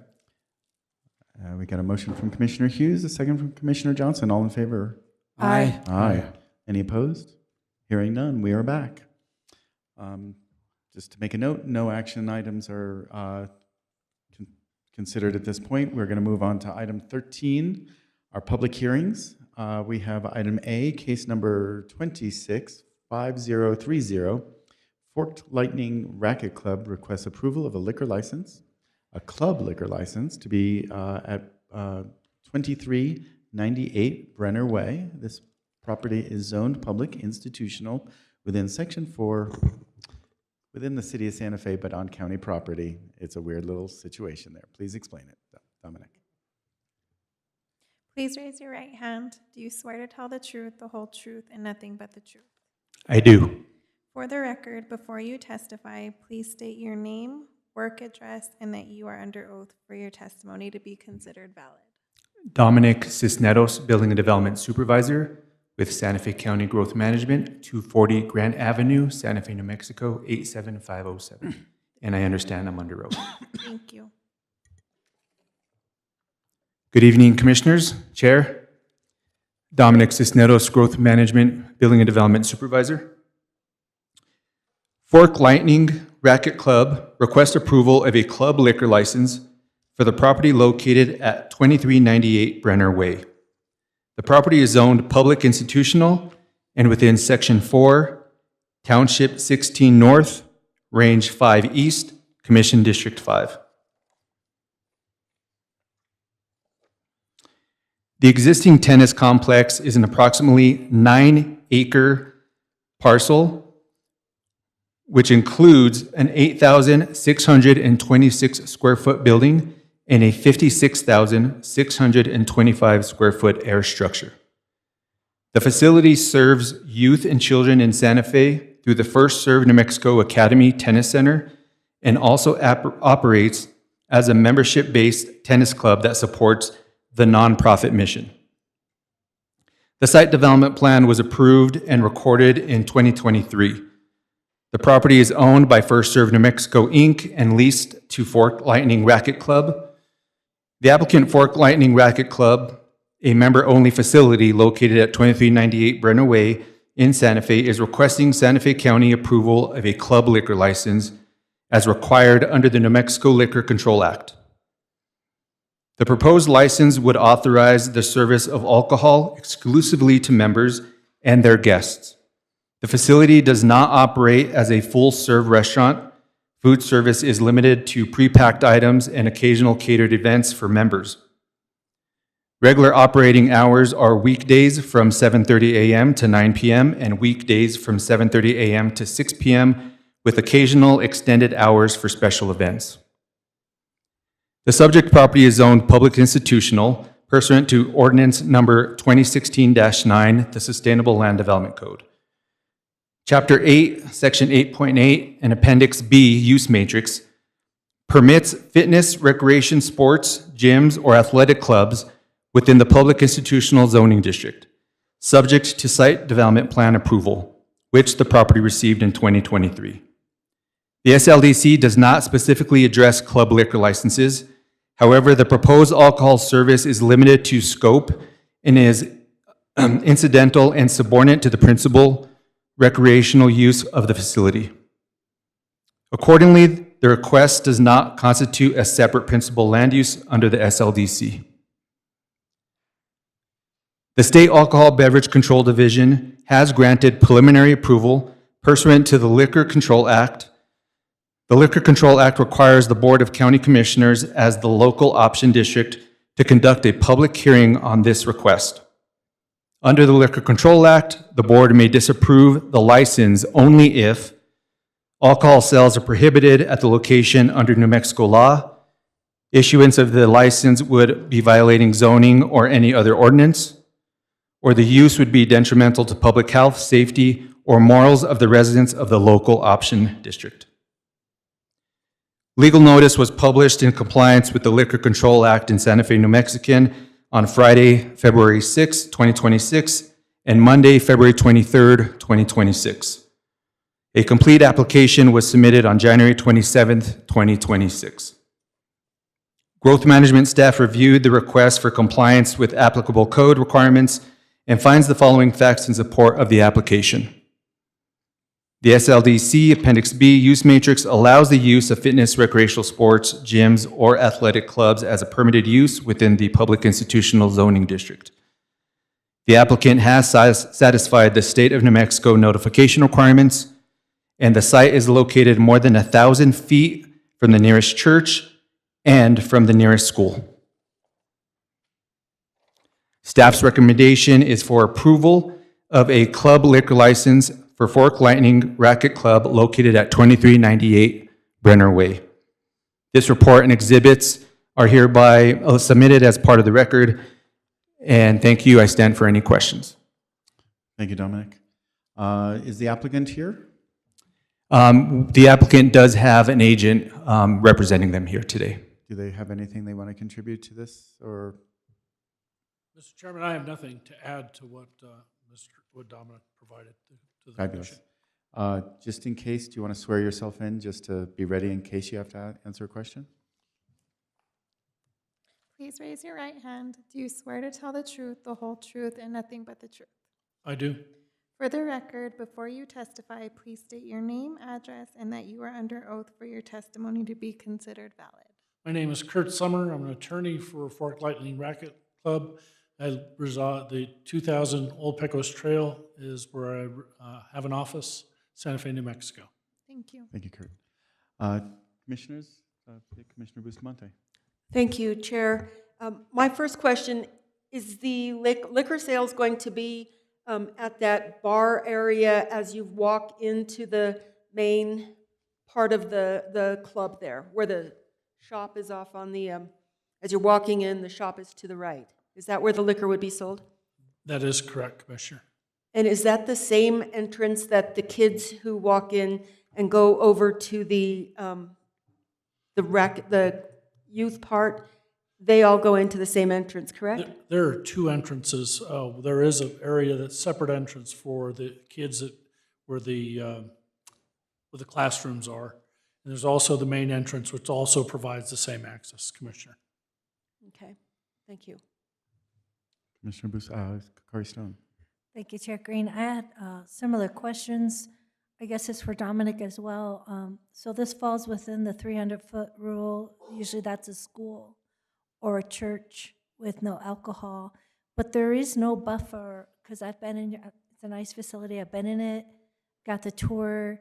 You walk in, it's an open bar, but there's no buffer. There's no permanent separation. Alcohol's being sold, people could drink right there. Do we have any review by staff that says that has to be separated or glassed in? Because that seems that would be the most appropriate use if we don't have a particular county zoning ordinance that requires there be a formal buffer. And if we don't have that, maybe we should think about putting that forth. Thanks. Mr. Chair, Commissioners, currently there's no regulation by Santa Fe County. That's going to be all regulated by the State of New Mexico, the Alcohol Beverage Control. Okay, so we probably should think about mixed use alcohol serving when youth and children are using the same entrance and it's being served open and there's no formal buffer, because other counties and municipalities actually require zoning for formal buffers. So we're kind of, you found us in a gray space. My preference in moving this forward is to require some buffer where it's glassed in or somehow separated off as a restricted area to serve open alcohol when youth are checking in, like they're coming into the Chavez Center, sends a message, and I think we need to have a formal buffer. That's my preference. Mr. Chair, Commissioners, Commissioner Kakari Stone, you bring up a very good point, and it's definitely subject to conversation for changes in the SLDC and something that we can definitely review for future. Commissioners? Over here. Fabulous. This is a public hearing. Is there anybody from the public, either online or in the chambers, that wants to speak for or against this? Anybody in the chambers, step forward, please. There are none. Daniel, is there anybody online? Mr. Chair, no. There's nobody online. Okay, we will I close. have more. Oh, well, yes. Okay. I wasn't going to take Okay. a vote, but I was going to finish public hearing. Oh, you were going to take a vote? No, I was Oh. going to, finish public hearing and then go back to the board. So let's go back to the board. Commissioner Bustamante. Yeah, it's a lovely place. As soon as you walk in, and I get that there's another entrance, but I don't think it's as obvious as that first entrance. And even though the bar wasn't yet functioning, all the liquor bottles were there, and it's the first presence, frankly, than a sports athletic club. It's more of a, let's have a few drinks and play tennis with my friends, and that's all fine and well. But we do have youth there, and I do agree with Kakari Stone that this is a bit of the wrong message. It raised a flag for me when I was there visiting. I didn't realize there would be any kind of hearing in front of us to that end. And I don't have a problem supporting it if it's not in that location, and it's not someplace where it's for the kids who will walk in the most evident entrance with the front steps being the first thing that they'll see. So, and giving you my take on it, I don't know if the applicant is amenable to moving the location of the bar. I get that it's a large feature of that primary building, but it does raise concerns, and I get that, you know, as far as the law, not the SLDC, not saying that, you know, we don't have to be a certain bit of distance from the school, et cetera. It's not even a distance from the school, it's right where the kids would be coming in. And First Serve, I understand, or I was told, was really to address underserved kids who probably and don't necessarily need to have any more alternatives to doing something right in front of them. So that's my particular case. Is the applicant amenable to the location of the liquor sales? Mr. Chair, Commissioner, we're not in a position to do it because it's been designed currently the way it is, so I'm afraid that that won't happen. Okay, thank you. Thank you. Commissioner Johnson. Thank you, Mr. Chair. What are the hours of alcohol sales, and what are the hours that youth are in the facility? Mr. Chair, Mr. Commissioner, the alcohol sales would probably be between the hours of 12 and 9. The kids are there from roughly 3:30 to 6. They're picked up by their parents at that time. The kids play tennis or go to class basically from 3 to 5, and then they play tennis for an hour. So, follow-up question. Are there courts that are designated exclusively for First Serve and those for patrons of Forked Lightning who may have consumed alcohol? Mr. Chair, Commissioner, the First Serve reserves the courts from 3 basically to 6. The courts, particularly the indoor courts, are not allowed to be used or rented to the Fort Lightning Club during that period. So there's not sort of casual intermixing of participants in the program and patrons of Forked Lightning, members of Forked Lightning. Mr. Chair and Commissioner, the Forked Lightning Club basically can use the outdoor courts, the pickleball courts during that time, but First Serve has first priority over the courts between 3 and 6. And it's the indoor ones, is that right? Indoor and outdoor if they need them. Okay. Okay. Thank you. Commissioner Kakari Stone. Thank you, Chair Green. Thank you for questioners. You know, we have a really strong community services program that has a long history of expertise and success in prevention. And I have a behavioral health, substance abuse prevention background. The exposure of children and youth when their parents to alcohol use where their parents are dropping them off and they're not consenting to dropping them off to that space is a real ethical issue. Now, we can say we don't have that, any code in our sustainable development codes or any buffer zoning right now, but I cannot ethically move forward where parents who are part of the children and youth program, were they given information and would they consent to dropping their children off where alcohol is being served and they're not being supervised by a parent?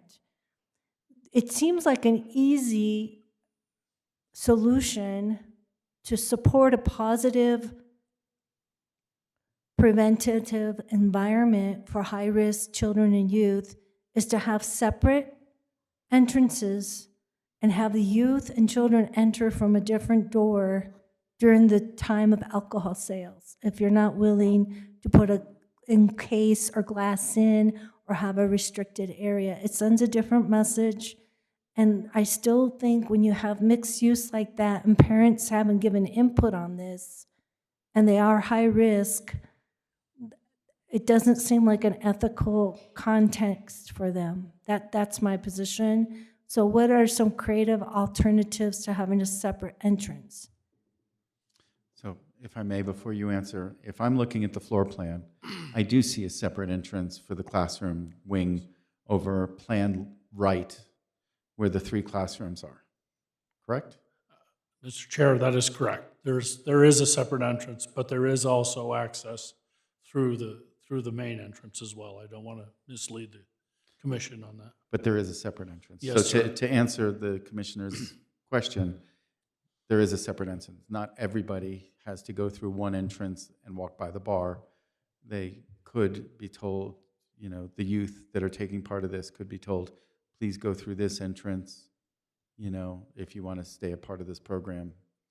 Chair Green, Commissioner, the answer is yes. It could be, that is an easy solution to this, to the concern, the valid concern that Commissioner is raising. I don't dispute that there's not a valid concern there. But there is separate access. The classrooms are separated from the main entrance. Okay. Go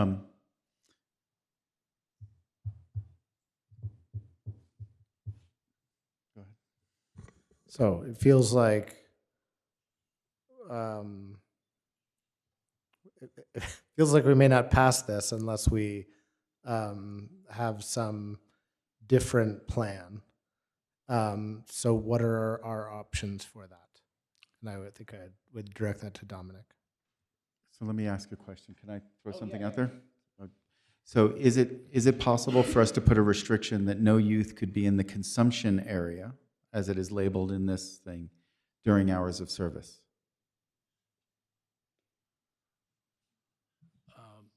Mr. Chair, what I would suggest is that it's possible to not have consumption of alcohol during the period of time that the kids are on the premises, possibly. But I don't know how to say that their youth come in during all times of the morning and afternoon in summer, so I don't know that that's a possibility to restrict that use in that area. And if you're saying that an adult has to be present in the area where consumption is, the consumption is allowed out on the patio as well, under the application that's pending before you and before the AGD.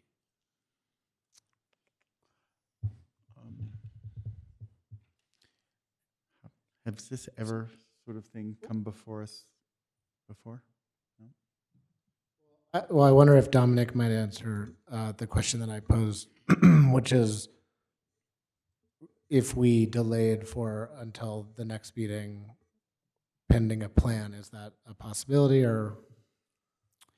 So unfortunately, Mr. Chair, Commissioners, by state rule, we have 45 days to make a decision. If a decision is not made, then the Alcohol Control Act Division will make a decision on their own. But so if we do nothing, they will decide the case and they will follow their guidebook. That is correct. Okay. Chair Green, I guess that's a question for the county attorney. Do we have the authority, because when I was reading a little research, the state could have a more, we have the authority to have a more restrictive zoning code around mixed use and alcohol and buffers. We don't have that in place, but as a BCC, do we have the authority to conditionally grant an alcohol license based on the access for youth to be only at the point where the classrooms are and where the youth are, and not right in the main entrance, because it's not even a side room. It's right there. It's like the service bar. Chair and Commissioner Kakari Stone, I would note that the Alcohol Beverage Control Commission has rules for minors on licensed premises, and so as part of the application process, as I read the rules, the applicant would need to designate the areas that are, restricted or unrestricted in terms of, whether minors can be within the licensed premises. Now, I don't see anything in the preliminary approval that was submitted with this application that indicates that the Beverage Control Commission has looked at that issue as part of the application, and perhaps their attorney can provide further gloss on what, if any, consideration that body has given to the issue of restricted and unrestricted portions of the premises. But that's a long way of saying that I think that the regulation of those, access issues and where minors can or can't be is more squarely within the authority of the state.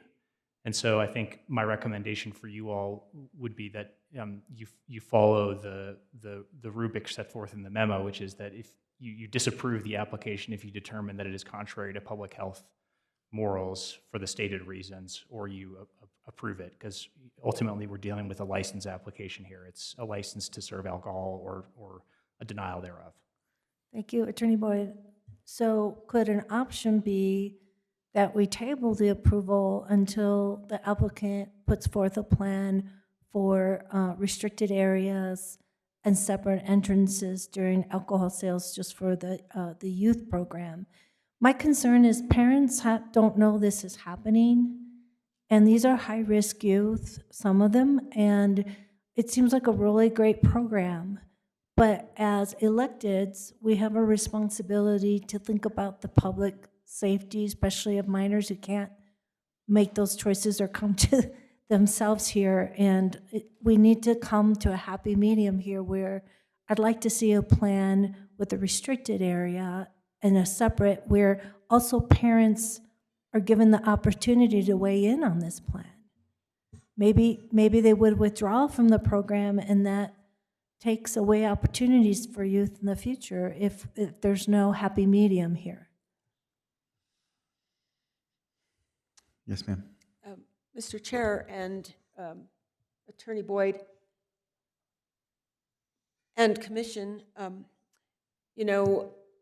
I personally would make a motion to approve it conditionally, that there would not be exposure or access to the alcohol area, but make the motion to approve it, that we would approve it, given that the youth, if they're not amenable to doing that, that's absolutely their call. I feel like we're tripping on ourselves trying to make sure that, they're taking steps that I already heard they're not willing to take. If we made the motion to approve their request conditionally on the youth not having exposure to or access to the bar area, what would we have to lose?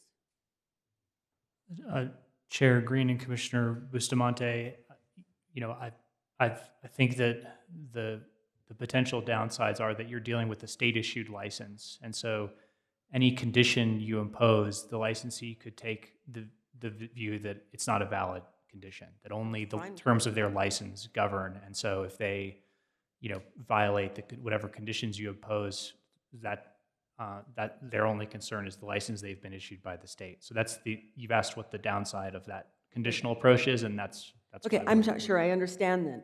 So if the state said, So if we said, this is the condition, and the state said, okay, they're going to get their permit, we allowed it with the condition that they wouldn't, that the youth wouldn't have access to this area, the state gave them their license, then if they had it so that the kids could still be near the alcohol sales and consumption, then they're in violation of why it was approved by us. They can have their liquor license, but they'd be in violation of the county approval. Chair Green and Commissioner Bustamante, they would be, but I think my point is that the Alcohol Beverage Control Commission is ultimately the body that issues the license, so they could choose not to include the condition you put in that license. And they also are the ones who are going to enforce the license down the road. I don't think that the board has the authority to revoke the license if it later determines that the conditions were not followed. Thank you, Attorney Boyd. Then it seems as though whatever decision we'd make would be moot. It's up to the license board. So whatever we decide makes no difference. Chair Green and Commissioner Bustamante, no, I mean, the denial, if you denied the application, I think that would have an effect. It would not be moot. That's easier. Thank you. Perhaps if we denied the application, they could come back with a different one, a different plan. But we have to either approve it or deny it tonight. There's no way to, like, consumption of area?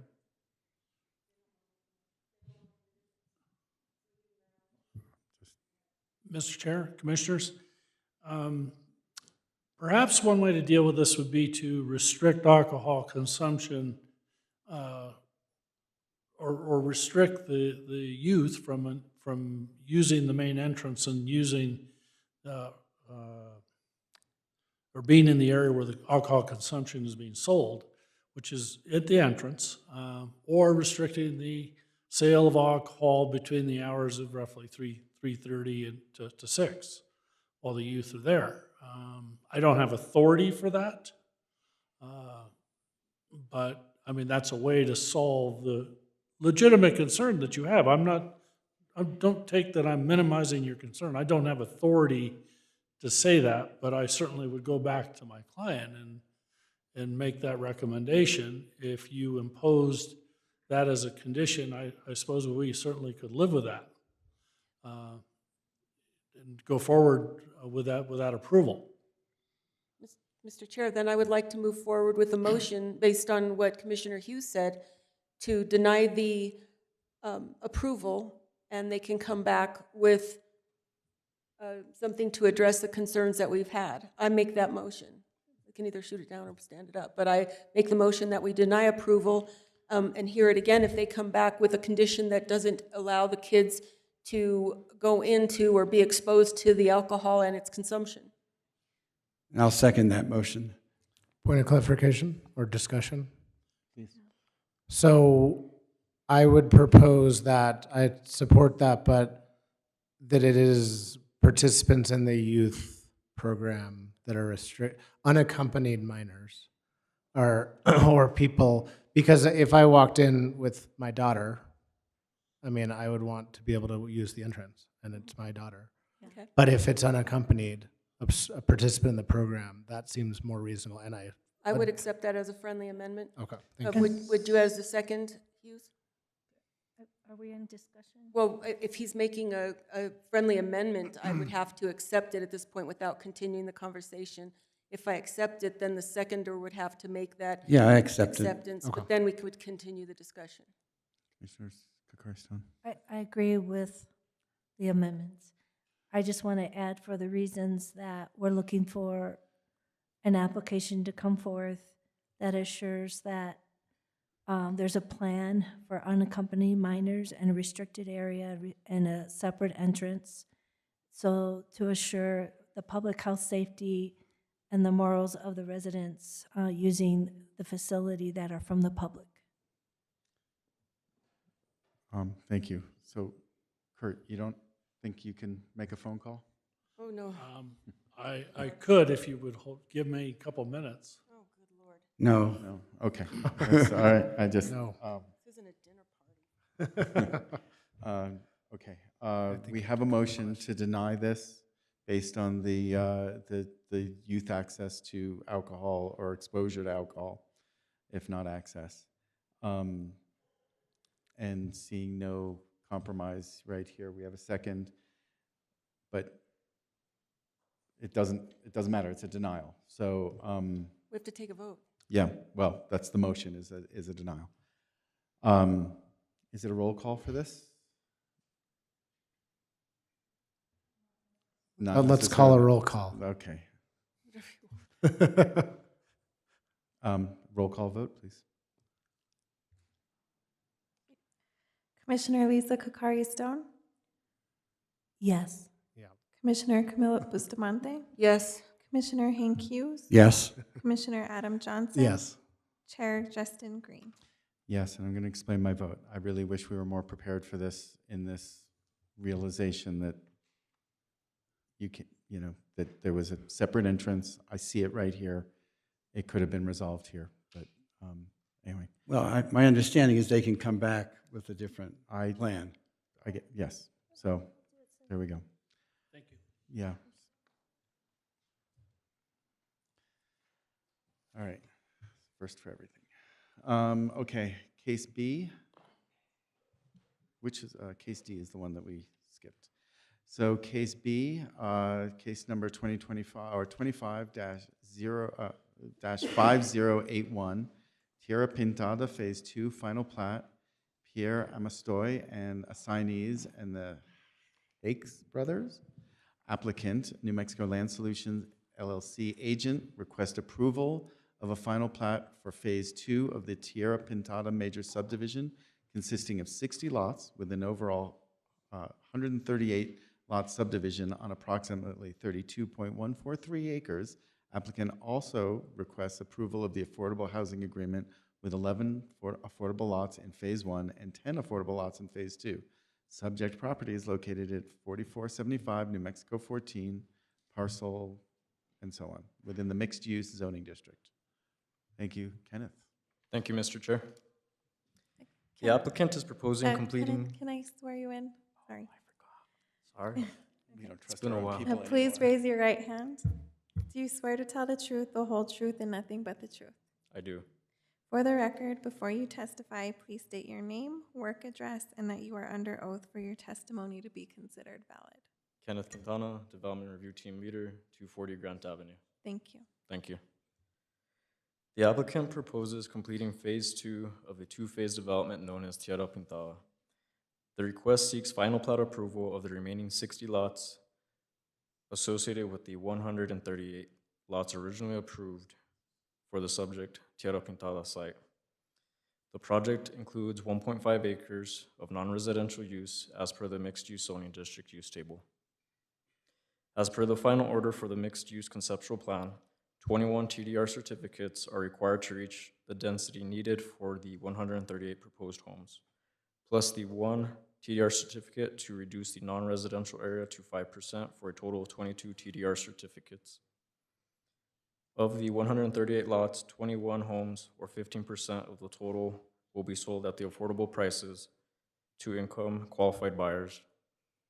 The applicant is not proposing accessory dwellings, as studies and reports provided to staff only address one dwelling per lot. The preliminary plat for the entire development of Phase 1 final plat were submitted by a previous developer and approved by the BCC on January 28, 2025. Following that approval, the prior applicant requested a withdrawal of the application, but that withdrawal was not valid under SLDC 5.7.6.4 because it came after the board's determination on the application. A final order of the approval with conditions was issued at the October 28, 2025 BCC hearing. The new applicants for this request are now under contract to acquire the property and intend to construct the property as approved. Under the SLDC, the applicant is a property owner or any person or entity with express written authority acting as an agent on behalf of the property owner. So while the prior land use approvals were issued with the name of a prior developer, it is the land use administrator's opinion that those approvals remain valid for the property owner and run with the land. Further, as other documents and agreements such as the recorded utility delivery agreement were issued in the name of the previous developer, the current applicant has provided an agreement assigning them the rights to continue the project. As mentioned above, the applicant is also requesting approval of the affordable housing agreement for this development. The BCC previously approved the affordable housing agreement along with the preliminary plat and final plat for Phase 1 on January 2025. However, due to the original developer choosing not to move forward, that agreement was not fully executed. Although the preliminary plat remains valid, as such, staff is recommending the BCC approve the affordable housing again for the project so it can properly be finalized prior to the recordation of the final plats for either phase. Final plat review in compliance with SLDC Section 5.8, final plat. Final plat approval is required for all subdivisions, both major and minor.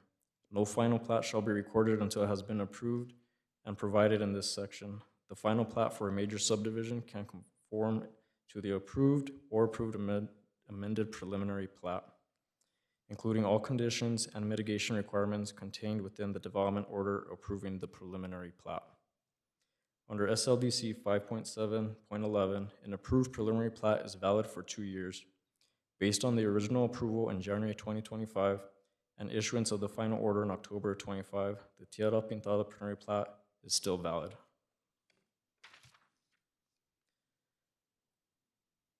Staff has properly received and deemed the complete application in order to be scheduled for public hearing. The proposed final plat substantially conforms to the previously approved preliminary plat and with minor conditions of approval will meet all county standards and requirements. Staff's recommendation. Staff has determined that the applicant for final plat for Phase 2 of the Tierra Pintada major subdivision consisting of 60 lots within the overall 130 lot subdivision complies with the subdivision and design standards set forth in the SLDC and therefore recommends the board approve the applicant's request subject to the following conditions. Mr. Chair, may I enter these conditions into the record? Thank you, sir. I stand for any questions. Commissioners?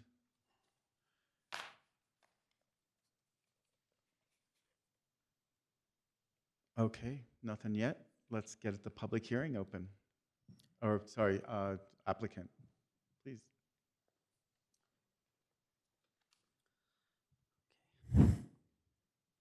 Good evening, Commissioners. Thank you. Please raise your right hand. Do you swear to tell the truth, the whole truth, and nothing but the truth? I do. For the record, before you testify, please state your name, address, and that you are under oath for your testimony to be considered valid. Yes, my name is Nathan Manzanares. I'm with New Mexico Land Solutions, located at 915 Mercer Street, Santa Fe, New Mexico, and I understand I'm under oath. Thank you. Thank you. Good evening, Commissioners. I just want to thank staff for their thorough explanation of this project. As staff stated, we are here to propose a final plat for Phase 2 that is in conformance with the prior approvals that have been presented before you in the past.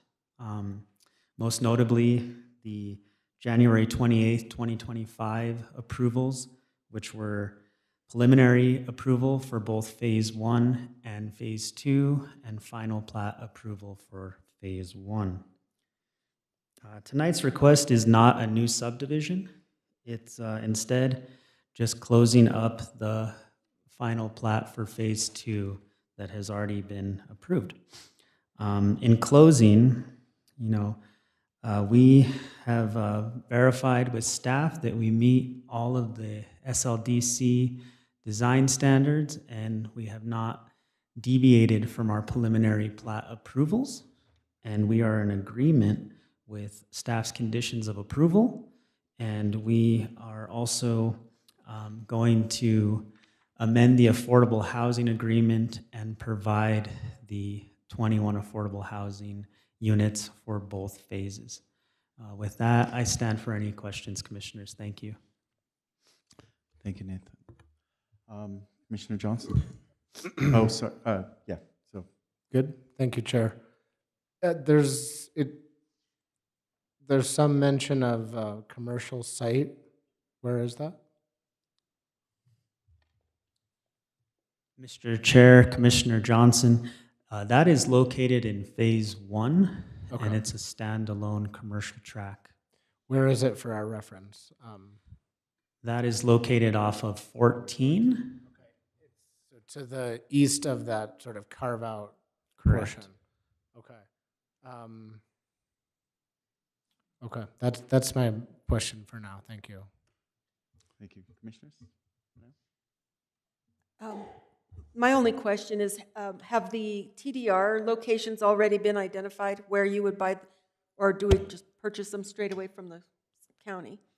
Madam Chair, or Mr. Chair, Commissioner Bustamante, I have our legal counsel, Carl Summer here, that can give you some updates on the TDRs. Thank you. Good evening, Chairman, members of the commission. My name is Carl Summer, and you can swear me in. Please raise your right hand. Do you swear to tell the truth, the whole truth, and nothing but the truth? I do. For the record, before you testify, please state your name, address, and that you are under oath for your testimony to be considered valid. Thank you. Thank you. My name is Carl Summer. My work address is P.O. Box 2476, Santa Fe, New Mexico, 87501. We've identified 2 sources for them, and they're a condition of approval. As you all know, working through them, they have some very particular aspects to their issuance of those certificates. And so I think it's a work in progress. But we have no doubt that we'll be able to meet that condition and get those taken care of. And I see Mr. Foster at the back of the room, and he's expert in the requirements for those. So as you know, certificates get issued, and they get recorded, and that's what creates the right. So we've identified 2 sources, and we're working on both of them. Thank you, Carl. Thank you. Commissioners, right now? Okay, this is a public hearing. Can we, is there anybody in the room that would like to speak for or against this? Hearing none here in the room, and is there anybody online? Mr. Chair, we have Dennis Kurtz online. Great. Mr.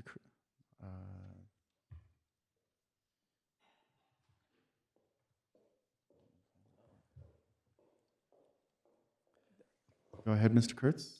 3 minutes. I'm working on my mic. Can you hear me? We can. Go ahead. Thank you, commissioners. If I'm not mistaken, if I am, I apologize. This was the Mr. hearing that was Kurtz, tabled. I apologize. I need Sorry. to take my oath. Yes, all please. the oath stuff. Yes, yes. Thank you. Please raise your right hand. Do you swear to tell the truth, the whole truth, and nothing but the truth? I do. My name is Dennis Kurtz, Kurtz. I live at 42 San Marcos Road West in Santa Fe, 87508, and I understand that I am under oath. Thank you. Okay, thank you. If I'm not mistaken, this is the same hearing that was tabled at a prior BCC meeting, the one a couple of weeks ago, and it's now come up again. Dennis, this My is a different hearing. This is a different case. That case is coming up in a little while, but this is a different item. Thank you. Okay, I will refrain from commenting on that. I haven't seen any of the specific plans for this development this evening, but my understanding is that when Tierra Pintada is to be built, if these plats are approved, there will be no connection, direct connection through to Via Vista, ultimately south of Via Vista to Bonanza Creek. My concern is that this is in SDA 1, an area that has been identified by the commission for development since, well, for 20 years. And yet the perception, at least on the part of many, is that developers are building their own isolated little mosaics of development, but they're not interconnecting them, as is a philosophical component of the SGMP, right? If I understand the plans correctly, and if I'm wrong, I apologize, but there will be no way for residents in Via Vista to drive to the frontage road by going through Tierra Pintada and out to the frontage road that way. They will still be required to go out Via Vista to Highway 14, north to 599, over to the frontage road. And likewise, they will not be able to go south to Bonanza Creek, which is a different development, but the same issue pertains. Likewise, not just residents, but emergency vehicles and so forth. So my suggestion is that in SDA 1, that the county take a proactive management stance, not a reactive one, and outline areas where people who are going to live in those areas are going to be literally hundreds and hundreds of people living here. They should be able to leave their home and get to the frontage road and get to 599 and get to 14, no matter where they live, without having to go only out to 14 as it is right now.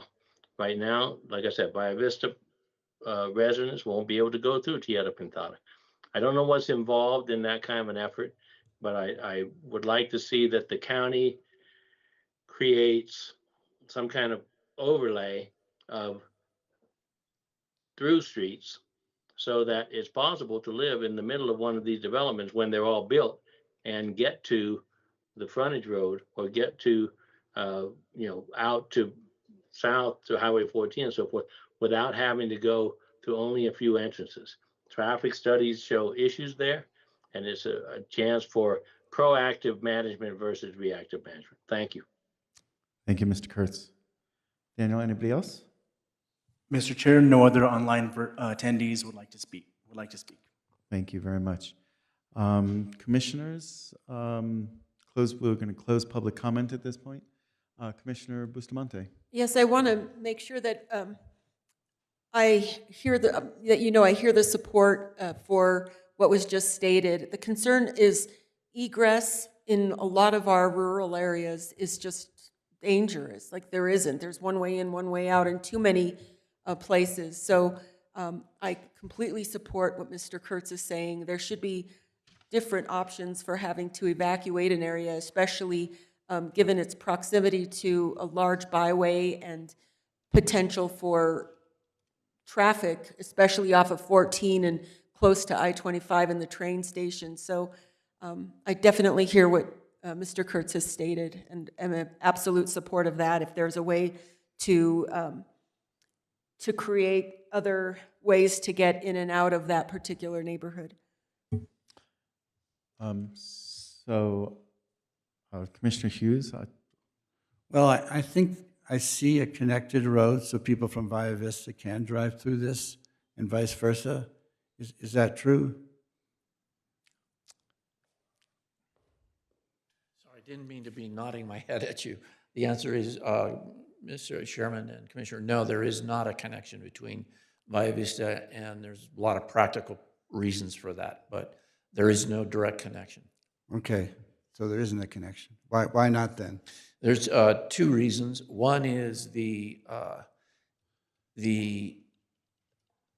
parcel of land that is directly south, that is unoccupied, that is not a lot, that doesn't conform to any county standard with respect to ingress or egress, and it's not going to be built. And the other problem that presents is you'll have people going out that direction, cutting through that neighborhood, imposing that traffic on those folks who live there.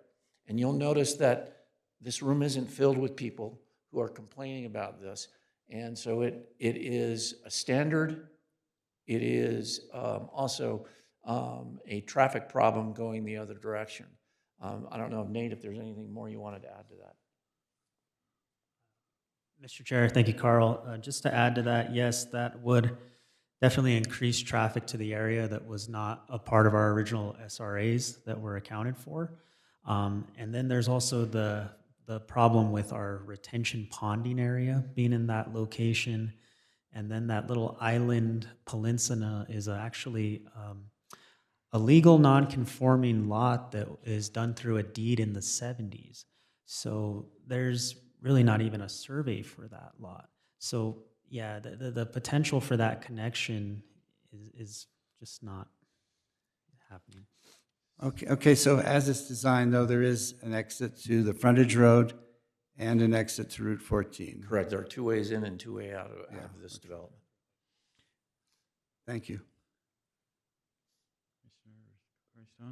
Commissioner Johnson? So I hear the same thing, and we're going to hear the same thing in a few minutes, which is part of the issue with the traffic study on Highway 14, that Valle Vista has a failing intersection. If it isn't failing yet, it's failing soon. If I look at the assessor's map, there is a stub out. It's not built as a road, but there is a stub out that connects to your property. It does connect to your pond, but ponds can be moved. And it provides that sort of relief route so that people who are in Valle Vista have another way out or in, or safety, and take some of the relief off of that singular entrance at Highway 14. Is that, that seems to be what was being mentioned as a non-conforming lot, but if I click on it, it doesn't show a parcel, but it looks like the borders are part of the interior road for Valle Vista. Well, Valle Vista's roads, I don't know who they're owned by. I know they're not county maintained. And the parcel does not conform in its size to an entrance and exit, as well as the traffic that would be put at the Valle Vista entrance from people going out of this development onto 14 in that location. I understand Mr. Kurtz's and your all's concern about connectivity. You all are dealing with that across 14 in a very serious way with I think the PID that you all just approved for a connection in that Avenida del Sur area. But it is not practical in this location. The other thing is the standard by which you're to review a final plat is, does it conform to the preliminary plat? And the answer is it does. Under both your ordinance as well as the state law, the question that you are posed with tonight is, does this conform to the preliminary plat? It conforms exactly to the preliminary plat, particularly in this particular aspect. So I think that while connectivity is great, this particular development and this particular connection are both impractical and pose and present problems that are going to be created by such a connection. And I think, finally, I don't think that the board has the right at this point to say anything other than, does this conform to the preliminary plat approval? That is my understanding of the law. Okay, just to be clear, that the PID area did have a controlled intersection and put significant contributions and has two ways in and out, and provided additional access in the future to properties to the south. So apples and oranges in the same general neighborhood, but just to be clear. Commissioner Hughes? If there's no more comments, I'll make a motion to approve the final plat of Tierra Pintada Phase 2 final plat, et cetera, et cetera. A second? Okay, is there any discussion? So I'm going to bring up one more thing that was brought up years ago at a previous hearing, which was pedestrian connections to the south, which again, having at least a pedestrian way where people can not have to go on Highway 14 to get to the train station and to get to all of those things would be nice. And at an earlier hearing, you mentioned that you would work on getting a connection and talking to DOT. Did you talk to DOT about a pedestrian connection on 14 or on that interior connection to Valle Vista? Mr. Chair, yes, that letter was included in the packet, and it presented some challenges. And ultimately, I think it's a great idea, I really do, but it's going to have to be a county DOT and MPO action and collaboration because of the off-site property acquisition, and, there's insurance issues, but I do think it's a great idea and worth pursuing in the future because that area is growing so quickly, but it's going to likely have to be through the MPO. So some of those things can be through you deeding a 10 or 15-foot easement along that southeastern edge. It doesn't have to be, it's just allowing this to happen in the future instead of the county suddenly saying this is, and the state has to be on the Highway 14. This is why we're kind of broken up here. We're working in a piecemeal sort of way, right? We should be saying outright, we should be doing interconnections between these properties. There's a stub out road. I mean, do we know for a fact that that road on Valle Vista is not? Mr. Chair? Yes. Referencing the map that was item F on, that we approved today, it is a county maintained road. Valle Vista is, according to this map.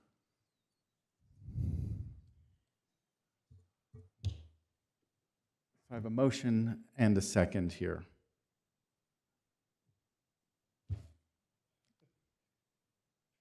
Who was the motion by?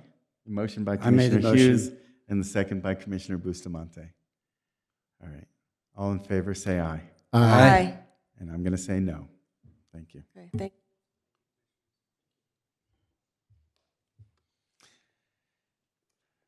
And just for future reference, let's start master planning our connections here so that we can see this thing was coming down the pike years ago.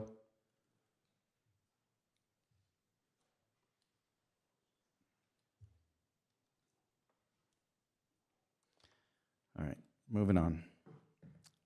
Case C, case number 25-5170, zoning map amendment ordinance and conceptual plan approval, Bonanza Creek Ranch, LLC, applicant, Jenkins Gavin Incorporated, agent, requests approval of an ordinance amending the zoning map and conceptual plan approval for a 297.853 acre parcel located at 4 Eliza Road, Commission District 5, SDA 1, parcel number 99304435, to permit a broader range of uses than currently permitted. Michael Voss and Destiny Romero, case managers, please take it away. Please raise your right hand. Do you swear to tell the truth, the whole truth, and nothing but the truth? I do. For the record, before you testify, please state your name, address, and that you're under oath for your testimony to be considered valid. Michael Voss, Land Use Administrator, 240 Grant Avenue, Santa Fe, New Mexico, and I understand that I'm under oath. Thank you. Good evening, Chair Green and Commissioners. My name is Michael Voss, the county's Land Use Administrator. This application is case number 25-5170, a request by Bonanza Creek Ranch LLC through its agent, Jenkins Gavin, for a zoning map amendment for an approximately 298 acre parcel to permit a broader range of uses than currently permitted, and secondly, a conceptual plan that delineates the proposed zoning districts in a 4-phase development of the property. As with the last hearing, this project has 2 components, so if you move them tonight, you'll be taking 2 actions, one for approval of an ordinance amending the SLDC zoning map, and the other to, as staff is going to recommend, conditionally approving the conceptual plan. The property is located within Sustainable Development Area 1 on the west side of New Mexico Highway 14, south of the I-25 and Highway 599 interchange, and north of the state penitentiary and the county's Quill wastewater treatment plant. Currently, the entire 298 acres is zoned mixed use. The proposed zoning, as shown on this slide, is 80 acres of commercial general, shown in red, 54 acres of industrial general, shown in purple, 69 acres of residential community in brown, and 94 acres to remain mixed use, shown in pink. This illustration, minus the color coding, is an exhibit to the proposed ordinance before you tonight, and provides surveyed boundaries for the new zoning districts.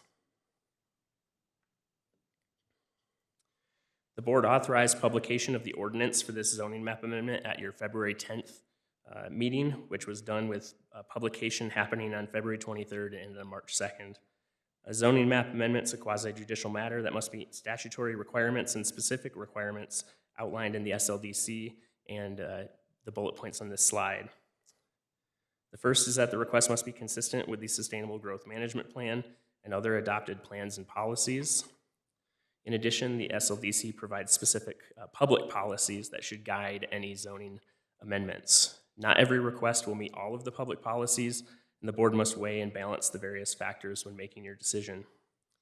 In their application materials, the applicant explained how the proposed amendment is consistent with the SGMP and the adopted growth policy of Santa Fe County. While the existing zoning for the entire property is mixed use, the mixed use zone district is primarily a residential district with only 10 to 15% allowed to be non-residential or commercial uses. The proposed amendment will increase the available land for economic and non-residential development, which is an identified public policy in the SLDC zone change criteria. The requested commercial and industrial zoning results in greater certainty and variety in allowable non-residential uses to serve the surrounding area and provides economic development opportunities. Compared to other zoning districts, there is not much industrial general or commercial general zoning in Santa Fe County today. By maintaining residential and mixed-use zoning for a portion of the site and the allowance of residential uses within the commercial general, the request continues to allow for residential development as well as the preservation of open space. Overall, staff believe the request is consistent with the SGMP and meets the public policy criterion.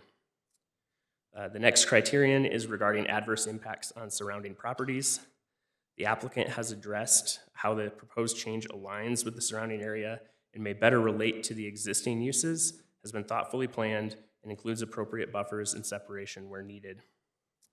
And lastly, the SLDC requires that the board consider the suitability of the land as presently zoned, which ties to state statute requirements about whether there has been a change or mistake in the zoning map, or whether the new zoning is more advantageous to the community based on the consistency with adopted county policies. The applicant does not cite a clerical mistake or substantially changed conditions in the surrounding area. They argue, and staff concurs, that the existing zoning for the entire parcel is not the most suitable as the request effectively implements important public policies consistent with the SGMP. The action on the ordinance tonight is to approve or deny the requested zone map amendment. The ordinance is written for the zone districts specified in the application. Based on discussion at the last meeting when publication was authorized, the publication and notice for this ordinance did include some flexibility for discussion of the light industrial zone district.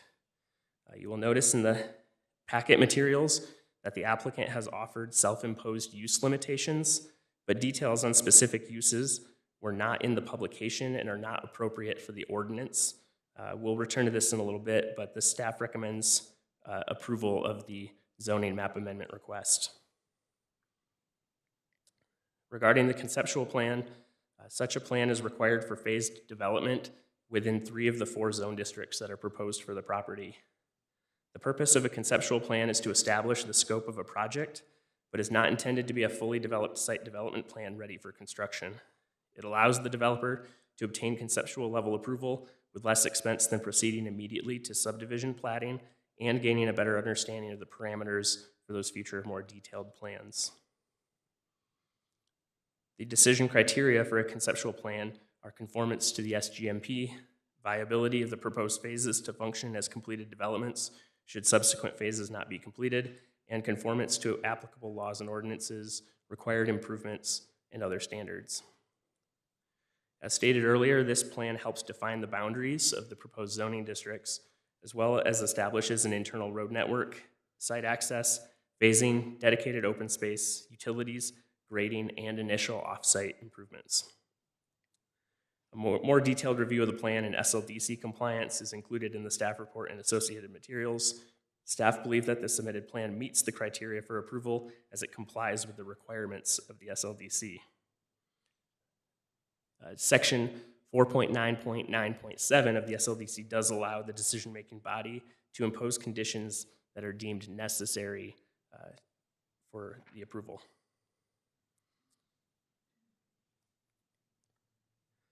Since the last hearing on this request, the applicant has made some changes to the proposed plan in response to comments from the board and the public. They may expand on these in their presentation to you. These changes do include the addition of an approximately 4.75 acre central park and a plaza that is located within the commercial area adjacent to New Mexico 14.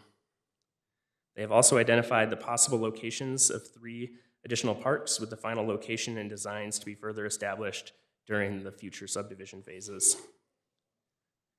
In response to concerns about some of the uses allowed by the general industrial zone district, the applicant has taken it upon themselves to prohibit certain uses as listed on the plan, which include process plants, automobile wrecking and salvage yards, tank farms, solid waste collection transfer station, incinerators, household hazardous waste collection, hazardous waste storage, treatment, or disposal, sewage treatment plants, and gas or electric power generation facilities. Those would be prohibited based on this conceptual plan. The applicant sent a notice of a pre-application neighborhood meeting to over 100 surrounding property owners and 5 registered organizations as required by the SLDC. Notice of the public hearings were also sent to these same individuals. Staff finds that the notice meets the applicable requirements of the SLDC, and specifically the zoning map amendment criteria, notice requirements under the SLDC and state law.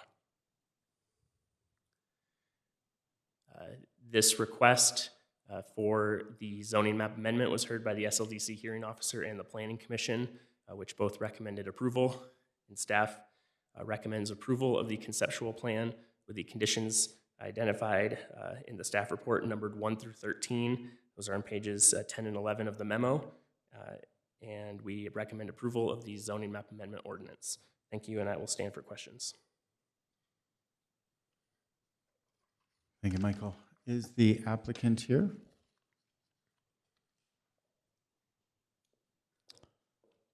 Hello, Ms. Jenkins. Good evening. Sorry. If Your I Mic can is a please- little touchy. Good evening, Chairman Green, If I can Commissioners. please swear you in, sorry. Yes. Please raise your right hand. Do you swear to tell the truth, the whole truth, and nothing but the truth? I do. For the record, before you testify, please state your name, address, and that you're under oath for your testimony to be considered valid. My name is Jennifer Jenkins, 130 Grant Avenue, and I acknowledge that I am under oath. Thank you. Great. Thank you. Good evening. So if we could have the presentation pulled up, Daniel, great. Thank you so much. And I understand we have a mouse now. You do. So I can point and you can, wow, that's quite a mouse. And you know Okay. what the cool thing is we can see it here, so we don't have to. I know, exactly, exactly. But I still have to use this to advance. Oh, I can click in advance? Well, look at that. Okay. So at last No, month's hearing, Give it a second. Click it. we spent a fair amount of time discussing the proposed zoning changes in the conceptual plan. So what I would like to do this evening is I want to start with addressing some of the direct feedback that we received at the last hearings. I think that may be the best use of our time. I have the entire presentation and all the imagery, so if there's anything else you want to, do any kind of deep dive on, I'm here for it. Okay. Oh, I see. Okay. It's a little different. Let me just go back this way. Okay. I think I'm going to use this. This is a little better. Okay. So Chairman Green invited our team to consider what are the guiding principles for this particular project. And I really appreciated that because it was actually a really good exercise for us to do our own kind of internal deep dive. And these are ideas that have really been driving the design process throughout, but to really memorialize them and get them down on paper was actually very useful. So I'll just go through them briefly. So Bonanza Creek will provide a variety of market rate and affordable housing options in a walkable mixed-use community within a network of parks, open space, and trails. Bonanza Creek provide a walkable and bike-friendly access to services and employment for Bonanza Creek residents. Bonanza Creek will be an economic development engine for Santa Fe County, providing much-needed commercial and industrial land to support local business and employers and employment. Architectural guidelines will be established based on the local Southwest vernacular, encouraging creativity while ensuring aesthetic harmony among the various uses and building types. And lastly, Bonanza Creek design standards will focus on sustainable development practices and the creation of a built environment that is human-centered, livable, and welcoming. So as Mr. Voss pointed out, we did study the permissible uses within the proposed industrial general zoning district. And so we have established prohibited uses. Pardon me one second. Excuse me. So the industrial general does have some permissible uses that we feel are important for the viability of the project, and there's some things we really want to encourage to support various industry in Santa Fe, especially given our context and proximity to the penitentiary and the wastewater treatment plant. That being said, there are a lot of uses we have no interest in supporting within this community. This is a mixed-use community. This is going to have residential, commercial, industrial, all those elements, so everything has to work together. So Mr. Voss went through this list. I don't know if it's necessary for me to repeat it, but I'm happy to come back to this. And we also, at your request, studied how we are providing 30% open space as required by the Sustainable Land Development Code. Within those open space areas, we also have an obligation to provide more formalized park areas. So starting over on the east side, this is kind of our primary commercial area along our Highway 14 frontage. We're proposing a 1.7 acre plaza that we can have commercial and mixed use buildings kind of surrounding that plaza to provide that kind of outdoor gathering space in the commercial area. And then moving to the west, more centered within the project, we have a 4.75 acre central park. And we chose that location intentionally because we wanted that park to be accessible to the residential areas, but equally accessible to the commercial areas. And then the other little kind of blobs, the circles you see, would be smaller kind of decentralized pocket parks within the community. So to our benefit, the SLDC establishes a level of service for parks. So we don't have to guess what the right number is or what the obligation should be. So the SLDC states there should be 2.3 acres of parkland per 1,000 residents. Based upon our zoning and some assumptions regarding residential densities, it turns out we could be looking at around 1,400 residents in Bonanza Creek. That translates to 3.3 acres of parkland, which would be within the 30% open space. What we're showing right now, just with the plaza and the central park, is almost 6.5 acres. So we are far exceeding the level of service established by the SLDC. So at the last meeting, we also had some discussion about our Highway 14 frontage, and there was a desire to really control what the aesthetics and what the feel of that is along Highway 14, because as you move south from this project, you get into the Turquoise Trail Scenic Corridor area that starts about 1.5 miles south of this property. And so a couple of things. So already within the code, any structure within our property has to be 100 feet from the roadway of Highway 14. So we have the right-of-way, so Highway 14, I think, is a 200-foot right-of-way, and within that right-of-way, you have the actual paved section, the 2-lane road that is Highway 14. So the code requires that we're 100 feet from the actual pavement of the road.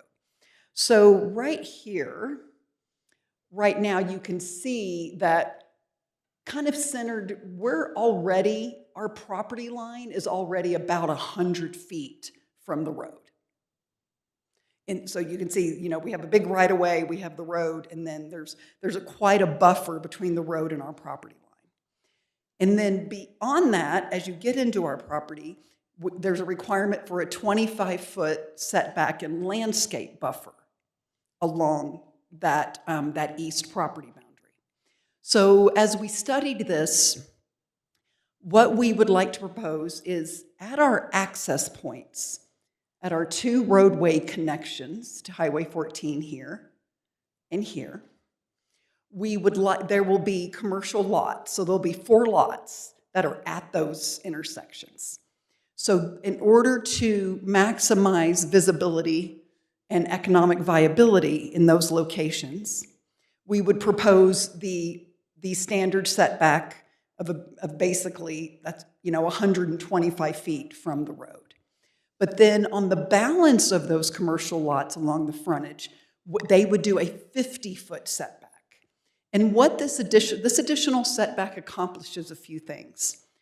It allows for buildings, when we have varied setbacks from the road, we get a lot more architectural interest. We do not want all of the structures along Highway 14 to be the exact same distance from the property line. That would be a bad outcome.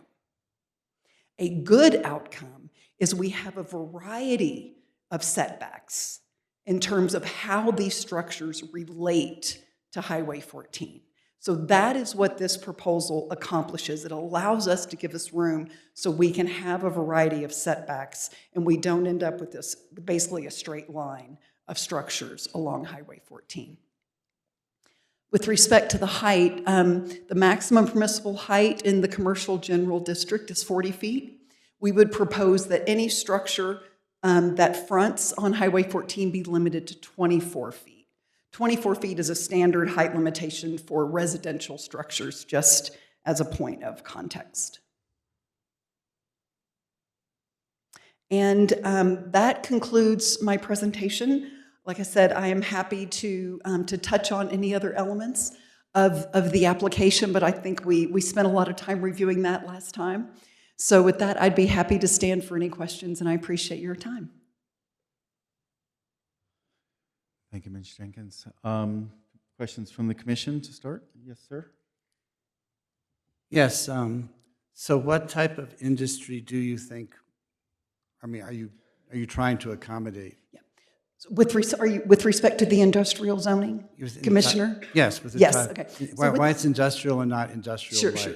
So there are a couple of things. With respect to the industrial, we chose the industrial general. There's a little more flexibility on the dimensional standards. For example, with warehousing, we could easily see a distribution facility, a warehouse facility, having those interior clearances in terms of the heights for stacking merchandise is really critical to those types of uses. We also look forward to serving the film industry. We have Santa Fe Studios across the street. We have our movie ranches in the vicinity as well. So an opportunity for a mill shop, for example, to construct sets. That is a particular use that's not allowed in the industrial light. So we sort of have created what we see as a little bit of a hybrid by self-limiting some of the more impactful type uses, which we don't believe are appropriate here. But in terms of accommodating what kind of industry standards are around warehousing and distribution, accommodating mill work, those types of things we feel like are important.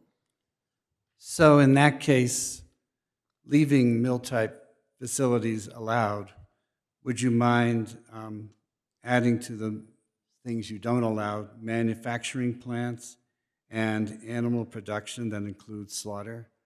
Oh, I thought I had the slaughter on there. So on the manufacturing piece, I've got my list here. I just want to look at that really. You said processing plants, which I think. Yeah, processing would be like an asphalt or a concrete facility. You may bear with me for just 1 second.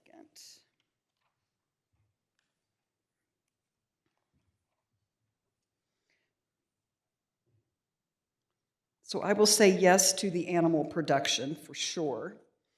And You're okay limiting. In terms of putting that on the prohibition list. Okay, good. Yes, absolutely. And with respect to manufacturing, that feels you know, we really look forward to supporting local business and local enterprise. And that feels like that is a pretty broad prohibition that could, kind of the law of unintended consequences could limit the types of uses and the economic development that we're seeking to support. Is there a certain concern around that type of use that maybe we could get to it in a different way? Well, I'm concerned about anything that is going to smell bad to the neighboring housing units. Sure. I mean, you said, what, 1,400 people are going to live there, and they're going to be pretty near, so, you know, you don't want a smokestack or anything like that. And also, tourism is our biggest industry, or one of our biggest industries, and I don't think they come here to see pollution. And if I may, maybe not right this second, but when the questions are complete, I would like to confer with my client for just 30 seconds. And I just want to, you know, I want to make sure that I have consent in terms of that agreement. Okay, because manufacturing plants, I think, is a broader term than processing that you put in there already. Sure. Okay. Thank you, Commissioner. Well, those are my questions. Okay. Thank you. Yes, Commissioner Johnson. So this relates, thank you, Chair Green, thank you, Ms. Jenkins. With regard to the industrial area, and this actually might be a question for Michael in growth management also. Is there a maximum square footage for buildings in industrial zoning areas? That is a good question. So, yeah, are there 100,000 square foot warehouses that are allowed that are, you know, dry storage, but humongous structures? Yeah. I could look that up and get that answer. I do not have that off the top of my head. My Okay, apologies. so we'll put a pin in that. Okay. And like Commissioner Hughes, you know, I think my main concern with the industrial, it's important because it's such a broad category. We want to be sure that we limit industries, considering that there's mixed use and residential right in the vicinity, plus the penitentiary, plus a neighborhood to the north and to the west, that we would limit dust and odors, smells that can impact neighboring properties. Absolutely. So I want to make sure that we capture that somehow. And, you know, we're going to hear public comment, but I want to flag those two things since Commissioner Hughes mentioned industrial. Okay, thank you. Thank you. Thank you. Commissioners, early questions? Commissioner Bustamante. Yes, thank you. Thank you, Chair Green, and hello, Ms. Gavin. I do have a question about I appreciate what's been asked about just that industrial component of it, but coming over the hill, coming over La Bajada, and the view shed, and I have to just say this is one of the most beautiful things about coming home, especially when I used to fly out of Albuquerque, was coming over and then just seeing this broad, beautiful. And my concern or question is when we talk about warehouse-type buildings, and I appreciate that the planning wants to be consistent with the, you know, the values of our area, if you will. I appreciated against the road bad, staggered good. That was that moved there. But but the next thing I wonder is elevation, big metal, and what we'll actually see. You know, it's one thing what we see on Highway 14, but I don't have, and I've kind of been looking on the maps to see how I would get the perspective coming over La Bajada to see our beautiful city of Santa Fe with the surrounding communities that are agricultural and the lights in that very rural area, and what we would have with what is, I won't say it's more density, we know that there's density there, but now with commercial multi-story, what's the effect? Yeah. So thank you, Commissioner Bustamante, Chair Green, and commissioners. So I just pulled up this map because it was handy, but the industrial kind of sits down in here, right? Just adjacent to the Quail plant. And this is probably one of the lowest points on the site, which I think is a really positive thing. And so we have, as you can see, there is a there's a drainage way that moves through here. Okay. And there is kind of a little bit of a ridge here, so it drops down. So we're going to have the opportunity to work with the natural terrain to basically sink those structures into the earth, so to speak. And so, with these types of structures, they are still design standards that can be implemented. They do so in terms of color choice is really important. We want to focus on earth tone colors. We want things to blend in, even if it's a metal building. Metal buildings are necessary, but metal buildings can still be really good looking, and they can have proper earth tones, and so the design standards that we're implementing here aren't just about houses or aren't just about commercial buildings. It's going to be broad brush over everything. And so, yes, are you going to see structures? But I don't believe you're going to see anything that is going to be looming in this area, especially given the terrain. Thank you. Thank you, Mr. Chair. Gavin, the other question that I have, and you point out the waterways, and I understand that you're on county water. It is a sensitive aquifer, and I am concerned because that aquifer also goes to very shallow parts across I-25. That's all the same aquifer, and my concerns would be any stormwater pollution prevention planning that's done very specifically to not go into those ravines so that it's not something that people who may be on wells anywhere in proximity would affect any problematic, issues. So, I mean, that's more in the interest of saying it out loud, but I appreciate it. Thank you. Thank you. Can I wait? Thank you for your presentation. I appreciate the way you framed it and how you made it clear of the updates you did and the thought that you put into it.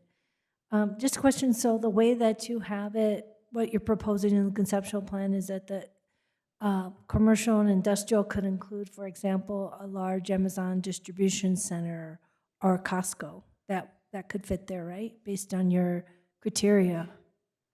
I believe in the commercial general, I'm not sure about the industrial, but I believe a Costco would be a permissible use, I believe. Okay, and what I recall, and I'm going to go back because I have traffic impact and traffic on my brain because that's what my constituents and folks are concerned about. Sure. There were issues and you received a lower score. If that's the case, that will highly increase traffic. Are you considering that?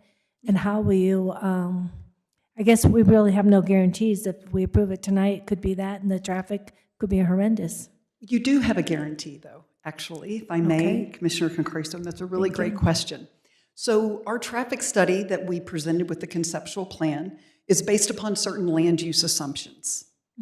Okay, so we know the zoning we're asking for, we know the permissible uses. We had to make certain assumptions. With each phase of development, with every subdivision plat that we submit to Santa Fe County, we have to update the traffic study. So the traffic study is an organic document that will continue to evolve as the project progresses, because we don't have a crystal ball. So we could have made assumptions that produce a lot more traffic than we're actually going to see. Or the opposite could be true. We could get a request for a certain type of use that has a larger traffic impact. So that's going to have to be analyzed. So we don't have to guess. We're going to have the data as we move through the process. So this is just our first blush. This is our best assumptions, but we are going to have the data as we move forward. Understood. I was listening to Mr. Kurtz in the public comment for the previous presentation. And, I think that our residents and constituents remain very concerned about traffic. And every development is created in its own bubble without thinking about the next one, and then the next one, and then the next one. And then we probably are going to see some smaller but commercial solar applications coming forward, also on Highway 14. I've been informed of that.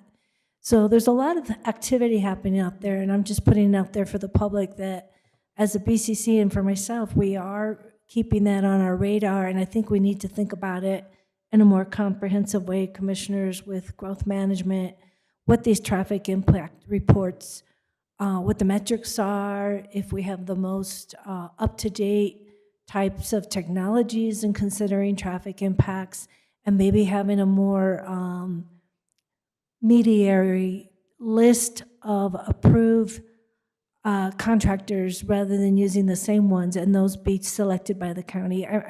We need to guarantee accountability to the public around the traffic, mostly for a public safety perspective. So that's why I'm asking. We're considering this tonight as is, but I'm going to keep putting that out there because I know you work on a lot of projects as well. Thank you, Commissioner Kokari Stone. Commissioner Hughes, anything right now? Commissioner, we've all gone through this.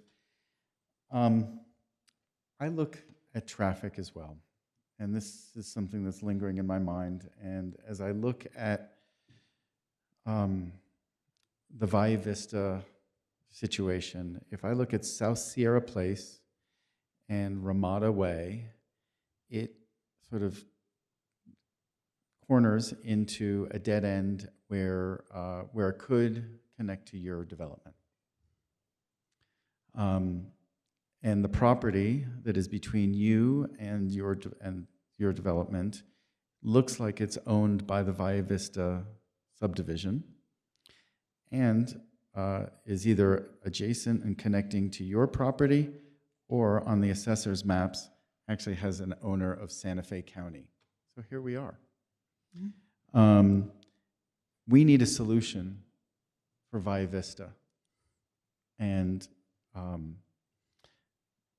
that should be part of this schematic plan. Whether it's just a small road in and out, nobody's gonna, the folks in Valle Vista with a failing intersection need some relief there. It would also help that they would get to go shop in your nice, beautiful commercial area.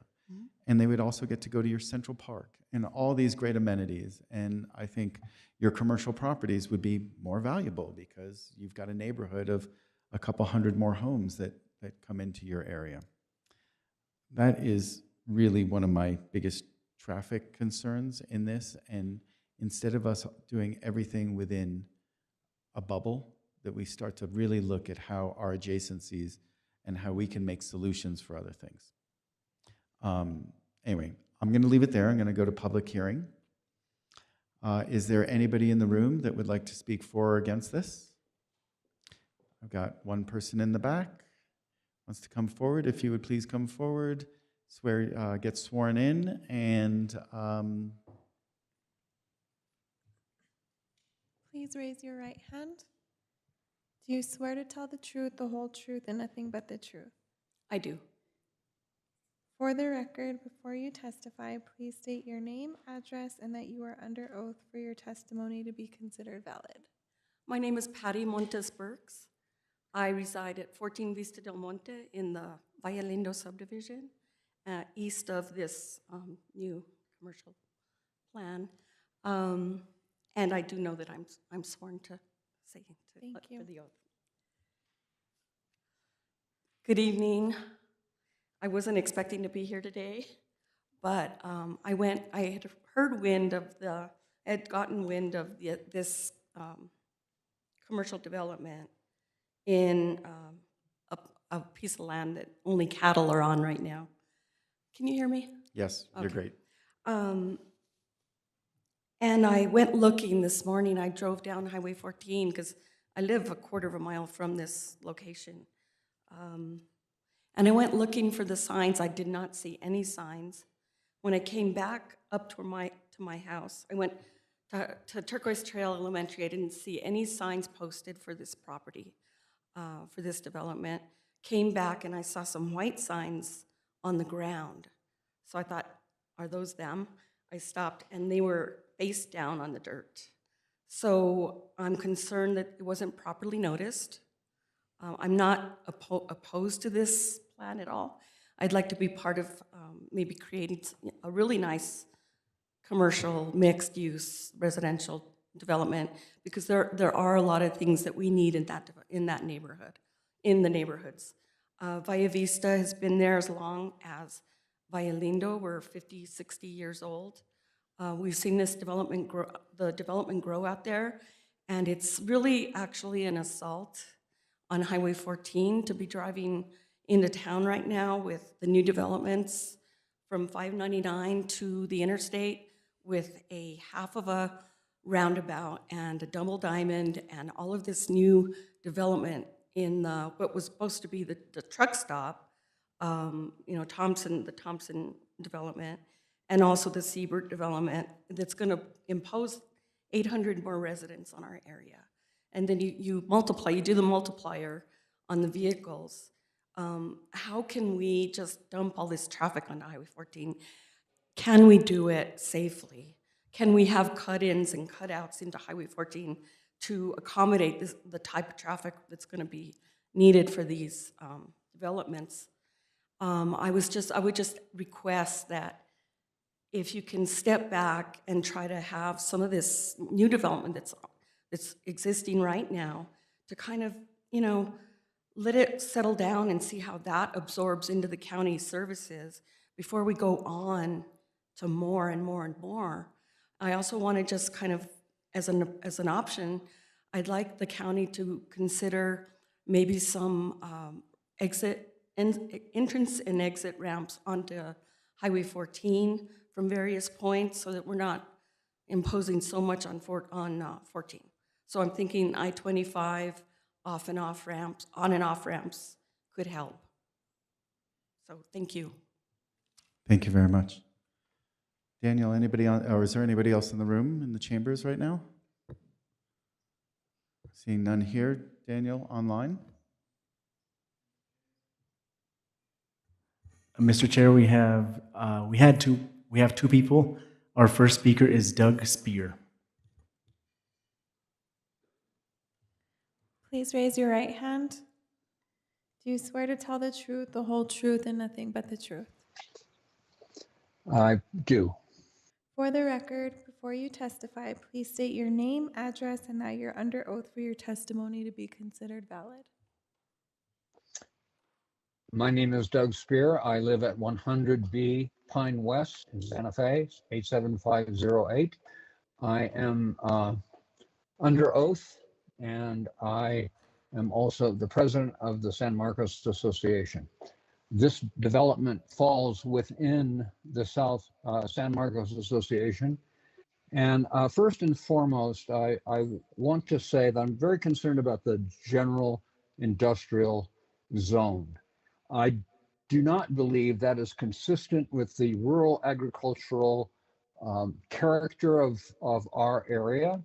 And I think there are a lot of potential unintended consequences.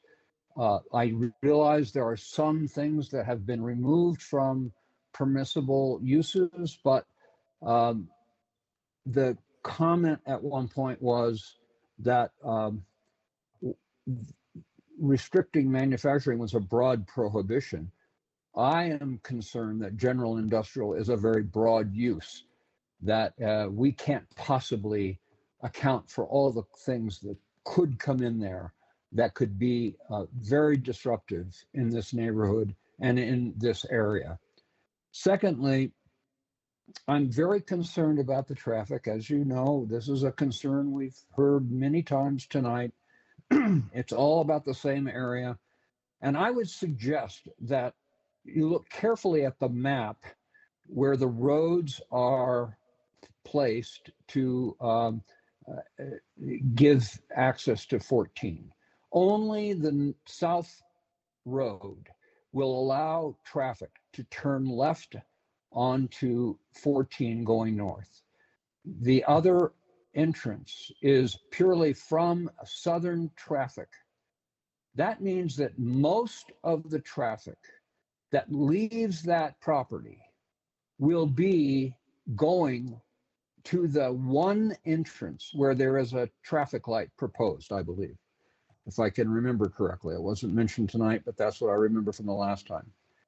I think that's a real problem. I think that both of those points at minimum should have traffic lights, because it's going to be a lot. Think about 1,400 residents. I realize there's an exit on the other side of the property. But some of those cars are going to be going out to 14. The industrial area talks about having distribution centers. Those are trucks. Those are that's a lot of stuff coming in and out. Commercial areas, deliveries, and you're going to all force that out most of the time out that entrance. That's just completely unreasonable for something as huge as this development is. It's hard to see, imagine how big this property is, but I drive by it all the time and I look over at that land when I go by and I say, this is going to be huge. And I can't imagine just those 2 points of ingress and egress. Thank you. I could go on and on, I'm sure, but I won't. Thank you. Right, thank you very much. And the second person? Mr. Chair, our next speaker is Camilla Brum. Please raise your right hand. Do you swear to tell the truth, the whole truth, and nothing but the truth?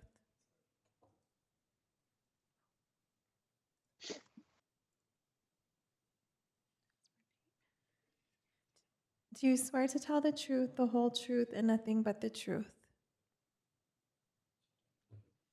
You might be muted. You're muted.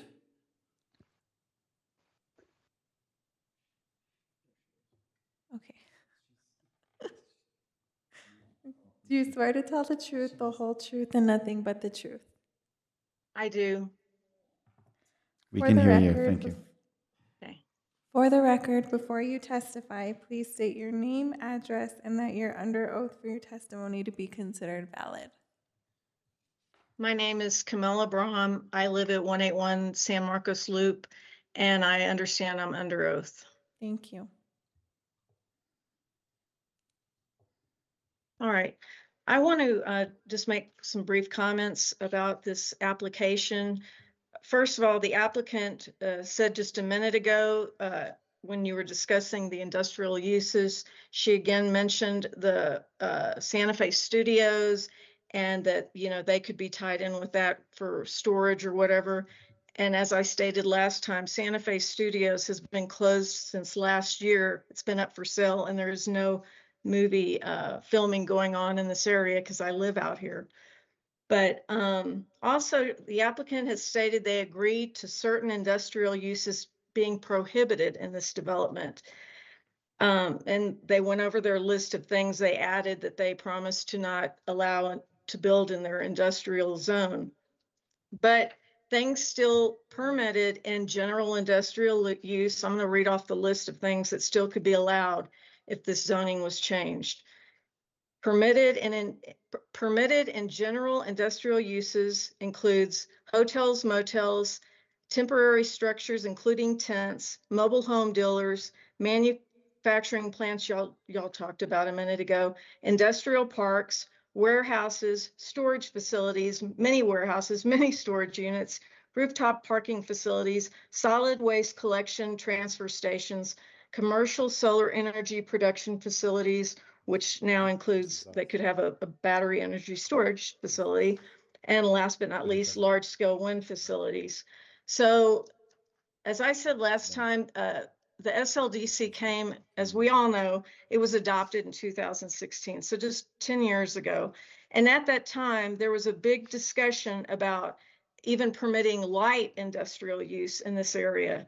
And they weren't even considering general industrial use, but now this developer wants to have certain things as general industrial use in this development.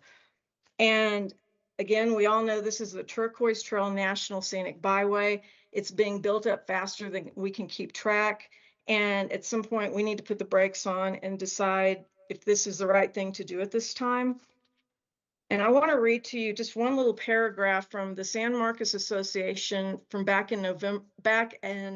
on November 3rd of 2015, just a few months before they adopted the SLDC.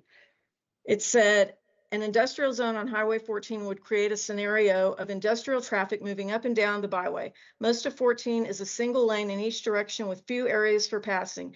Adding heavy industrial commercial traffic to a road already used heavily by cyclists, tourists, and commuters is bad planning for an area such as this.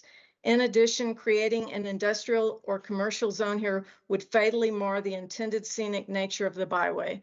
So I ask you, commissioners, please take this into consideration and please keep it as a mixed-use zone and nothing else. Thank you. Thank you, Ms. Brom. Anybody else online? Mr. Chair, there are no other users online. Fabulous, thank you. And nobody else in the room? Seeing none, we're going to close public comment right now and go to the commission to ask some questions and start. Who wants to start? Please, Commissioner Hughes. Yeah, I'll start. Did you find out whether you were willing to prohibit manufacturing plants? Chairman Green, Commissioner Hughes, and Commissioners, yes. Okay. I appreciate the time to confer with my client, as well as the animal production. Right. That is already a conditional use, so that's why I kind of overlooked that, but we're happy to include those on the prohibition. Great. And then, I know it's not at this stage yet, I think, but are you considering putting traffic lights in on the entrance and exit when you come with a more detailed plan? Thank you, Commissioner Hughes, Chair Green, and Commissioners. So we've been working closely with the Department of Transportation, who has reviewed our traffic study. And we identified that some type of traffic control will be warranted at the south access, which is really our main access. The options would be either a traffic signal or a roundabout. Based on our discussions with the DOT, they're probably going to opt for a traffic signal in that location. Currently, our north entrance is restricted, so we do not have left out northbound turning movements there. I doubt that the DOT would want two signals in that close proximity.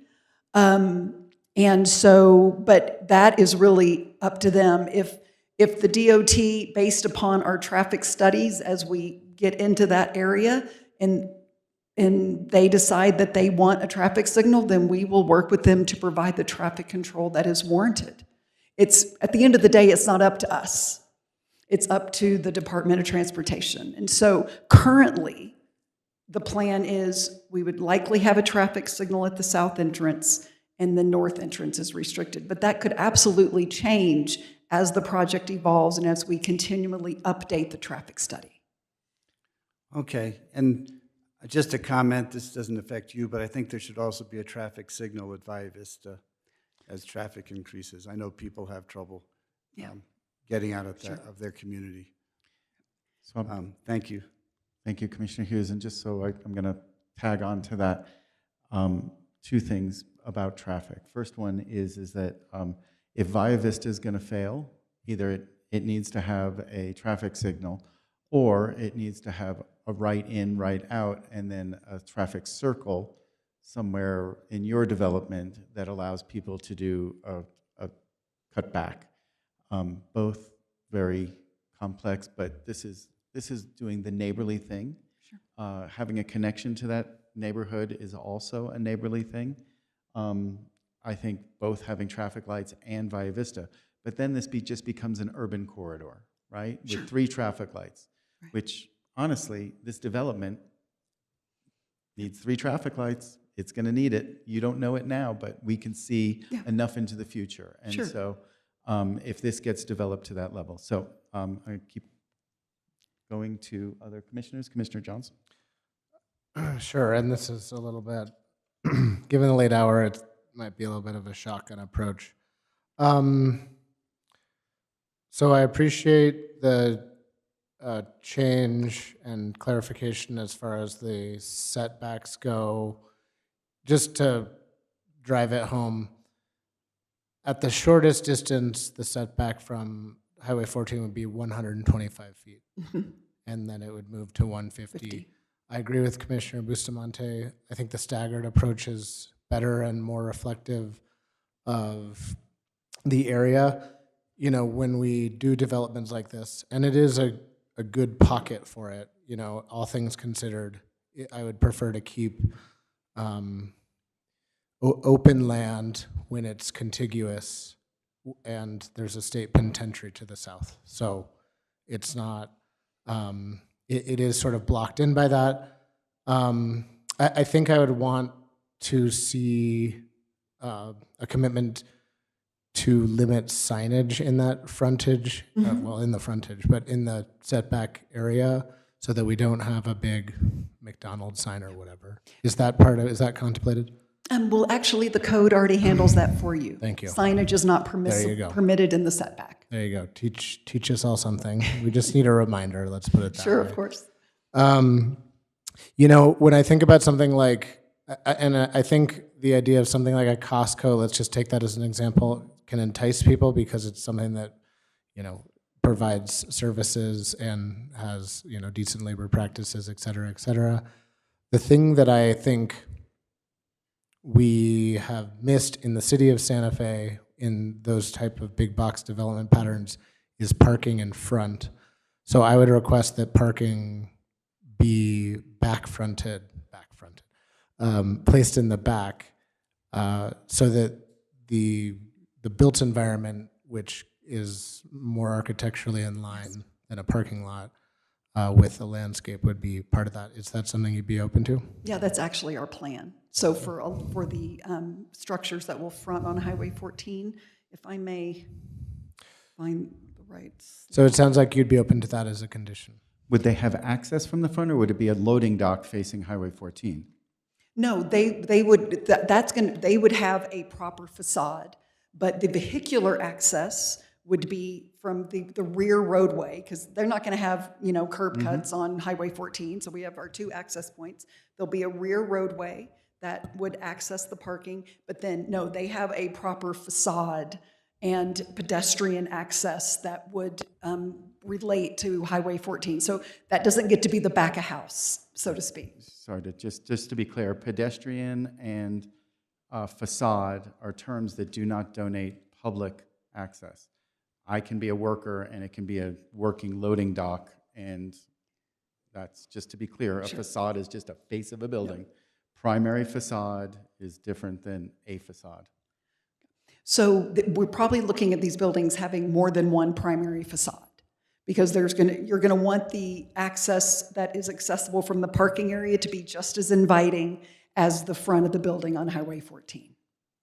You've been to historic. The idea of 2 primary facades is a funny quirk, but yeah, I understand exactly what you mean. Great. So it sounds like we could add that as a condition of approval, and that you Correct. have already you've already been, and I appreciate the step back nature of highway fronted buildings also. So a loading dock is higher than 24 feet probably. So, okay, I'll go faster. I have next month we have Dark Skies Week. I've actually been hearing from a lot of constituents about Dark Skies. So I wonder if you would be open to no pole-mounted illumination over 15 feet high within 200 feet of the pavement of Highway 14. So if you think about where the parking lots would begin, I would imagine it would be pretty easy to accomplish. That would be easy because all that lighting's going to be behind the buildings. Okay, well, I would like to ask that as a condition of approval. Okay. And that the development adhere to best practices for dark sky communities across the entire development. Yes, sir. Okay, thank you. So did we get an answer about the square footage of the industrial building?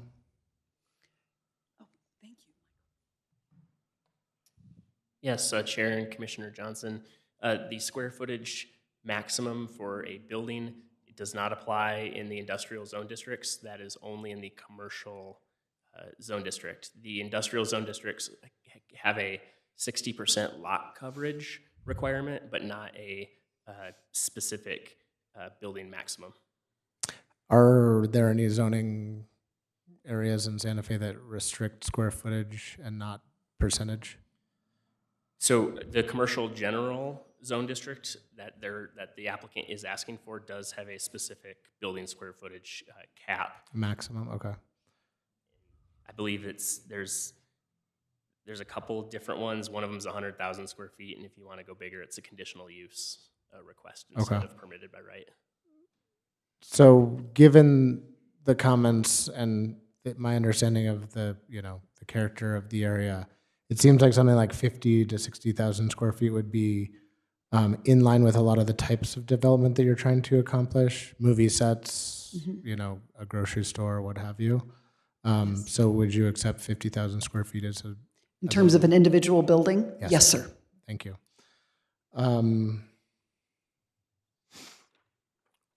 Thank you.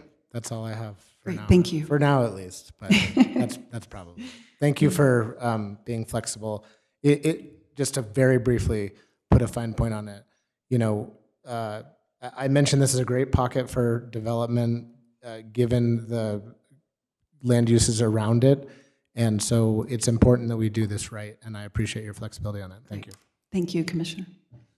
Commissioner Kokari Stone. Thank you, Chair Green. I just have one question. I appreciate the public comment from the 3 residents that took the time, and it sounds like they're not saying, no development, no housing. But what I heard was the need for more public input of the residents around the area. This is so common, right? The signs being knocked down. We all drive around Santa Fe, signs are knocked down, they're flown over. Nothing's, people just really, I saw that 5 people participated in the public comment. Would you be open to and agree to, as a condition for tonight of approving both that the conceptual plan and the other item we're approving, to do more creative public input? For example, smaller discussions or pre-public hearing discussions with neighborhood associations like San Marcos, considering the traffic, the noise pollution, the air, or more of planning around what the industrial would be. Why does it have to be after we approve this way or no way at all? And I think that we need to have, as a county, more stepping stones for communities to have input as we go. So I'm asking for that, particularly around the industrial, which relates to the traffic, which relates to the environment, the landscape, and the air and the quality. So are you amenable to that? Yes, and what I would like to offer, if I may, Commissioner Kokari Stone and Commissioners and Chair Green, is that as we move forward with our first phase of development, we're going to be into a new kind of stage of community outreach. And so we would be happy to go above and beyond, reach out directly to the registered organizations in the area and meet with them independently prior to the larger scale kind of formal pre-application neighborhood meeting. And as we get into our first phase of development, we're going to know more. We're going to know these are the users that have expressed interest, and we're creating this lot for this particular user, and so we're going to have so much more information for them than we do today. So yes, we would be happy to, as we move forward with our next phase of our entitlement process, that we will do individual outreach to our registered and community organizations and give them the opportunity to meet with us independently prior to the formal neighborhood meeting. I would be happy to agree to that. Sure, thank you. And I think sometimes we think about community input as more of a passive, oh, come and tell us what you think. But we underestimate our residents in Santa Fe County. So many of our residents are so connected. They could recruit users. They're connected to companies, local owned businesses. They themselves have it, the degrees of separation. And we need to look at community assets and the portfolios that our residents have to be able to help create the community around them and not have it be one way. So let's please, I'm just calling for, in a public hearing, the need to change the conversation and the narrative. Let's call on the community to recruit the users to be part of this in a meaningful way. So thank you. Great, thank you. Thank you, Commissioner Kokari Stone. Commissioner Bustamante? Excellent. Okay, so I've got a couple things.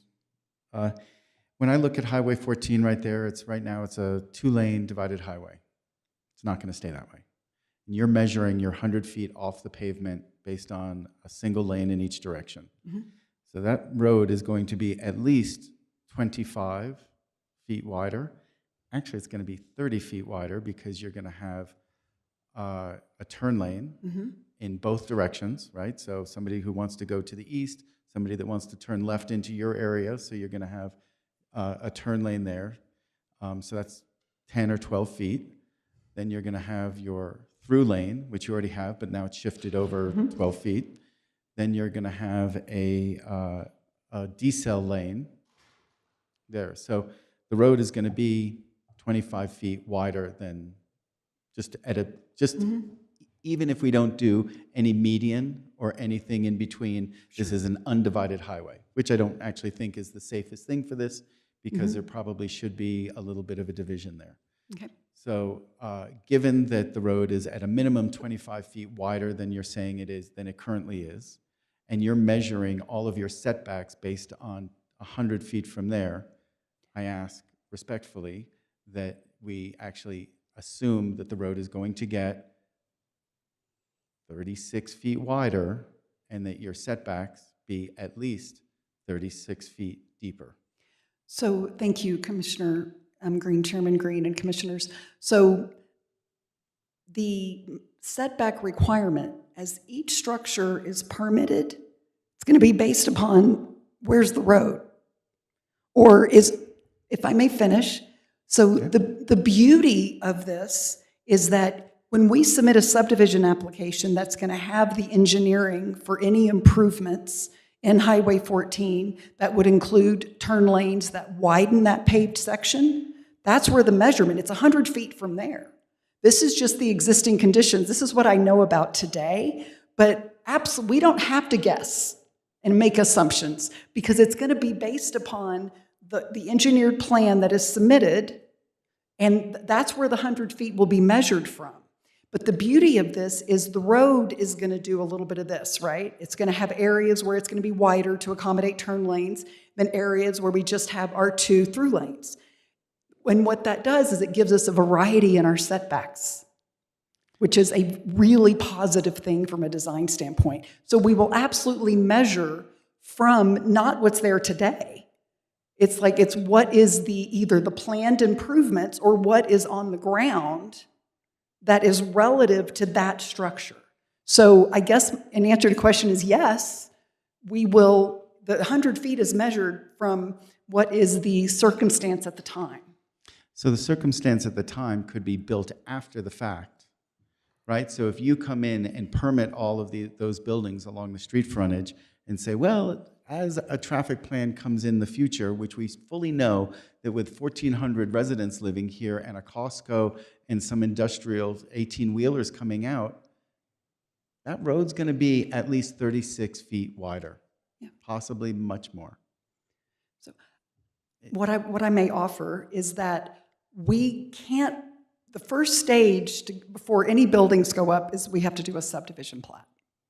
As part of that subdivision plat, to create those lots, whether they're commercial lots or industrial lots, well, these would all be commercial because they're the only ones with the Highway 14 frontage. And we update our traffic study. Traffic study says these are the improvements you need to do to serve these lots. So we'll know what those improvements are. Absolutely. And the setback has to be based on that.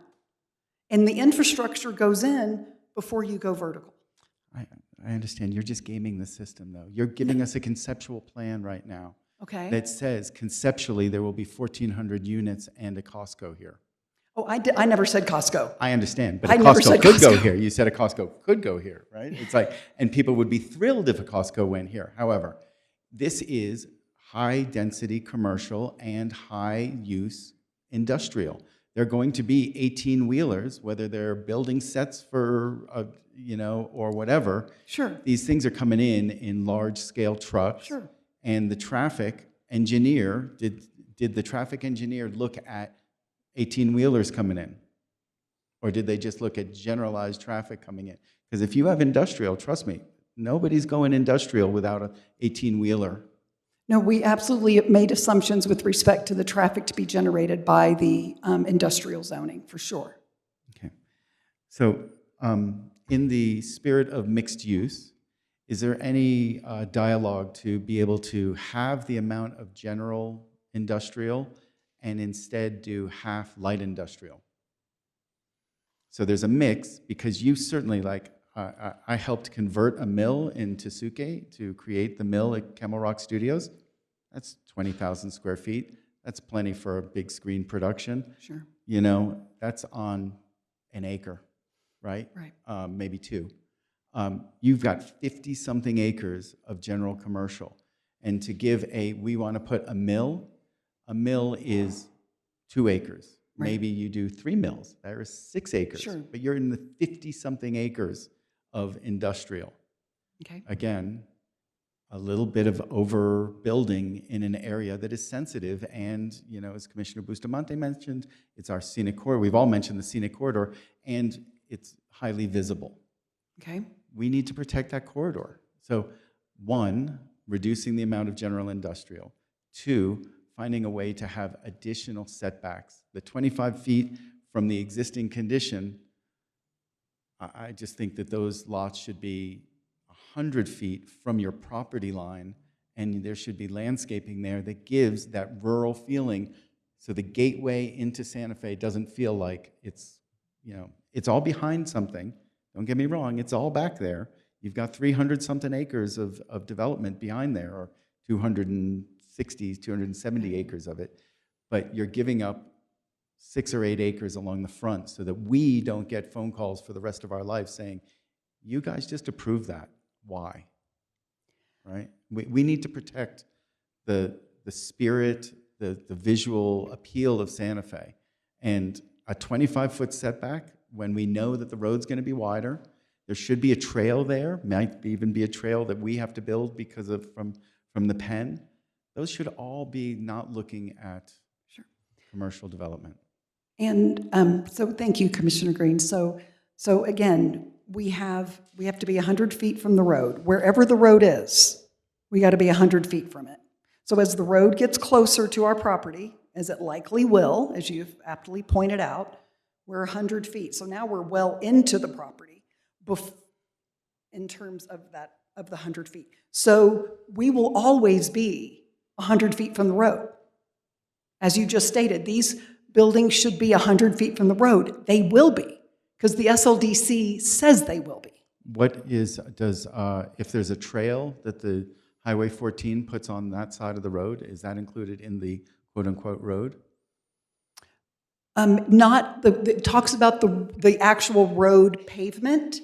I'm just quoting the code. Yeah. So, and the trail could potentially, you know, it could end up being on the Bonanza Creek property, for example. You know, if you wanted to have more of a buffer away from the travel lanes in the roadway. And so when I think a trail improvement would be a permissible use within that setback and landscape buffer. I think that's great. And if you guys want to pay for it, maybe we can talk about having it just 30 feet and not a 100-foot setback. But I really feel like the view corridor is sacred in this conversation. Absolutely. And to think that 25 feet isn't even this room. It's nothing. 100 feet isn't even a city block. A city block is 300 feet. We're not talking about a city block. We're talking about 100 feet, which is basically this room right here. So one of the elements that we're trying to be cognizant of with respect to, because we don't want to create commercial zoning that does not attract the users in terms of its commercial and economic viability. That is not why we're here. We're here to generate services, we're here to generate employment opportunities and business opportunities for our local businesses. That is the goal of this. It is, so reducing visibility from the roadway has an impact. And what I'd like to invite Ty Bixby to speak to that. He knows more about this than any of us. So if I may indulge and ask Mr. Bixby to come up and speak to the importance of maintaining a certain level of visibility to that stretch along Highway 14. So while he's coming up, Ty, please feel free to come up. But I'm going to tell you, you're fighting both sides of the coin here, right? Okay. You want high visibility for commercial viability in a scenic corridor. Square that circle for me, right? It's like we are literally destroying the Highway 14 visibility corridor. I get you want that visibility, but in a world of GPS, if I know that there's a Costco, I put it in my phone and it tells me where to turn left. It's not that, oh, look, there's the Costco, right? People will know these things are here, but people will also know that we protected to the best of our ability the visible. And I am very open to the setback discussion about where's the sweet spot in terms of what makes the most sense, because having vacant commercial parcels here serves no one. Sure.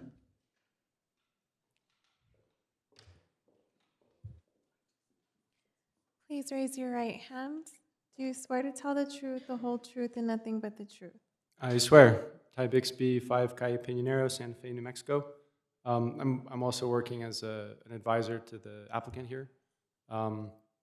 I've also given sworn testimony on this topic, really with respect to the effect of traffic counts on the viability of retail businesses previously. So we consider, with respect to the minimum threshold of traffic, even in this day and age with GPS and social media and all the things that drive consumers to make retail choices, 10,000 vehicles per day is considered to be the minimum threshold for a business that's facing on an arterial road like this one is. The 2024 traffic count for Highway 14 at that north property line there, I believe, was 9,800 vehicles per day at the current count. So I would consider that to be the minimum threshold. And I certainly respect the importance of maintaining a balance between the visible beauty of the Highway 14 corridor. And then you also have to consider, what do you want in terms of mixed use for a site like this? There's going to be employment centers for sure with industrial, light industrial businesses. If you want a place out here to go to get, a quart of milk, some food, maybe a gas station, something like that, those types of businesses need to have visibility to be viable. And you can push those sites back to maintain the visible corridor, and it's a trade-off, which I know you understand as an architect. You've got to make design choices here. I would say that if you push the retail corners back so far from the intersection that they become less visible, the property owners or the business owners are going to have trouble being viable until the traffic counts get up to the point where they'll catch up to make the retail there viable. So that's what I would say about that. If it's more important to have a beautiful highway corridor, if that's more important to the people of Santa Fe County, to the commission, I certainly respect that. It just means that the developer here, he's probably going to have trouble finding people that are willing to develop the lots within the vision that Ms. Jenkins is developing. So that's what I would say. And if you have any questions, I'm happy to respond.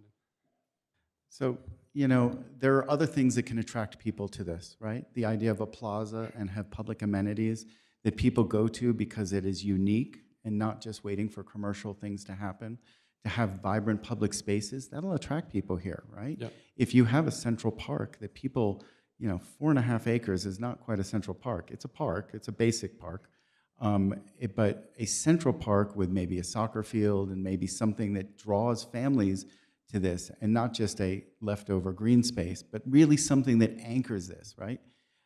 That will draw people. And beyond the 10,000 people that are just commuting by it on their way down to Madrid, it's great. But I know that we will hear about this for forever. And we could point at you, the developers or the retailers will say, oh, great, he got me a great pad site. But we're going to have to deal with the fact that people are going to say, how did you destroy our beautiful corridor here? And, 100-foot setback is not going to kill this development.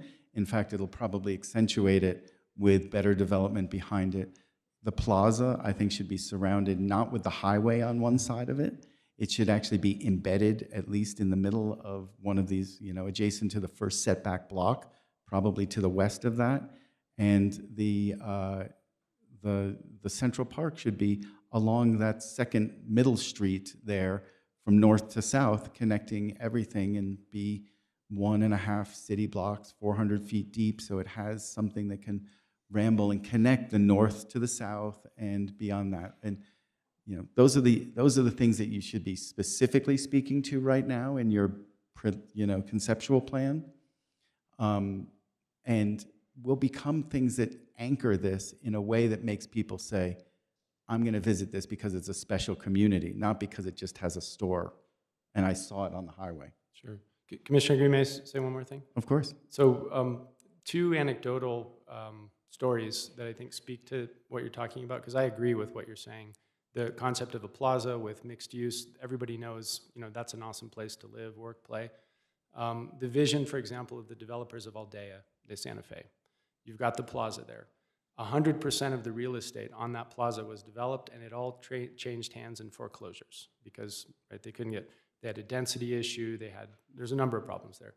Oshara Village, same situation, 100% of those lots traded hands by foreclosure.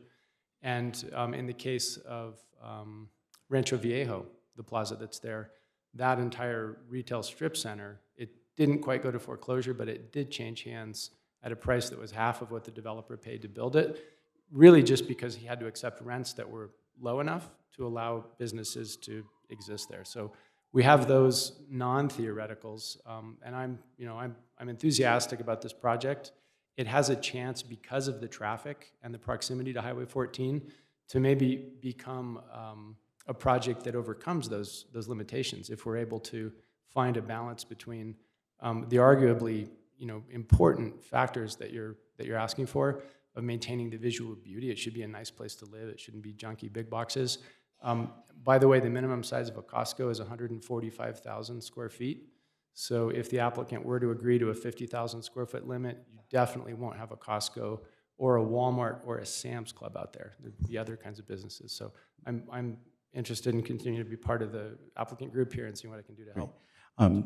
Just to fight back on or to debate the Aldea, I remember when Platter Zyberk and Andres Duane were here in those days, I was a part of that.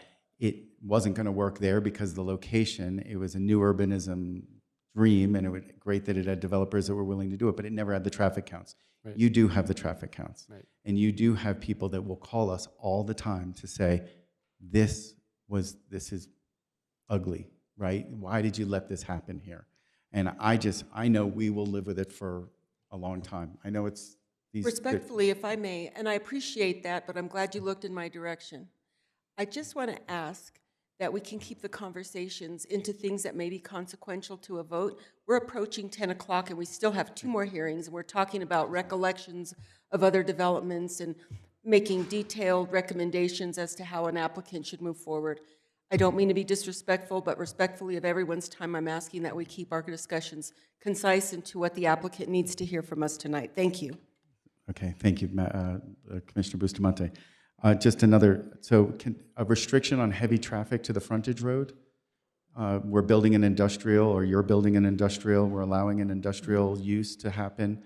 18-wheelers on that access in that direction. I'm absolutely amenable to a truck traffic restriction going out to the frontage road, yes. Fabulous. And an access potentially designed into South Sierra Place for future access to allow as a solution in the future? Yeah, so Chairman Green and Commissioners, what I would ask is that we're given the opportunity to study that, because I'm caught with not all the information in terms of ownership, and is that a county-maintained road, and what about the FEMA floodplain that separates us from that road? There are a lot of things to consider. Absolutely willing to consider. I'm pro-connectivity, and so what I would ask for a condition of approval is when we're developing that phase, because until there's a road to connect to, there's nothing to connect to, right? So when we're developing that phase, we will have studied it, and we'll come with a proposal of what that could potentially look like. But we need an opportunity to study that and engineer it and confirm that there's right of access. I mean, there's a lot of elements to consider, but we absolutely will consider that and study it as part of that phase of development. How do we codify that into this as a condition? So, if I may, so at the time that the area of development adjacent to the roadway name again, I'm sorry? South Sierra? I'm sorry? South Sierra South Sierra. Place. South Sierra Place. At the time, that subdivision plat for that phase of development that is proximate to South Sierra Place, we will have studied the feasibility of a roadway connection or a pedestrian connection or both into Valle Vista, and we will come armed with that information of whether it's a yes, no, or a maybe, and we will have studied it and we will present that as part of that application. Okay. Thank you. Other commissioners, just to see where we're at? I'd like to make a motion if we're ready. Sure. Do you have a list of conditions that you're? Well, I'll try to Yeah. recite them. We You can go add for to it, them. yeah. Well, do we need to do the zoning change first and then the conceptual plan? I think there's two motions. Right, there's two, and I thought they were together. So let me ask, was the ability to do light industrial and a mix of general industrial, so it's not 50 acres, but it's 25 and 25? Yes, we're in agreement to that. Okay, thank you. And the restrictions on what type of industrial is in the general And the industrial. restrictions that we presented with the addition of manufacturing plants and the animal production slaughterhouse one. We will add those to the list of prohibited uses in the industrial general. And I just want to be clear about manufacturing. Manufacturing, millwork sounds like manufacturing. It's a separate category, interestingly. So if somebody wants to make widgets, they're not going to be able to make widgets? Is all manufacturing against your wishes? Yes, and then there's the mill type. Like factory is a separate category. that mill they're- structures and construction related, like if somebody would be able to make a cabinet or, things of, construction type facilities would be permissible. We want to support the construction trades for sure. Yeah. So they are separate categories. So we think it can work. Okay, great. Commissioner Kokari-Stone? I think before we move towards a vote, I really want to clarify, we've been at this an hour, what you're agreeing to as the applicant, so we don't walk away with unrealistic expectations. So let's just do this together. Why don't you summarize what you understand you're agreeing to? Great. And then we can add if we hear different. Thank you, Commissioner Curry-Stone, and I might need some help from you, Commissioner Fulton Johnson. So we are agreeing to add manufacturing plants and the animal production to the prohibited uses in the industrial general. We are agreeing to 25 acres of industrial and 25 acres of industrial light zoning. We are agreeing to study the feasibility of a roadway connection into Valle Vista via South Sierra Place. At the time, we are subdividing the phase of development that is proximate to that location.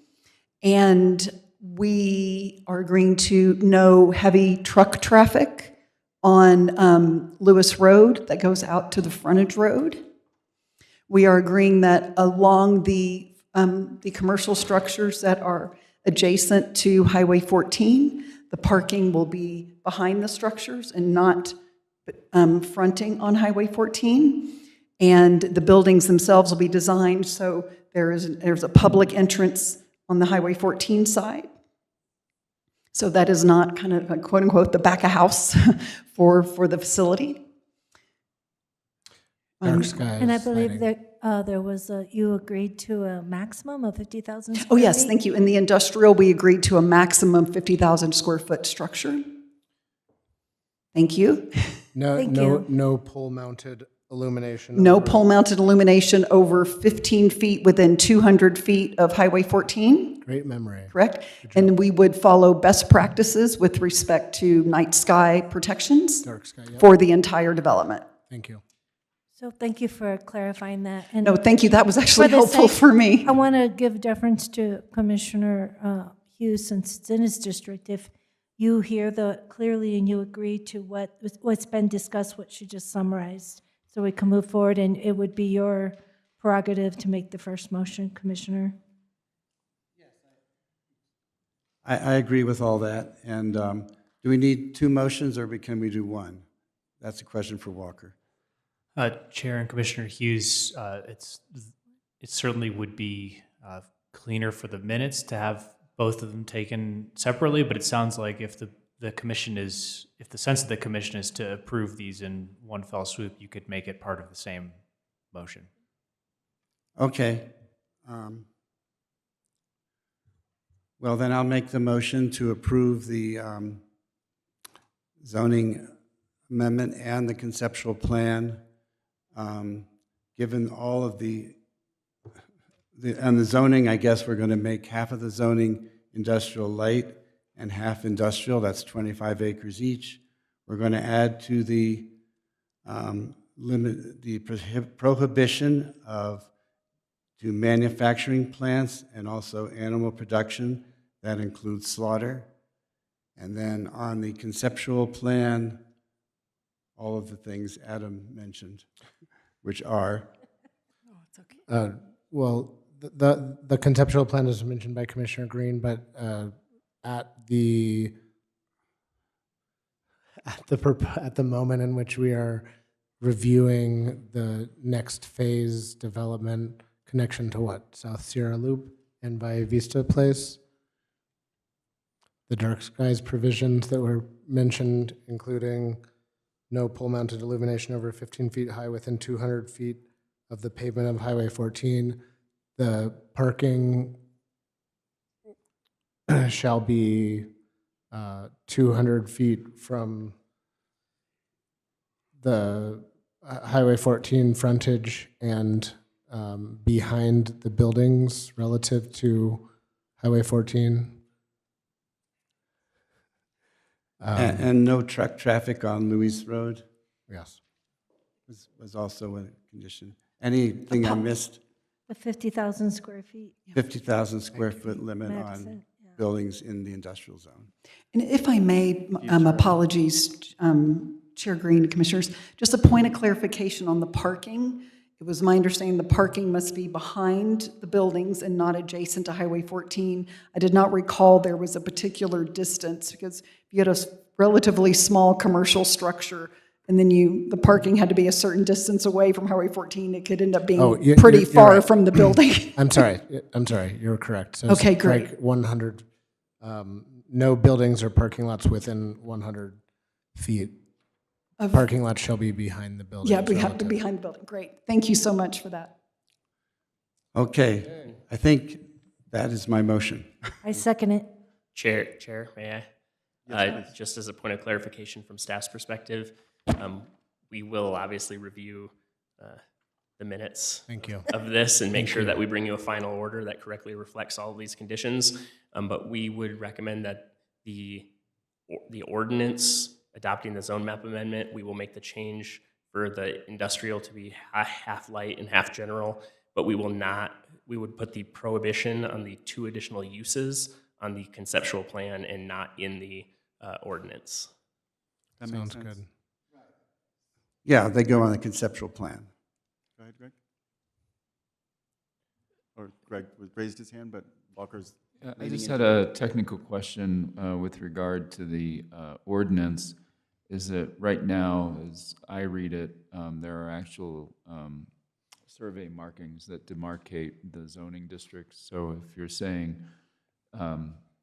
basically 25 acres industrial, 25 acres light industrial, I'm not sure how you're going to demarcate that on the map. So how you're going to actually adopt the map without a survey boundary unless you just draw the line. But which way do you want to take So, the question? Chair, Commissioners, County Manager, that's a good point. I would suggest the southern boundary line on that survey is it's a little over 3,000 acres, or not 3,000 acres, 3,000 feet linear. I was trying to figure out the math. So at approximately 1,500 feet from the west side, we'd ask the applicant to draw a new vertical boundary line on that exhibit.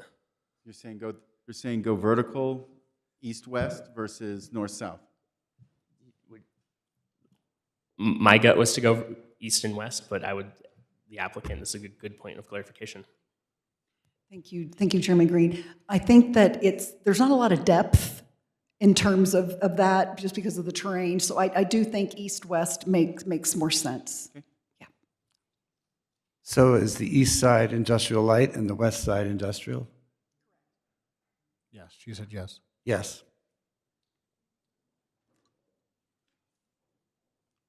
We will ensure that change is made before we get you an ordinance to sign and get recorded. Thank you. We've got somebody who wants to call the question. We've got an ordinance, which I think is a roll call, yes? Yes. Oh, we have a motion from Commissioner Hughes. Seconded from Commissioner Jones, Stone. yes. And we're ready to go with those conditions. Thank you.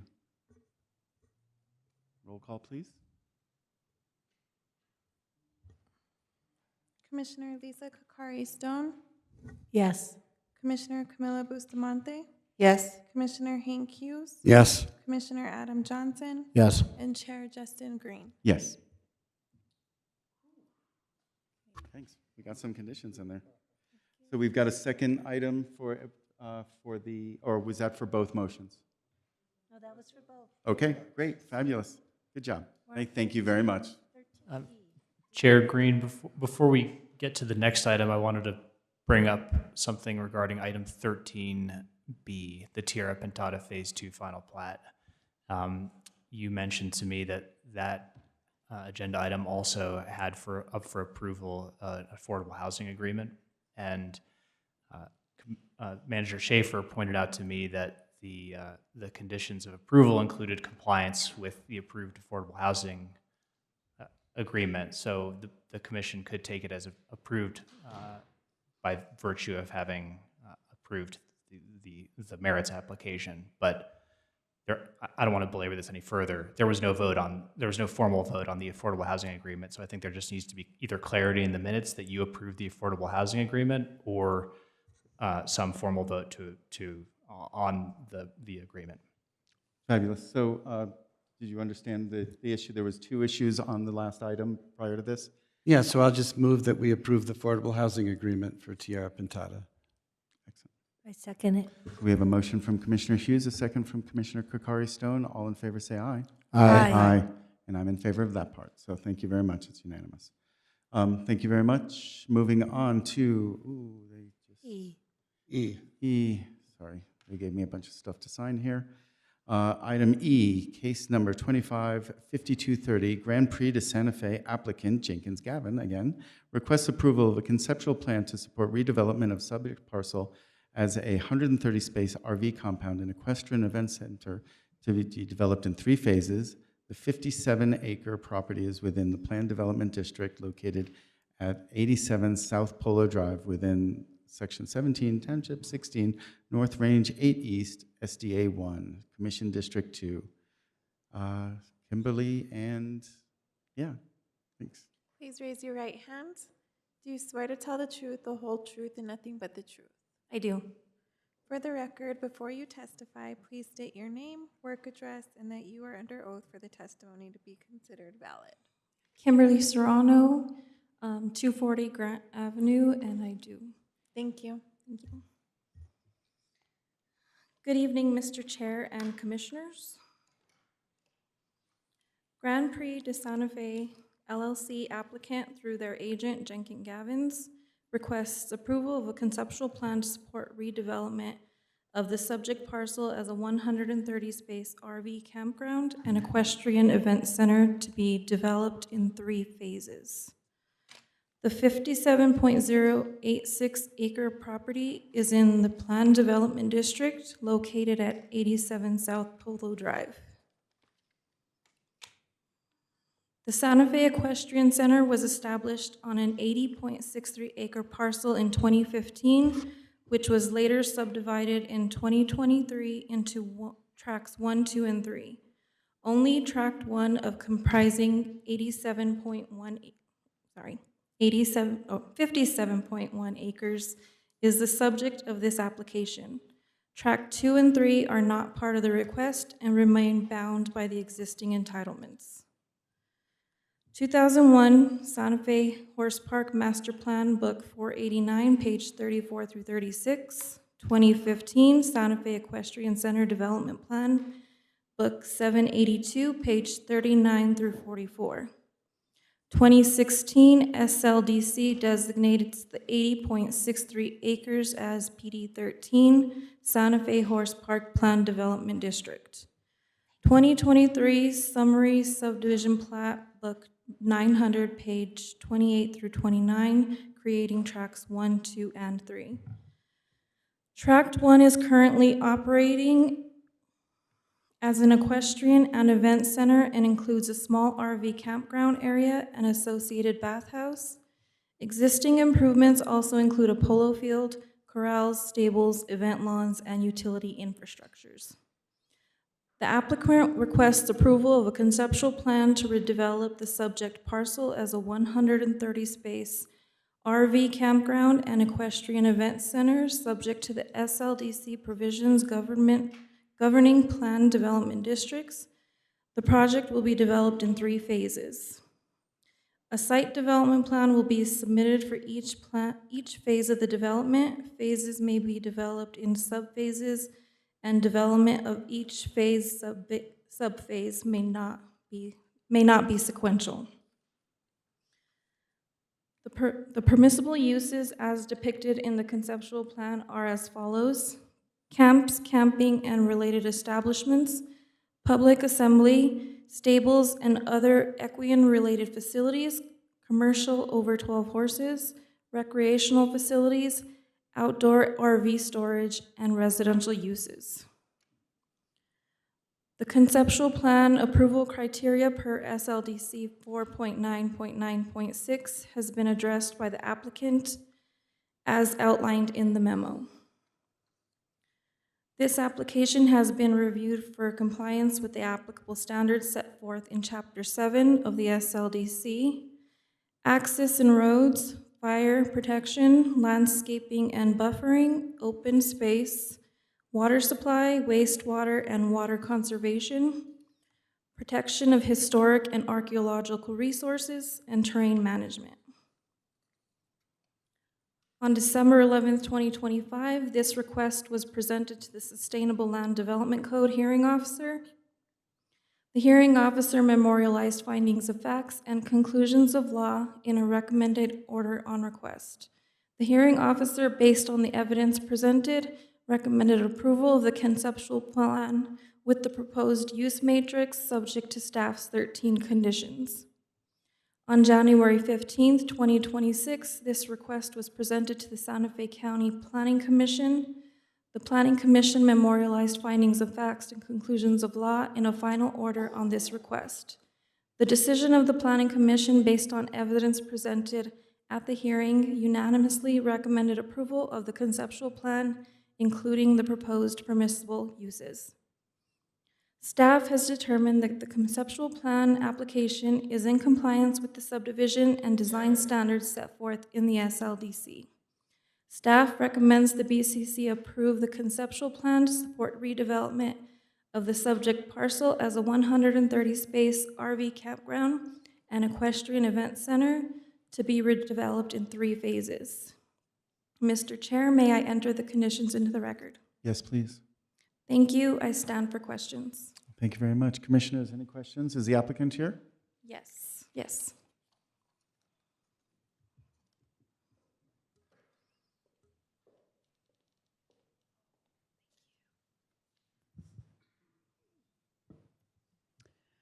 Good evening again. I can confirm that I am still sworn.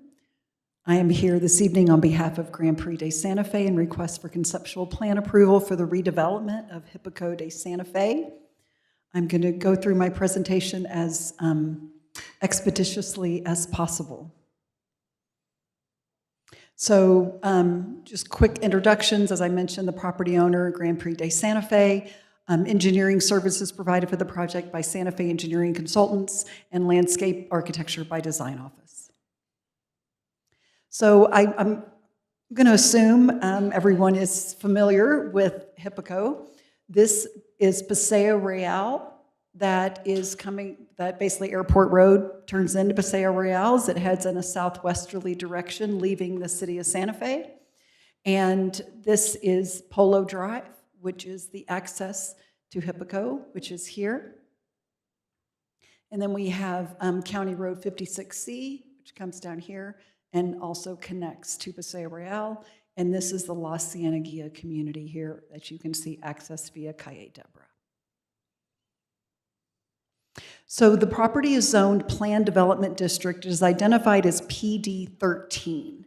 So back when the SLDC and the associated zoning map were adopted back in 2016, there were several existing master plans that didn't necessarily fit perfectly into any of the zoning categories. So the county said, you know, we're gonna let these projects continue to be governed by their master plan. Like Bishop's Lodge is an example, Las Campanas, Aldea, there's you know, several of these. And so they established a planned development district zoning, which basically means that your master plan governs what your, how you're allowed to use and develop the property. So these are the existing conditions.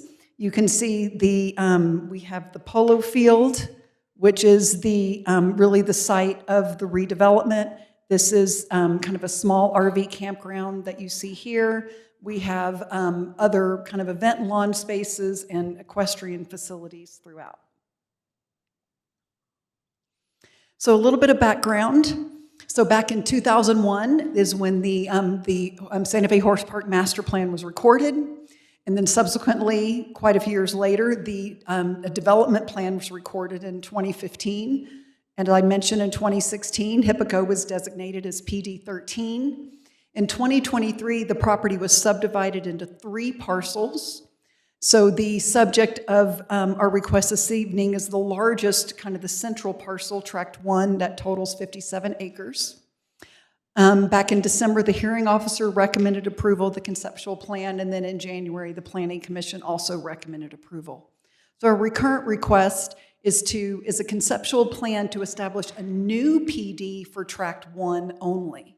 Tracts 2 and 3, the one to the south and the one to the northeast, they will remain subject to their existing entitlements, the existing master plan and development plan. And Tract 1 is to be redeveloped as an RV campground in 3 phases, and existing equestrian and event uses will continue as permissible uses. So this is the conceptual plan. So access would be via Polo Drive that comes in right here. And then what is shown here is in phase 2, we're proposing an alternate access. We already have platted an easement that alternate access will be developed in phase 2, and then we will no longer use this existing access through the neighboring tract. And all of the road network that you see is existing. The roads are in excellent shape, and they do satisfy all emergency access requirements. And so starting, this is the south end of the site, to the left of the page. So this is where there's some existing RV camping going on, but that is going to be kind of redeveloped and reconfigured. And then we have the RV spaces here, and then this is kind of our central outdoor amenity space. We would have a shower house and laundry building there, outdoor gathering space, fire pit, lawn games, all those types of outdoor amenities. And then to the north, this is the equestrian and event areas. And then up here, this is phase 3. It's our little glamping area. Some people like to have the experience of camping, but they don't own a rig. And so you can go, you can park, and you can have an experience with a little kind of glamping cottage up in that west side of the property. We're adjacent to BLM land to our west, which offers great outdoor space and hiking. And also we are adjacent to Santa Fe County open space right here to our east as well. And at the north end of the site, we are providing for an RV storage area. So this is just zooming in so you can kind of see the layout for the individual RV spaces, which is the image to the north. So we accommodate parking for 2 vehicles. There are full hookups, so electric, water, and wastewater hookups at each site. And then, of course, you can see with the glamping, they would share a driveway and also have associated parking. And then on the right is sort of the concept for that central outdoor amenity open space area. So these are just the specifics. The project's a little over 57 acres. We are required to have 30% open space, and we are providing, which is 17 acres, we're providing 24 acres of open space. As I mentioned, we're proposing 3 phases. First phase is 50 RV spaces, then we do the balance of the 68 RV spaces, and the last phase would be the 12 glamping spots. And then there's our list of our permissible uses there. So this is the phasing plan. So what you see in blue would be the first 50 RV spaces, and then in green are the balance of the 68, and then up in the corner you can see the glamping spots there. And then, of course, as I mentioned, in phase 2, we will be building a new access road here, and then this roadway through the neighboring parcel would no longer be utilized by the campground. And I also do want to point out, we do have access through Tract 3 out to County Road 56C. So we do have 2 points of access out to county facilities. So this just touches on the phasing plan as well. So utilities. So Hippico is currently served by the Hagerman Well, which is located on an adjacent parcel, 2.6 acre parcel, just east of the subject property. And the owner owns water rights that authorizes over 60 acre feet of diversion from that well and a consumptive use of 30 acre feet. So you could irrigate 60 acre feet because that water, goes back into the aquifer, but domestic use, we have 30 acre feet consumptive use for domestic livestock irrigation, municipal, industrial, and commercial uses. So it's a pretty broad water right. Santa Fe County and Grand Prix owned an undivided 75% and 25% interest in the Hagerman parcel as tenants in common.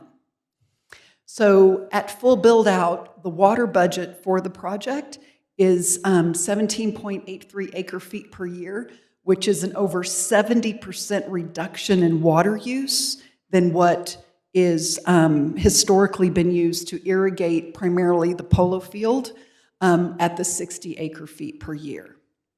So with respect to wastewater treatment, there is an existing permitted septic system that is permitted for 50 RV spaces that will serve the first phase of development. Once we move into phase 2, we will construct an on-site wastewater treatment plant, and the septic system will be decommissioned and abandoned. And then the phase 1 will connect into the wastewater treatment plant, as well as all the future improvements. We submitted a preliminary engineering report with our conceptual plan regarding the design of the wastewater treatment plant, which has been reviewed and preliminarily approved by the New Mexico Environment Department. So this, just touching on the utilities. So up in the, on the right-hand side of the page, with the blue dot, that's the Hagerman Well, and this is this little kind of postage stamp parcel that is owned in common by Grand Prix de Santa Fe and Santa Fe County. There are existing 15,000 gallon storage tanks here, which will be fed with water and store water for fire protection. And over here, this is the existing septic system here. That again, once we move into phase 2, will be decommissioned. And then in purple, you can see that is the proposed location for the wastewater treatment plant.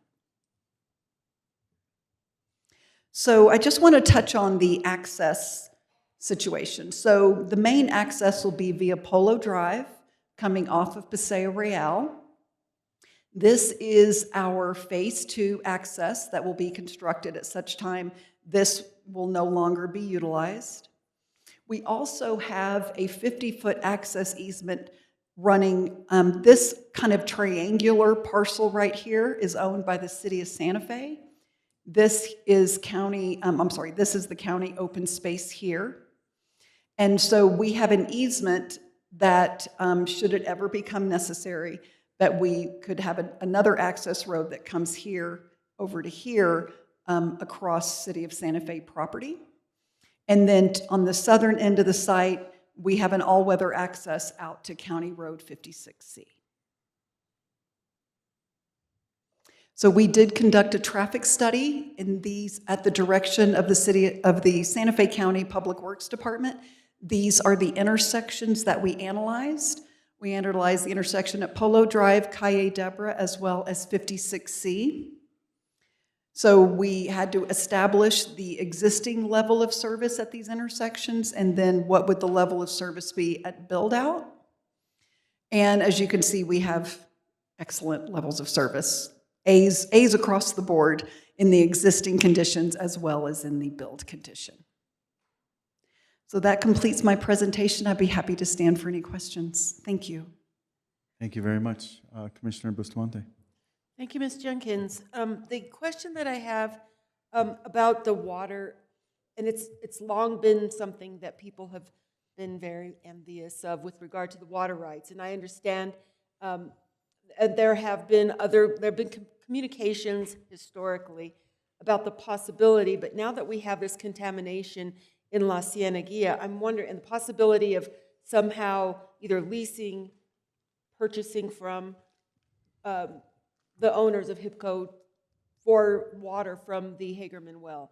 And I'm putting that out there just as if that's at all a potential, given that there's less use now with this work and there's a percentage of water that it's good that it's still be in the aquifer, but there's a lot of need for it. And I don't know if that's something that's been discussed or you're privy of. I'm not privy to any discussions, but I do think the opportunity is there because this project at Build Out is going to be sitting with way more water than they need. So there would probably be looking for some opportunity to divest some of that water. I appreciate that. And that was those were conversations that were had before I was sitting on this commission. Yeah. As well, Jennifer, with the County Road 56C, I get that that's an alternative or secondary. Secondary would be secondary access. It is a primary for a lot of people who run cattle or go up through that particular area. And I'm wondering if that will have any effect because some of the noted illegal activity is accessed through that road. So whenever I've gone to look at a lot of waste disposition that isn't, let's just say illegal dumping, I don't want to say, will there be any kind of monitoring of access? Because once there's something that's used more, potentially there'll be more interest and more traffic. And I don't know if there's any discussion or talk about having any kind of surveillance or camera, anything out there that would monitor the traffic up and down that road, because it does have a potential to adversely impact HIPCO, especially if you have clients or visitors who don't want to be around folks who are going to go shooting in the, you know what I'm saying? And that happens. So what I can share with you, Chairman Green, Commissioners, and Commissioner Bustamante, is that access road today gets very little use. It is primarily, I see it as secondary emergency access. As far as any advertising, like how do you get to Hippico? It's Polo Drive. Good. So there's I think few people even know you can get into Hippico that way. Okay. Right? And so we do definitely see that as secondary. Of course, as we move forward the project, there'll be security measures that will be employed, to monitor the campground. But I would expect not a significant amount of use. Good. And I think that that's part of why I'm bringing it up. It doesn't have significant use, but when I've been out there, now just in all fairness, I grew up out there. Yeah. And that is because it's so rarely used there are a lot of things that happen off of that particular road that are Right, really right. problematic. My concern would be that as Hippico gets developed, that, I don't know why at this hour the word shenanigans is coming to mind, but Sure. people will access that, oh, look, nobody goes back here and want to go do things at that, Okay. on the back end of the I got property. you. Yeah. That's just what I'm thinking. Got it. And the last time I was out there with some cattle growers, it became apparent that if the people didn't know they could park in that particular area, they could access Hippico through the back. Yeah. And that's exactly what I thought at that time. Okay. So that and the water are my two primary interests in that particular project. Okay. So I appreciate your presentation. Great. Thank you. And if I called you Gavin earlier, it was called Dad called me my It's okay. sister's name for years. Worse than that, he called me my brother's name, but we won't go into that. Thank you. Excellent. Thank you, Commissioner. Commissioner Bustamante, anything? Sorry, Commissioner Kukaris-Dunn?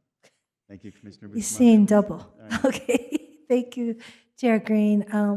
I won't take a lot of your time. I think, frankly, I find this exciting. We need opportunities for people to have RVs and recreation and really enjoy our open spaces. I don't know if anyone else in the room's a camper, but I looked at your nice map and the glamping and all that, and then I had questions. Are they Class A, B, C RVs? Is there really enough space for those? Are there water hookups, electric? Yes. And one of the big issues with campsites and managing it, and it does come into play with your conceptual plan, is the management of trash and recycling.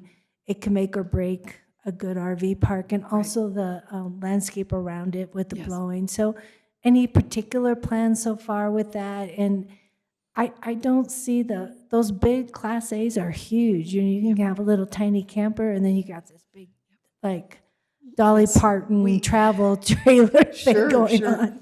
So thank you, Commissioner Carstone, Chairman Green, and Commissioners. So we designed these spaces.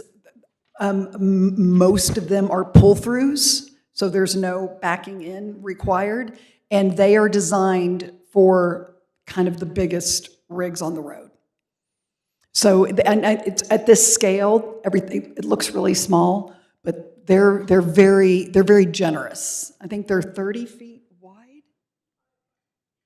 35 by 80. I mean, it's like a residential, you could put a townhouse on that lot, right? So they are very generous. Thank you. That helps just mentally what it looks like. But what about the trash and recycling plans? So there will be receptacles, and they will be contracting with the local service provider to empty that and take the recycling and take the trash on a regular basis, so this doesn't, nothing overflows. So we would be getting weekly service from a local provider to ensure that everything stays clean. Okay, and is that, maybe that's too much detail for your conceptual plan, but for a RV park this size, you do need designated spaces for that. Absolutely, so yeah. thank you. That'll be identified when we do the site development plan, and there will be more than one location, because it's spread out. So Thank you you. want to Thank accommodate you. that. Yeah. Appreciate it. Thank you. Thank you. Commissioners? Commissioner Hughes, Commissioner Johnson? Okay, this is a public hearing. We will go to the public. Is there anybody in the room that would like to speak for or against this? I see none. Is there anybody online that would like to speak for or against this? Mr. Chair, there's nobody online. There we go. Excellent. Well, thank you very much. Commissioners, any final questions of staff or the applicant? I hear none. Anybody ready to?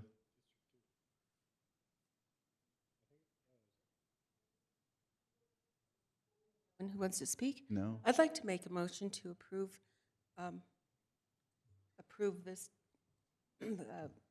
case 25-5230 per the recommendation of staff that has determined that the conceptual plan application is in compliance. So I move for approval. I second it. We've got a motion from Commissioner Bustamante, a second from Commissioner Kukaris-Stone. All in favor, say aye. Aye. Aye. Any opposed? Hearing none. You've got a conceptual plan. Thank you. My only worry, I'm not kidding, because I used to go up that back road to the camel tracks. Excellent. Okay, are there any announcements out there? No? Hearing none? Move to adjourn. I got a motion from Commissioner Johnson. Second from Commissioner Hughes. All in favor, say aye. Aye. Thank you.